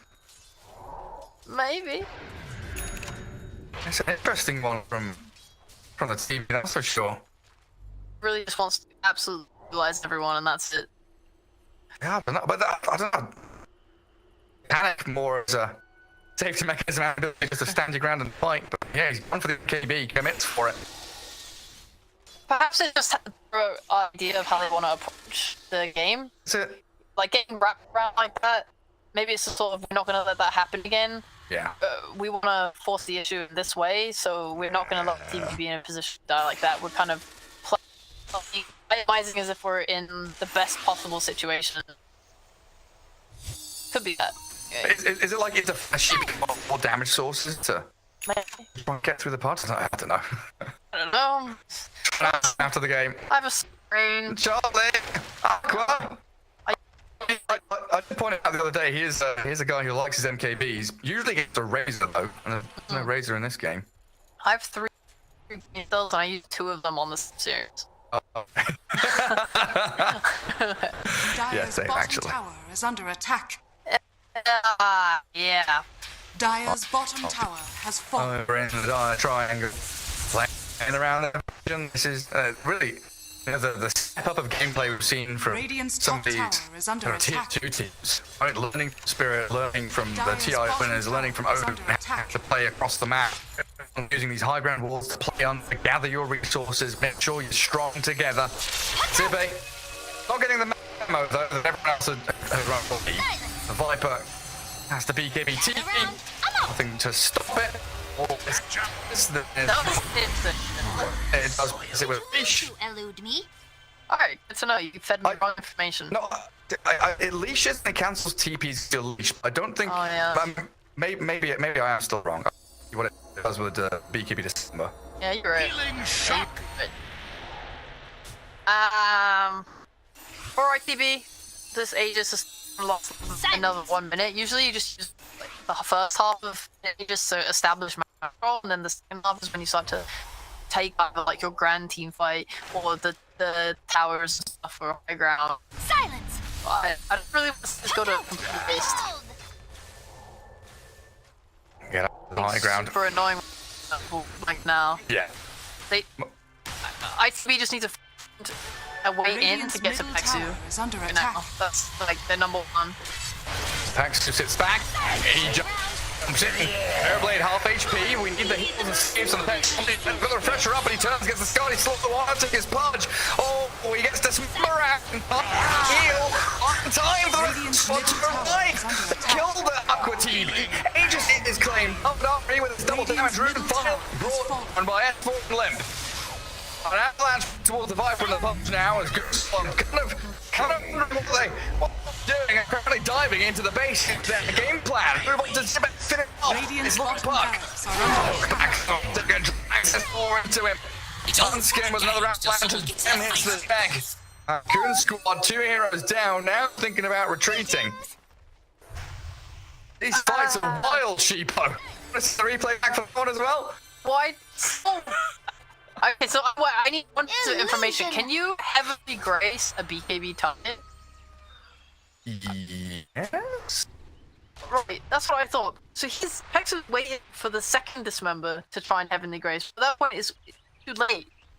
He's dying. I feel like he needed to just purge the first one. Didn't get the sun drop either, did he? Yeah, because he heal here, then the Marcy rebounds him up.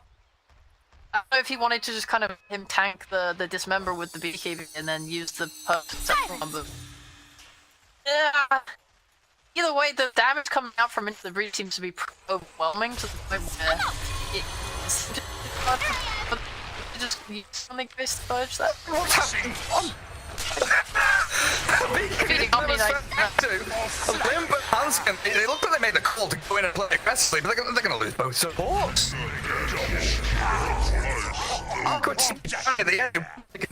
Pressure and pushing into this Radiant base. They've got lanes in a good place, but they've lost your Omni for 90 seconds. Tiny's gone for 70. ITV, they draw the line. Boys, run it down mid.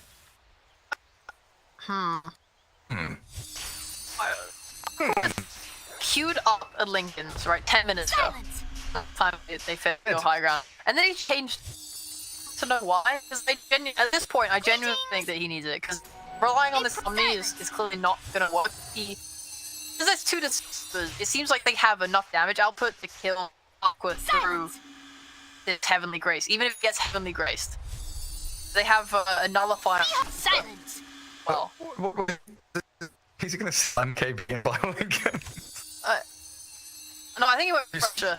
Oh, he's got a refresher, yeah. Yeah, but I don't know. I feel like this member is such a massive issue, and they're getting it off lively every single fight. And now Pudge has an overwhelming blink, all of his strength. That's going to do even more damage to you when he jumps in. Yeah. Yeah. Healthful is not creating these items. You don't have a Satanic. You don't have a Lincoln. You're not. You're buying an empty. You're being very full, very aggressive. It's not dealing with the problem. I feel like they. I don't know. Omni's going for a BKB. Maybe that's what he needs to be able to just stand there next to his TB and make sure he's able to fight. Otherwise, other things. I really want to see it come out. One on Tiny, that's probably like the best thing for me if you can get that on your TV. It's nice to have two though because then you get the overlap. Yeah. Basically.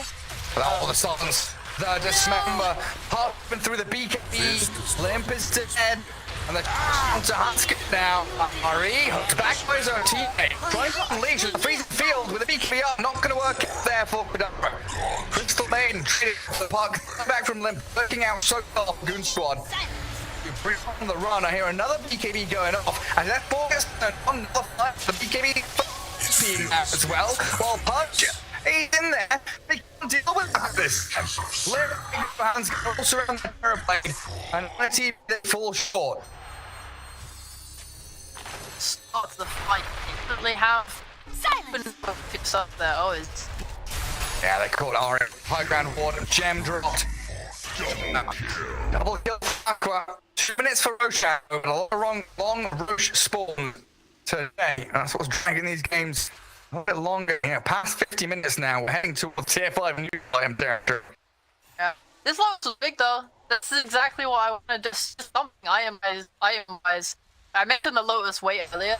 Now we see the actual effect of yeah, here's our first dismember off with the punch, but the second one just gets instantly cancelled because it's Lotus. Alright, it's fine. We've answered. Gather round.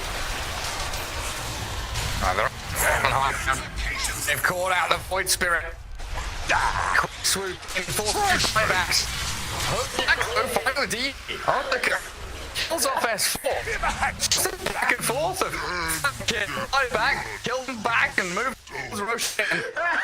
That's gonna kill that S4 by using himself. He could have tanked it.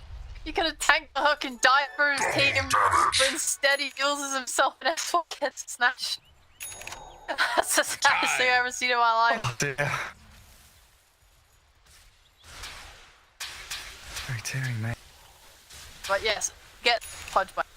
Now, the biggest things in this game is that Pudge used his buyback and Puck used his buyback. So these are two really key kills.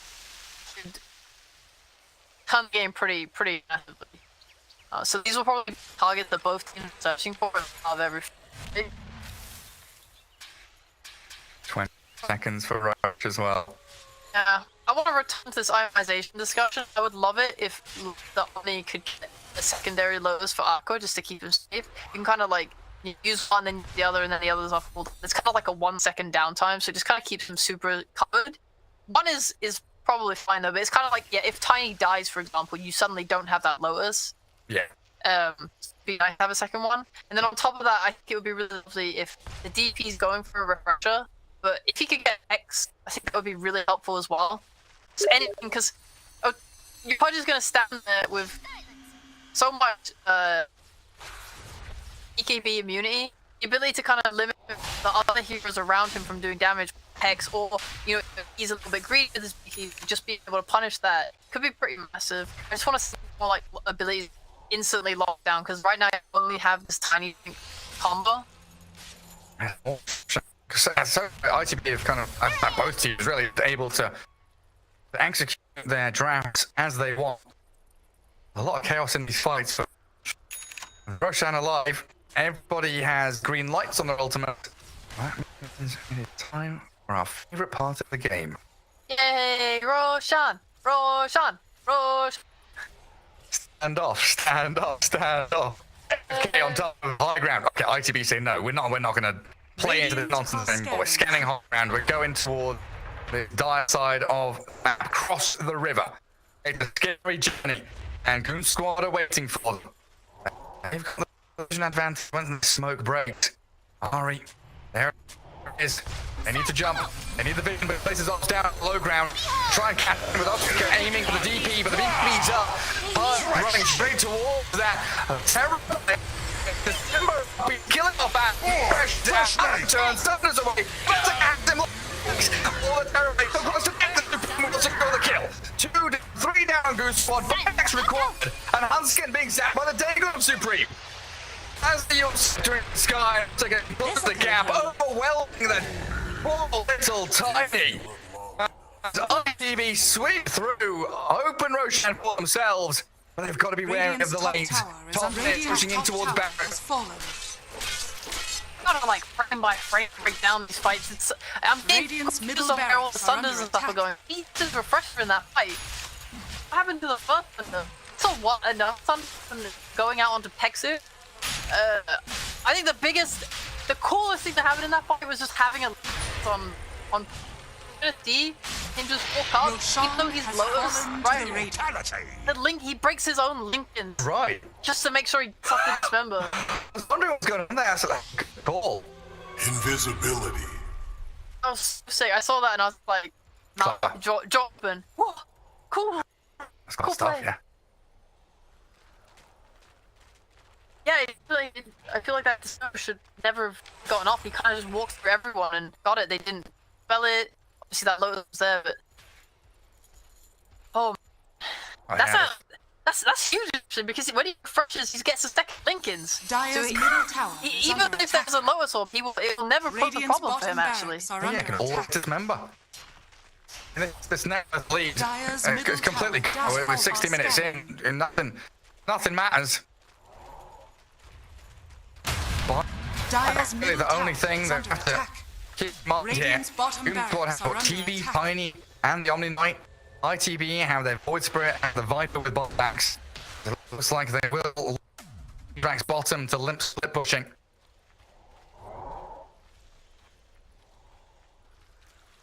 This squad do have buybacks on everyone except DB Park now. Wonder. Hold on, let me just swing to the buyback sticker. Park doesn't have it for a minute and a half. It doesn't have it for 6 minutes. So, could take a fight. If they feel like they're stronger, if they feel like they can get a condition to win, they need definitely to find. Tier 5 bottom. That's it. I'm thinking about who's the most important hero on the team. I think Supreme has such an annoyingness to be able to kind of kill everyone, but he has they don't have a nullifier. It's too hard to stun him. I think you have to just try to burst and kill this Pudge. He's the Aegis right now, which kind of makes it super hard for them. Just imagine this Pudge gets Giant's Ring on Apex or something. How much he's gonna do. He's already up over 200 strength. 90 flank deep stacks. And there's the first one, Stygian Desolator for Valor. Ari currently holding on to the Titan Sliver. Okay, I was going to ask, that's what they would do, and they oblige. He's terrifying. With a Daedalus as well. If you're TB and you getting like this Pudge is trying to get on you every single fight with member, then every single second that you're not locked down, like when you get Heavenly Grace by Omni, when you get he has a thing his eye, he has a Lincolns, let's go. Every second that you're stunned is a moment that you need to try and get your Sunder off, get your everything, and a freaking a Basher Marsky on top of that. Spooky stuff. So much to think about. He's kind of. It feels like at this point Aqua is doing all the damage. They can't kill him. Have won every fight off the back of that. Yeah, they are. They're spending the time on the Aegis. It's not led to a high push or anything. It's going to expire in a minute and a half. Yeah. But we are getting these tier 5 items. An Apex for the Radiant. Hype. Love Fallen it. Sky. Fallen Sky for both teams. Goon Squad have got to get out there, farm some neutrals. So I itemized to be this right clicker, so an Apex is super, super nice for him. Dire's top And tower he's got like is under 200 attack. adagiums. Quickly pull off these TB illusions. Bottom lane It's annoying though. I just Radiant's keep bottom shoving it in barracks are over and under over attack. again.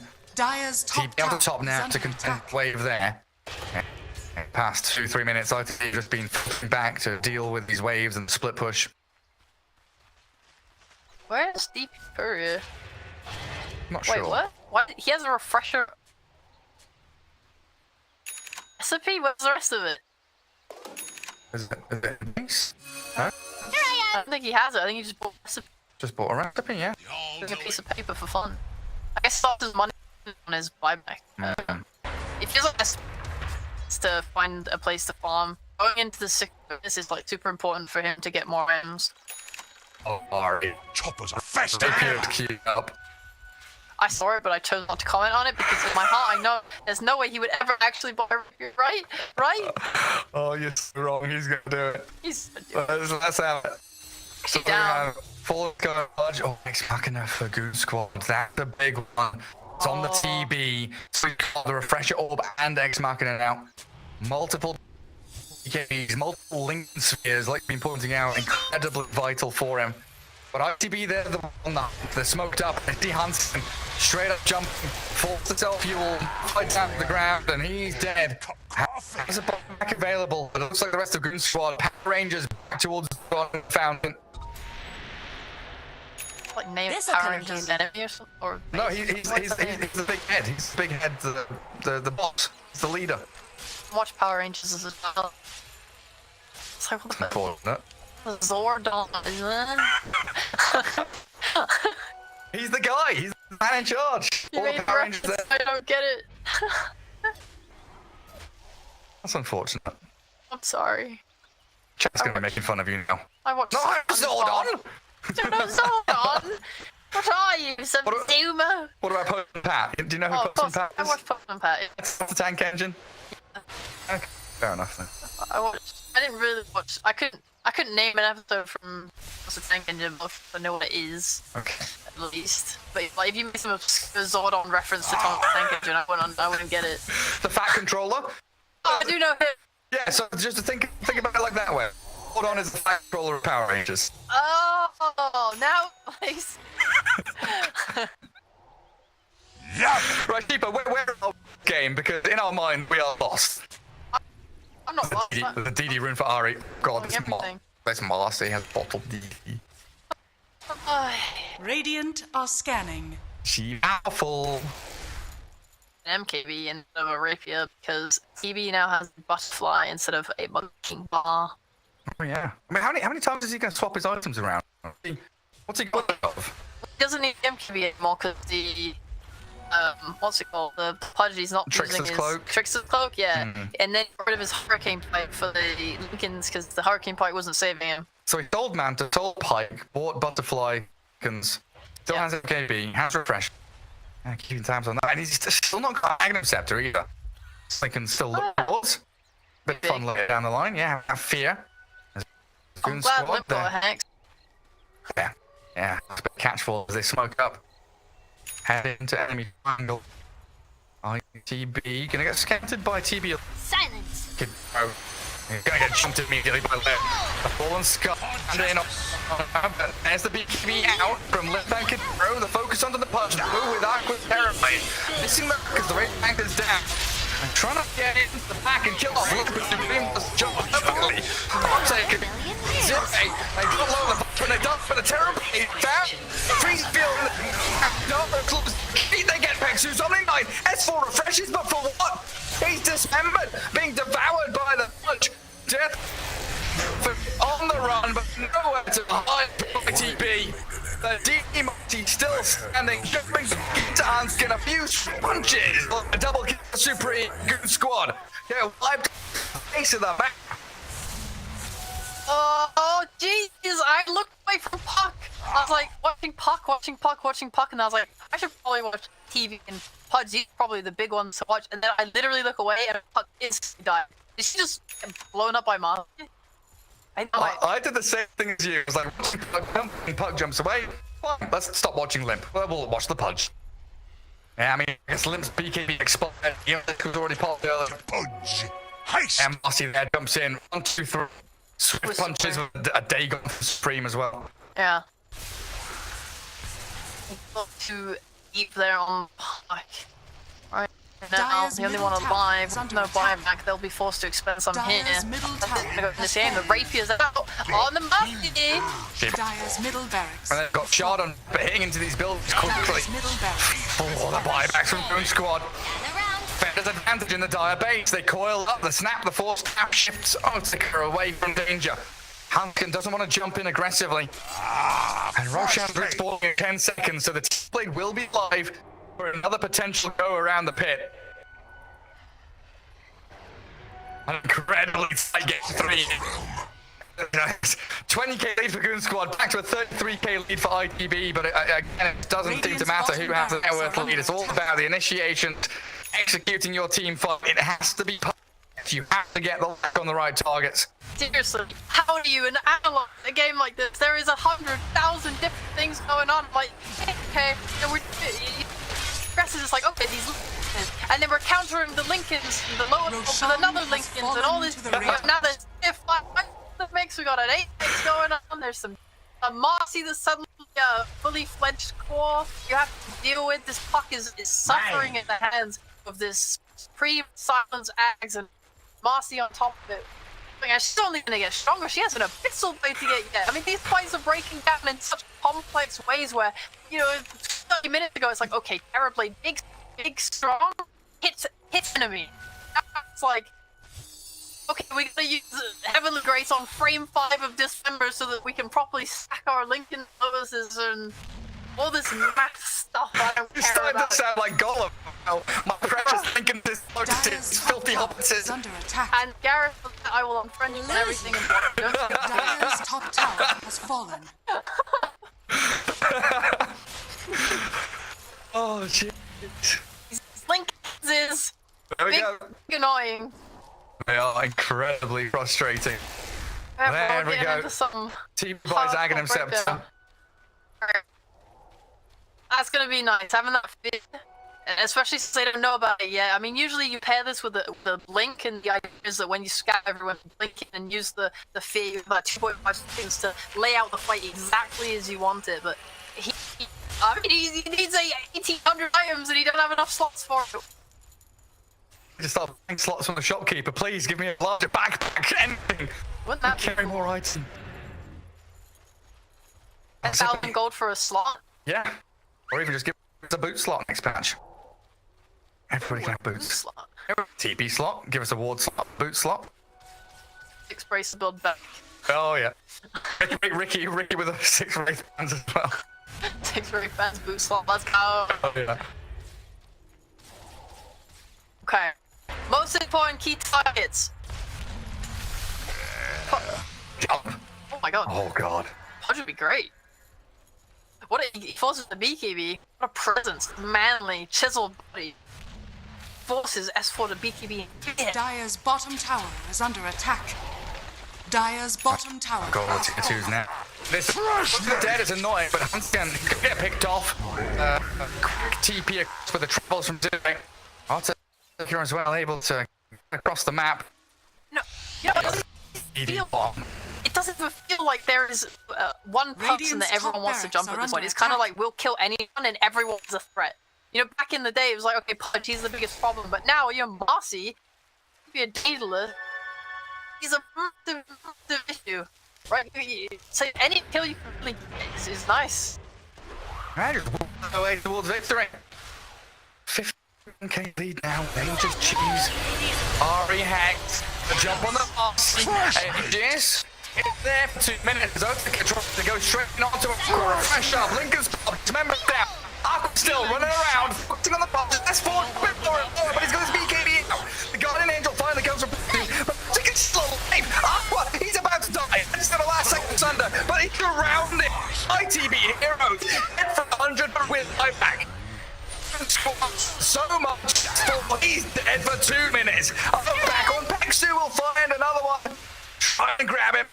These tanks to deal with. IT still 5 alive. Holding inside the Dire base. Terrorblade board back, but a 5-3 emerging now is IT looking for victory. An 8v3, they got more flyback in the back. Dyer's middle tower has fallen.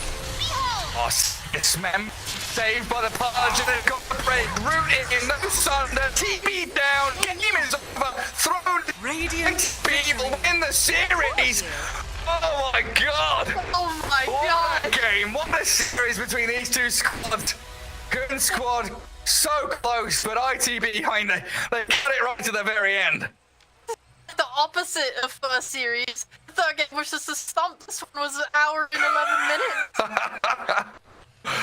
Oh, look at them. So happy. And well deserved.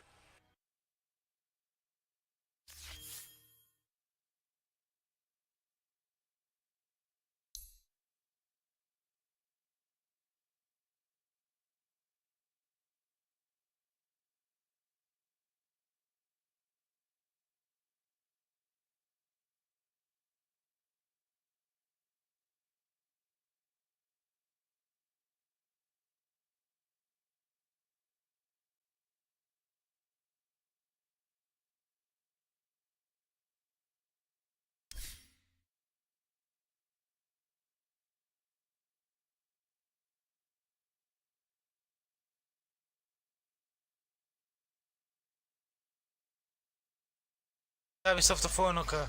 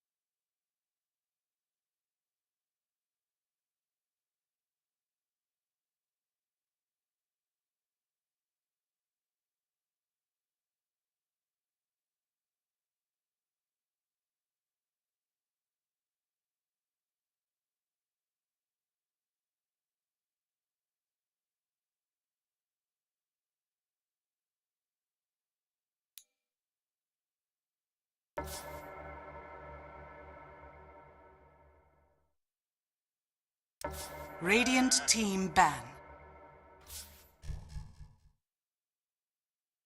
Originally, the hero said Bane hates to play against. Zeus doesn't really deal with them all too well either. You know, heroes such as Lycan, Beastmaster. It's also something Toby plays very well. Beastmaster's got to feel great, right? It's going to give you a bit of an answer as well to the black holes. Yeah, it gives you another answer to the black hole. It's good against Bane.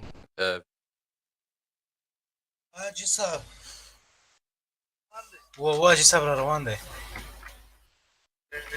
جاري आवाज روان دی یا گشار غنه در روانه جسر یار مزه ته ماشین لګول دی غمال بند چلا صحیح ده جسر بورینګ شروع شاه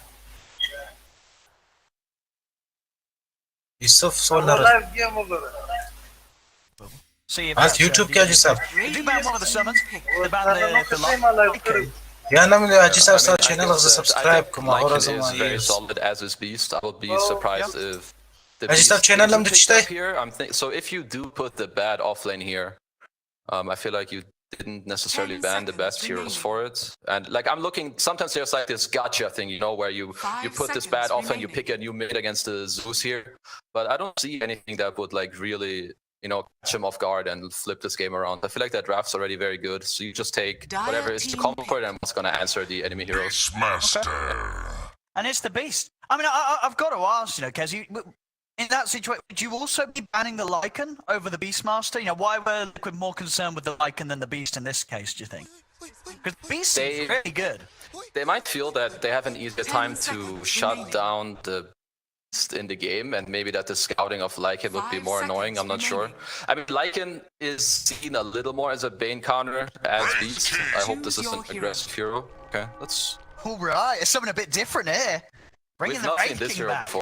No, this is some exciting stuff. I mean, this was, you know, you have an ult that counters the big ults like Chronospheres. You know, unless you're gonna have a refresher ult, you can't Chrono him twice. But teams have kind of stopped picking the Wraith King, even though it has sort of that benefit, because I imagine there's many reasons why this hero is just kind of not considered by a lot of squads, right, Keza? Yeah, honestly, I don't really know how good Wraith King is. I haven't seen it in any of my pubs lately. Like, since this patch, I haven't seen a single Wraith King. It makes sense against a lot of the teamfight stuff they have going, you know, that they have against them with the Chrono. Though I do think Undying can be quite annoying for this hero. They don't have the best tools with the Undying. I would slightly prefer to be Entity in this game, but with that said, I think Liquid have a draft for them that works very well. They also have a lot of team fight. They have the Wraith King going in, which is going to help the Tinies and the Enigma's game. But I think the lanes are super important in this game, especially the top lane. I think for Liquid to have a good game, they need Zai and Boxy to do a good job top, which they should be able to do so for sure. All right, well, it's very exciting to see this, you know. The Wraith King Matuma man. I mean, always, you know, classically, he was a man who was good on the good old green hero, and the Arcana. It is a green one, unless he's got the red skin on it instead. We'll see. Here we go, ladies and gentlemen. Game 1 of Liquid versus Entity. Let's find out. Is the king back in Matuma? So let's see if we are going to see anything crazy with the Banes. But right now, it looks like both teams are just going to go together. I think this is very good for Liquid because, right, Bane, you have boost, you have night vision, you can look to do something. And at the same time, Entity, they have to be a bit aggressive when you play against Enigma. It can make a lot of sense for you to just aggress the runes, right? Because Enigma doesn't really want to be at the runes. And second of all, if he's there, he's just a 50 damage bot because he has deny. Let's have a look. Both of these teams are already far enough through the qualifiers to at the least going to guaranteed last chance qualifiers. 30 seconds to battle. Neither of the squads, you know, they're going to be good enough for them. They want that spot, want that final spot. He's yet to lose a game in their run here in the upper brackets. Finally, we're going to see which one's going to have a change in their fortune here in this first match.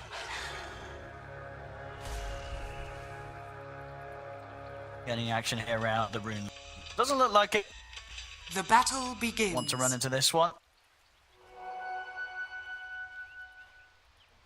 The setup of the lanes. I mean, you're not looking forward to the laning stage the best we can imagine, Kez. You know, who's potentially gonna have a pretty tough time in these matchups? Honestly, I think Entity need to play well in their lanes. I think both their side lanes, their cores, could have time if Liquid execute lanes properly, or if their supports make any missteps at all. The bottom lane is mainly on like dying to help Pure quite a bit. Need the latest Enigma's level 3 for as long as possible. I mean, seeing as you have Undying, it's definitely notable. Yep. The hero just pretty cracked out of control. And top lane has a lot to do with the first few waves, but they're already helping each other, of obviously the Fisher block, helping to put the lane in a position. Maybe also give Toby more creeps than the enemies, which will, naturally just protect you, because it becomes harder for the team to go on you. So top lane just is a lot about basically both side lanes are a lot about the offlaners getting level 3. And if you can delay them from doing this, then the other lane will even maybe potentially stomp the lane. Especially the Wraith King Bane, I think they have a lot of play potential. Let's see. Indeed. Twitter would make something happen if they catch Katanomi maybe in a position. The levels come in. Now Katanomi making sure to drag the wave around. That's what it's going to be able to do with that brain sap from getting away with it. And keep our eyes on head in this matchup. 6 for 4 on mid gate, 5 for 2 on Stormer. Very volatile lane. Step in the wrong place for mid gate. His life. Levels are in for Stormer. Sees a chance to go. Did you see if he skilled the sub early on to kill a boar? Because I thought he would maybe want to like sleep the shaker a bit, but there's some way. Yeah, I think for now, Entity are pretty happy in this end. No, for sure. Yeah, I just sort of wonder that because when Insane was chasing it, maybe he's going to be able to stop this from happening. But I didn't quite catch why he skilled it first straight up. But I think you're right. Probably was for a kill opportunity. Yeah, pretty funny. The two songs like farming these easy and the park right now, so Fishman's getting close. Right. Good goal. Actually, I love it. All right, he's money Fishman. The more hits some creeps take up. But getting some fun done himself. I mean, look at him. He's got 9 CS. For now, I would say everyone is very happy. It will show more obvious within the next minute or so how the lanes will progress. Usually, the second level Eidolons is really where a lane can turn around a lot for you, especially against with Eidolons. We've touched on the where this Void is not. Currently, Pure is doing very well. I mean, overall, I've also been very impressed with this guy's gameplay. I think he's an outstanding player. Especially with he's even playing a lot of different heroes. It's in my opinion quite easy to see a player with the experience that he has, which is not that much. It's like his first year in competitive, at least as far as I'm concerned. So I'm just looking for him to have a good game because I think this is really easy. So if he gets out of this lane in a very nice manner, then heads off to them. And you can have quite expect to say what he's going to play with the versatility. It seems like other teams are trying to emulate, but players aren't quite at the same level, like a safe lane SF or something to work with, but some other teams try it, and it's not flat as faith.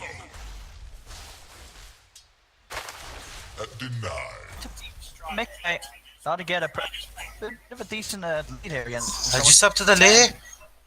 Then head right click that a Zeus hat nowadays. Mouse sure yeah, For yeah, I've seen most of these matchups go similar to this, where Zeus plays it bad, where Zeus just wins early on a little bit, he's gonna outplace you, and then it comes down a lot of supports, a little bit of go top. Top line. ما دي بدل جول كله زرس زرس زرس ودال. Shaker with the nightmare.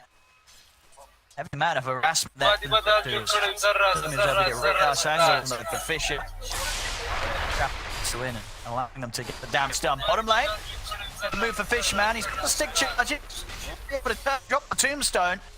Step away here, guys. Not quite doing enough damage to take it down. Yeah, Pura's well making sure that got into the hands of Liquid. Big K stepping up underneath the tower. He'll be able to get first blood. He's the one to take the kill in this 1v1. Here's Zuso too. Oh, he's picked up another. He pops it out and takes out Fishman. Well, that's going to set quite a difference now between these mids. That's nice turn. I didn't quite catch half the mid. I think just all the. Sevan candaycıyla. 20 magic wand charge, heavy jump. Bir kart gets the kill. And I think it was Bossy who pinged out the Undying, so he just told him, bro, press that R button, select another free kill, and bam. Gets himself another.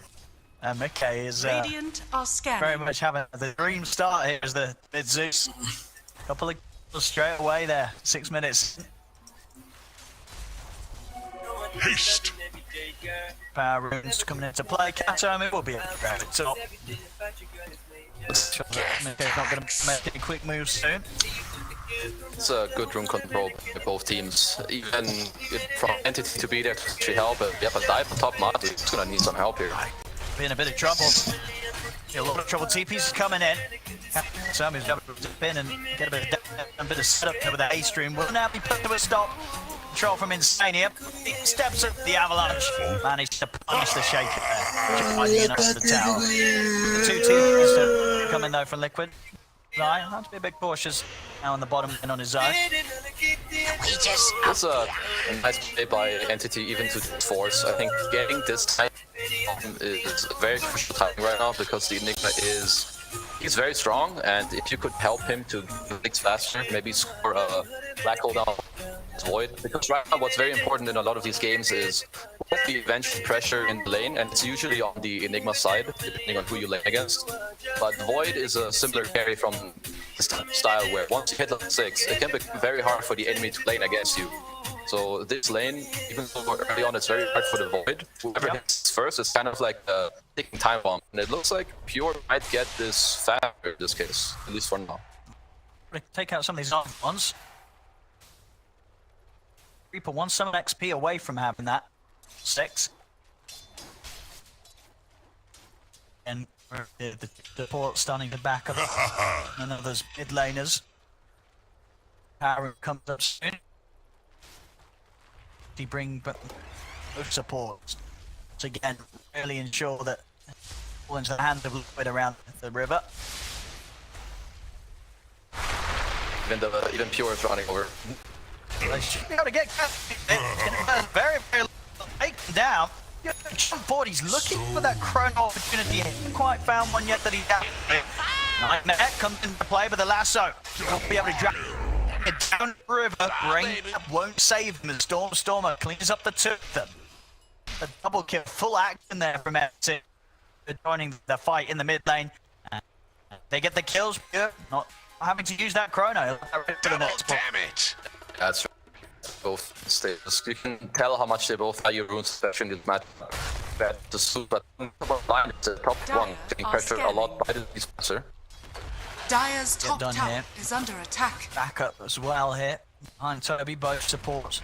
Dire's top tower has fallen. Sure that there's little that Liquid can do in terms of playing this match. He's got to be careful. Is under attack. Start to step into Liquid's jungle. Knows. Step back up to the high ground. Got vision on him. What's the mid though? It's going to end up being Pure who gets caught out. He's hanging around. Some of his wave coming into him, but they have burst control to just completely destroy the Void.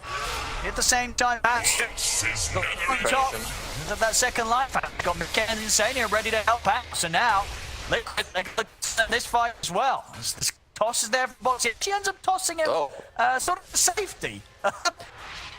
A bit of a missed opportunity for a kill there. Entity, I think they'll be pretty happy that they walk away with less casualties than potentially they'll be there. Yeah, I guess they'll be happy about that. Yeah. Luckily for Boxy, made a very good move like 1 minute prior. So Zai got to put the bot lane on right when Pure ended up going to the mid lane to help with the fight initially, and then oftentimes when you do get kicked out as a carry, you want to go to mid because it's one of the safe areas, but Boxy making a walking through the Radiant jungle, places some wards, gets the wrap around on him with the combo, Zeus ult, and he basically ended up falling on Void. That's how they ended up looking him earlier. He'll be found. I imagine we won't see Pure heading straight back towards that mid lane anytime soon. Need to try and back up die down, but maybe see if they can find that opportunity to get a play going around the black hole. A little risky if Pure gets the backup in. A potential Chronosphere may turn this play around. They'll be smart about this Liquid.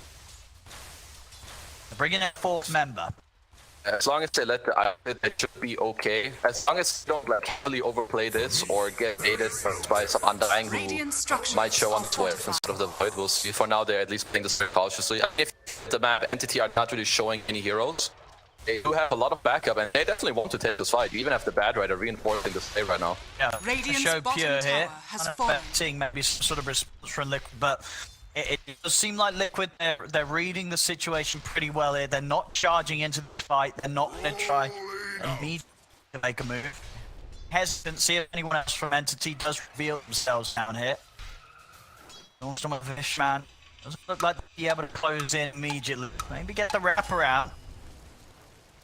Box in position, protecting Zai. Entity not able to make that move. There's a move takedown of the tier 1 there for Liquid, and not fall for the bait and the trap that Entity did try and set. Liquid played that very nicely, even though they reinforced with the Zeus, like they didn't try to do anything in like such a crazy manner. They just stayed safe with Eidolons. They kind of smelled, you know, that something fishy was happening in this place. So even the Beastmaster rotated from top to mid, maybe wasting some of his time. So just overall a nice play there by Liquid, nice read on the map. Now melee, another power middle tower is under attack. And down the bottom, and it's a tasty one for Mickey. Be able to get there before anyone from Entity. Arcane Rune at the ready for the next play for the Zeus. That Kyra as well. Mickey's in position, he is going to be shooting at the man for damage.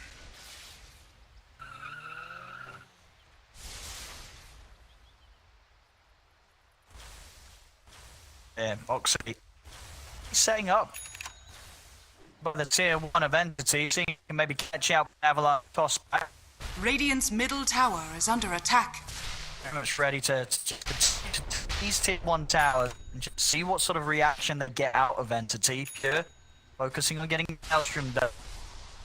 Yeah, even with Crow available, I think very much aware that these fights are not easy for him to stand up to. Liquid, they've got a lot of power at this stage.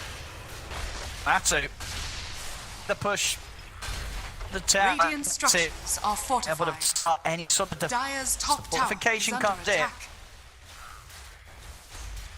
We're back momentarily, but again, Liquid making sure that they don't lose anyone. Little push that they go for. Get the damage done, they back off. They continue to maintain the lead they have here out of the laning stage. I like that Matu went over to mid to try and, you know, force it a little bit. If they one more time next skeletons, that power is going to be gone, because right now the game is stagnating a little bit because both sides are able to go on Mr. Undying. Arcane. Pretty fine here. Fishman doing a crit comes crashing down from a tumor. They could, but that kill, they can return to pushing this tower. Under attack. Fortification, of course, on cooldown. Radiant's middle tower has fallen. Liquid continue to take over this map rather early.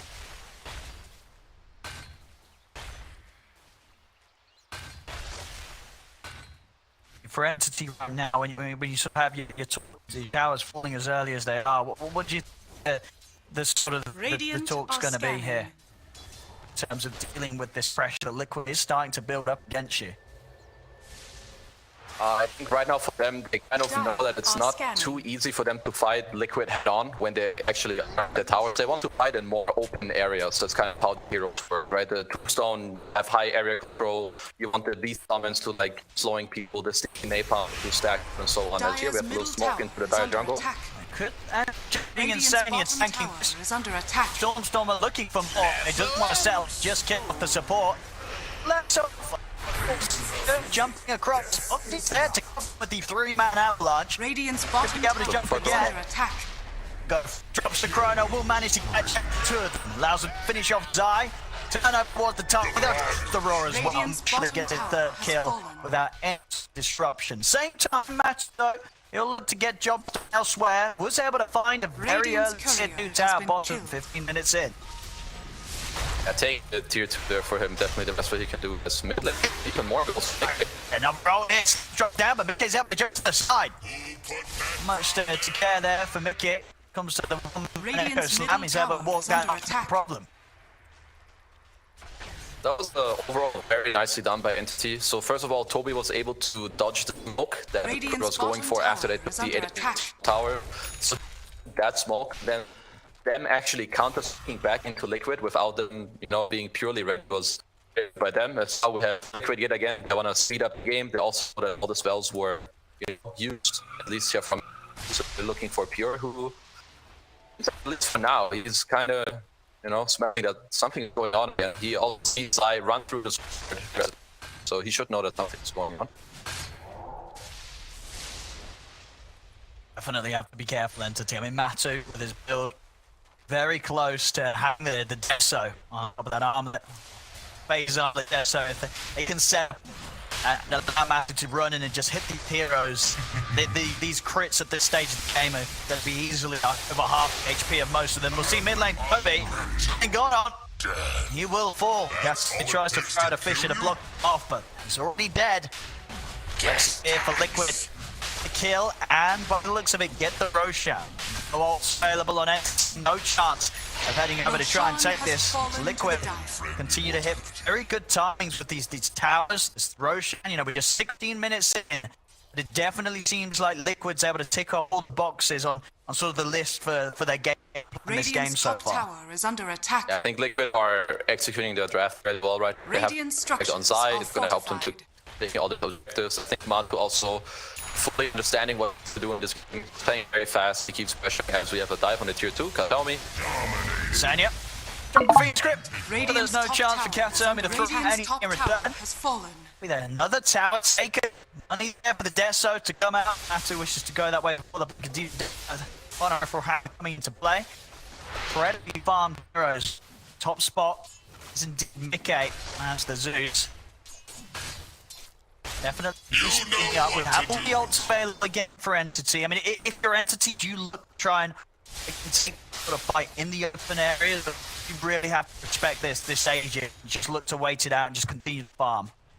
I think until Matu has this blink, you can definitely take fights into Liquid, especially with Stormstormer being having completed KB. He did it just now, but they're more so looking for like 1 or 2 quick kills and then continue to farm. Like throw out the lasso or get 1 or 2 kills and back it up to farming. But I do think they want to look for few plays at least within the next 1 or 2 minutes, because once Matu has blink, it's not easy to like ignore him in a fight, right? He's just gonna blink onto one guys in the back, swipe him out of the game. But until then, you have like another 1 minutes where you can probably smoke into Liquid fairly easily, kill 1 or 2 guys, and then look back.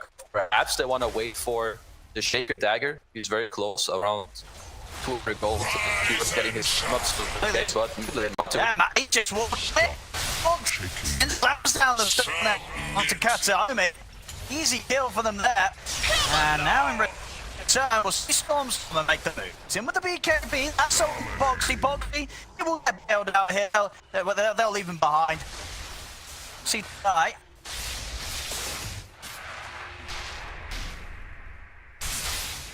Nine continue very fast for Liquid. We see now Zai has got the blink tag. A real threat here after the black hole potential, especially if Entity are trying to look to drop their elsewhere in the fights. I can be ready with the counterplay. I mean, Liquid, they understand how much strong they are, and also these timing are not quite there yet. They need to, you know, keep accumulating more net heroes. Shaker needs to blink, Badrider needs to, and Void wants to BKB. Those are like their strongest timing. So I think once Kagami gets his dagger, which is now, Entity can really look to have a little more aggressive stance, whereas Pure will still keep on the, you know, main farming role, maybe join the fights later. But Liquid, they don't, you know, they don't want to make it too easy for you to get to the stage, so they're smoking again. Absolutely not. They're making these quick moves towards the top. See how prepared Entity is for this. Only lose man, be happy. Man's gone. Space is made. Pure be out in the tree. Storm stop should be fun as well. TP's up in a few seconds.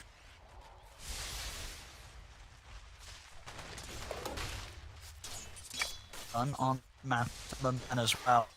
The items this man needs 20 minutes in to get the job done. It's team fights. Very much, you know, Liquid. It seems, you know, the approach they want to take against Entity is to just play it fast. You know, something that, you know, Entity, one of the ways they've excelled in previous series, has tended to be their ability is the format to hold the game on and just allow Pure to get insane levels of farm. You know, Liquid, they just don't want to mess with a game at that stage when they're playing against Entity. We can see this Red King pick really come into play in this game. Yeah. Very well, he's speeding up the game, mid lane elbow, maybe Matu. No, looks like someone's gonna poke. They don't drop yet under the tower, even Pure. He's somewhat around, you know, if a fight evolves, he can look to come over, otherwise he's gonna keep his farm up. Because again, as we mentioned, he kind of needs his BKB, and on the flip side, Liquid, they just want to keep shutting down the map more and more. They should be looking to, you know, keep accumulating a little more of a net worth lead, because I think it looks like Entity can't fight at all. Right now, in the next minutes, the game will become a lot easier for this bad blink. Will definitely give them like a way to initiate the fight, because to break the Liquid team fight, you know, the bad guy can jump in, bring someone in, you have to follow up. Zone and a crossfire. Not the easiest game for Zion to get off his back hole lane, as Foxy very close to his blink dagger. Don't hesitate to commit for him here. Quite sure of what waits behind. Yeah, it's a little sus to try to engage people this close to their tier 1. You also don't see too much, so I think rightfully so for him not to really, you know, looking to engage too much. If people say you're gonna turn around on him, and so you would have to expand Lasso to kill Mickey. I grab himself a haste rune. So now Bush is down for quite a while, so that's not going to be effective. So both teams kind of looking to next timings. I think Liquid are about as strong as they can be. Foxy also got himself another dagger. So both teams really, you know, hit like a very strong form. And even now you have Entity smoke up, and whoever gets the first goal it's going to be very crucial for this fight. Very close to one. There's the storm. It's going to that Foxy take him out of the side. He's going to be able to jump the back lines. He's caught Zai and Matuma Man. Not quite having the damage though to get the kills. As after the Chrono and just gets destroyed. Matu, crit map game. As it seemed like a solid Chrono catching the two cores. They just didn't have the back, didn't have anyone else there in position to get even the heroes that Pure was able to catch. As that ends in a very rough way for Entity. Ults down and nothing to show for it. Liquid, they're able to keep this going. Radiant's middle tower has fallen. Actually, kind of say or I thought it looked like a nice chrono, you know, you drag this one guy in, you get the two guys in the back, but it was very hard for his team to actually come follow him. He didn't have all that much follow-up into the chrono, at least in these type of fights. Mickey getting to deal like 5,000 damage here, and we see the lasso drag, and then on the tail end you see a decent chrono. Mickey barely got to dodge it with that jump, and I think that made all the difference, because Pure, he just shit the chrono by this with the Mask of Madness. He couldn't get the time walk out again. And I think now after this fight, he's like, okay,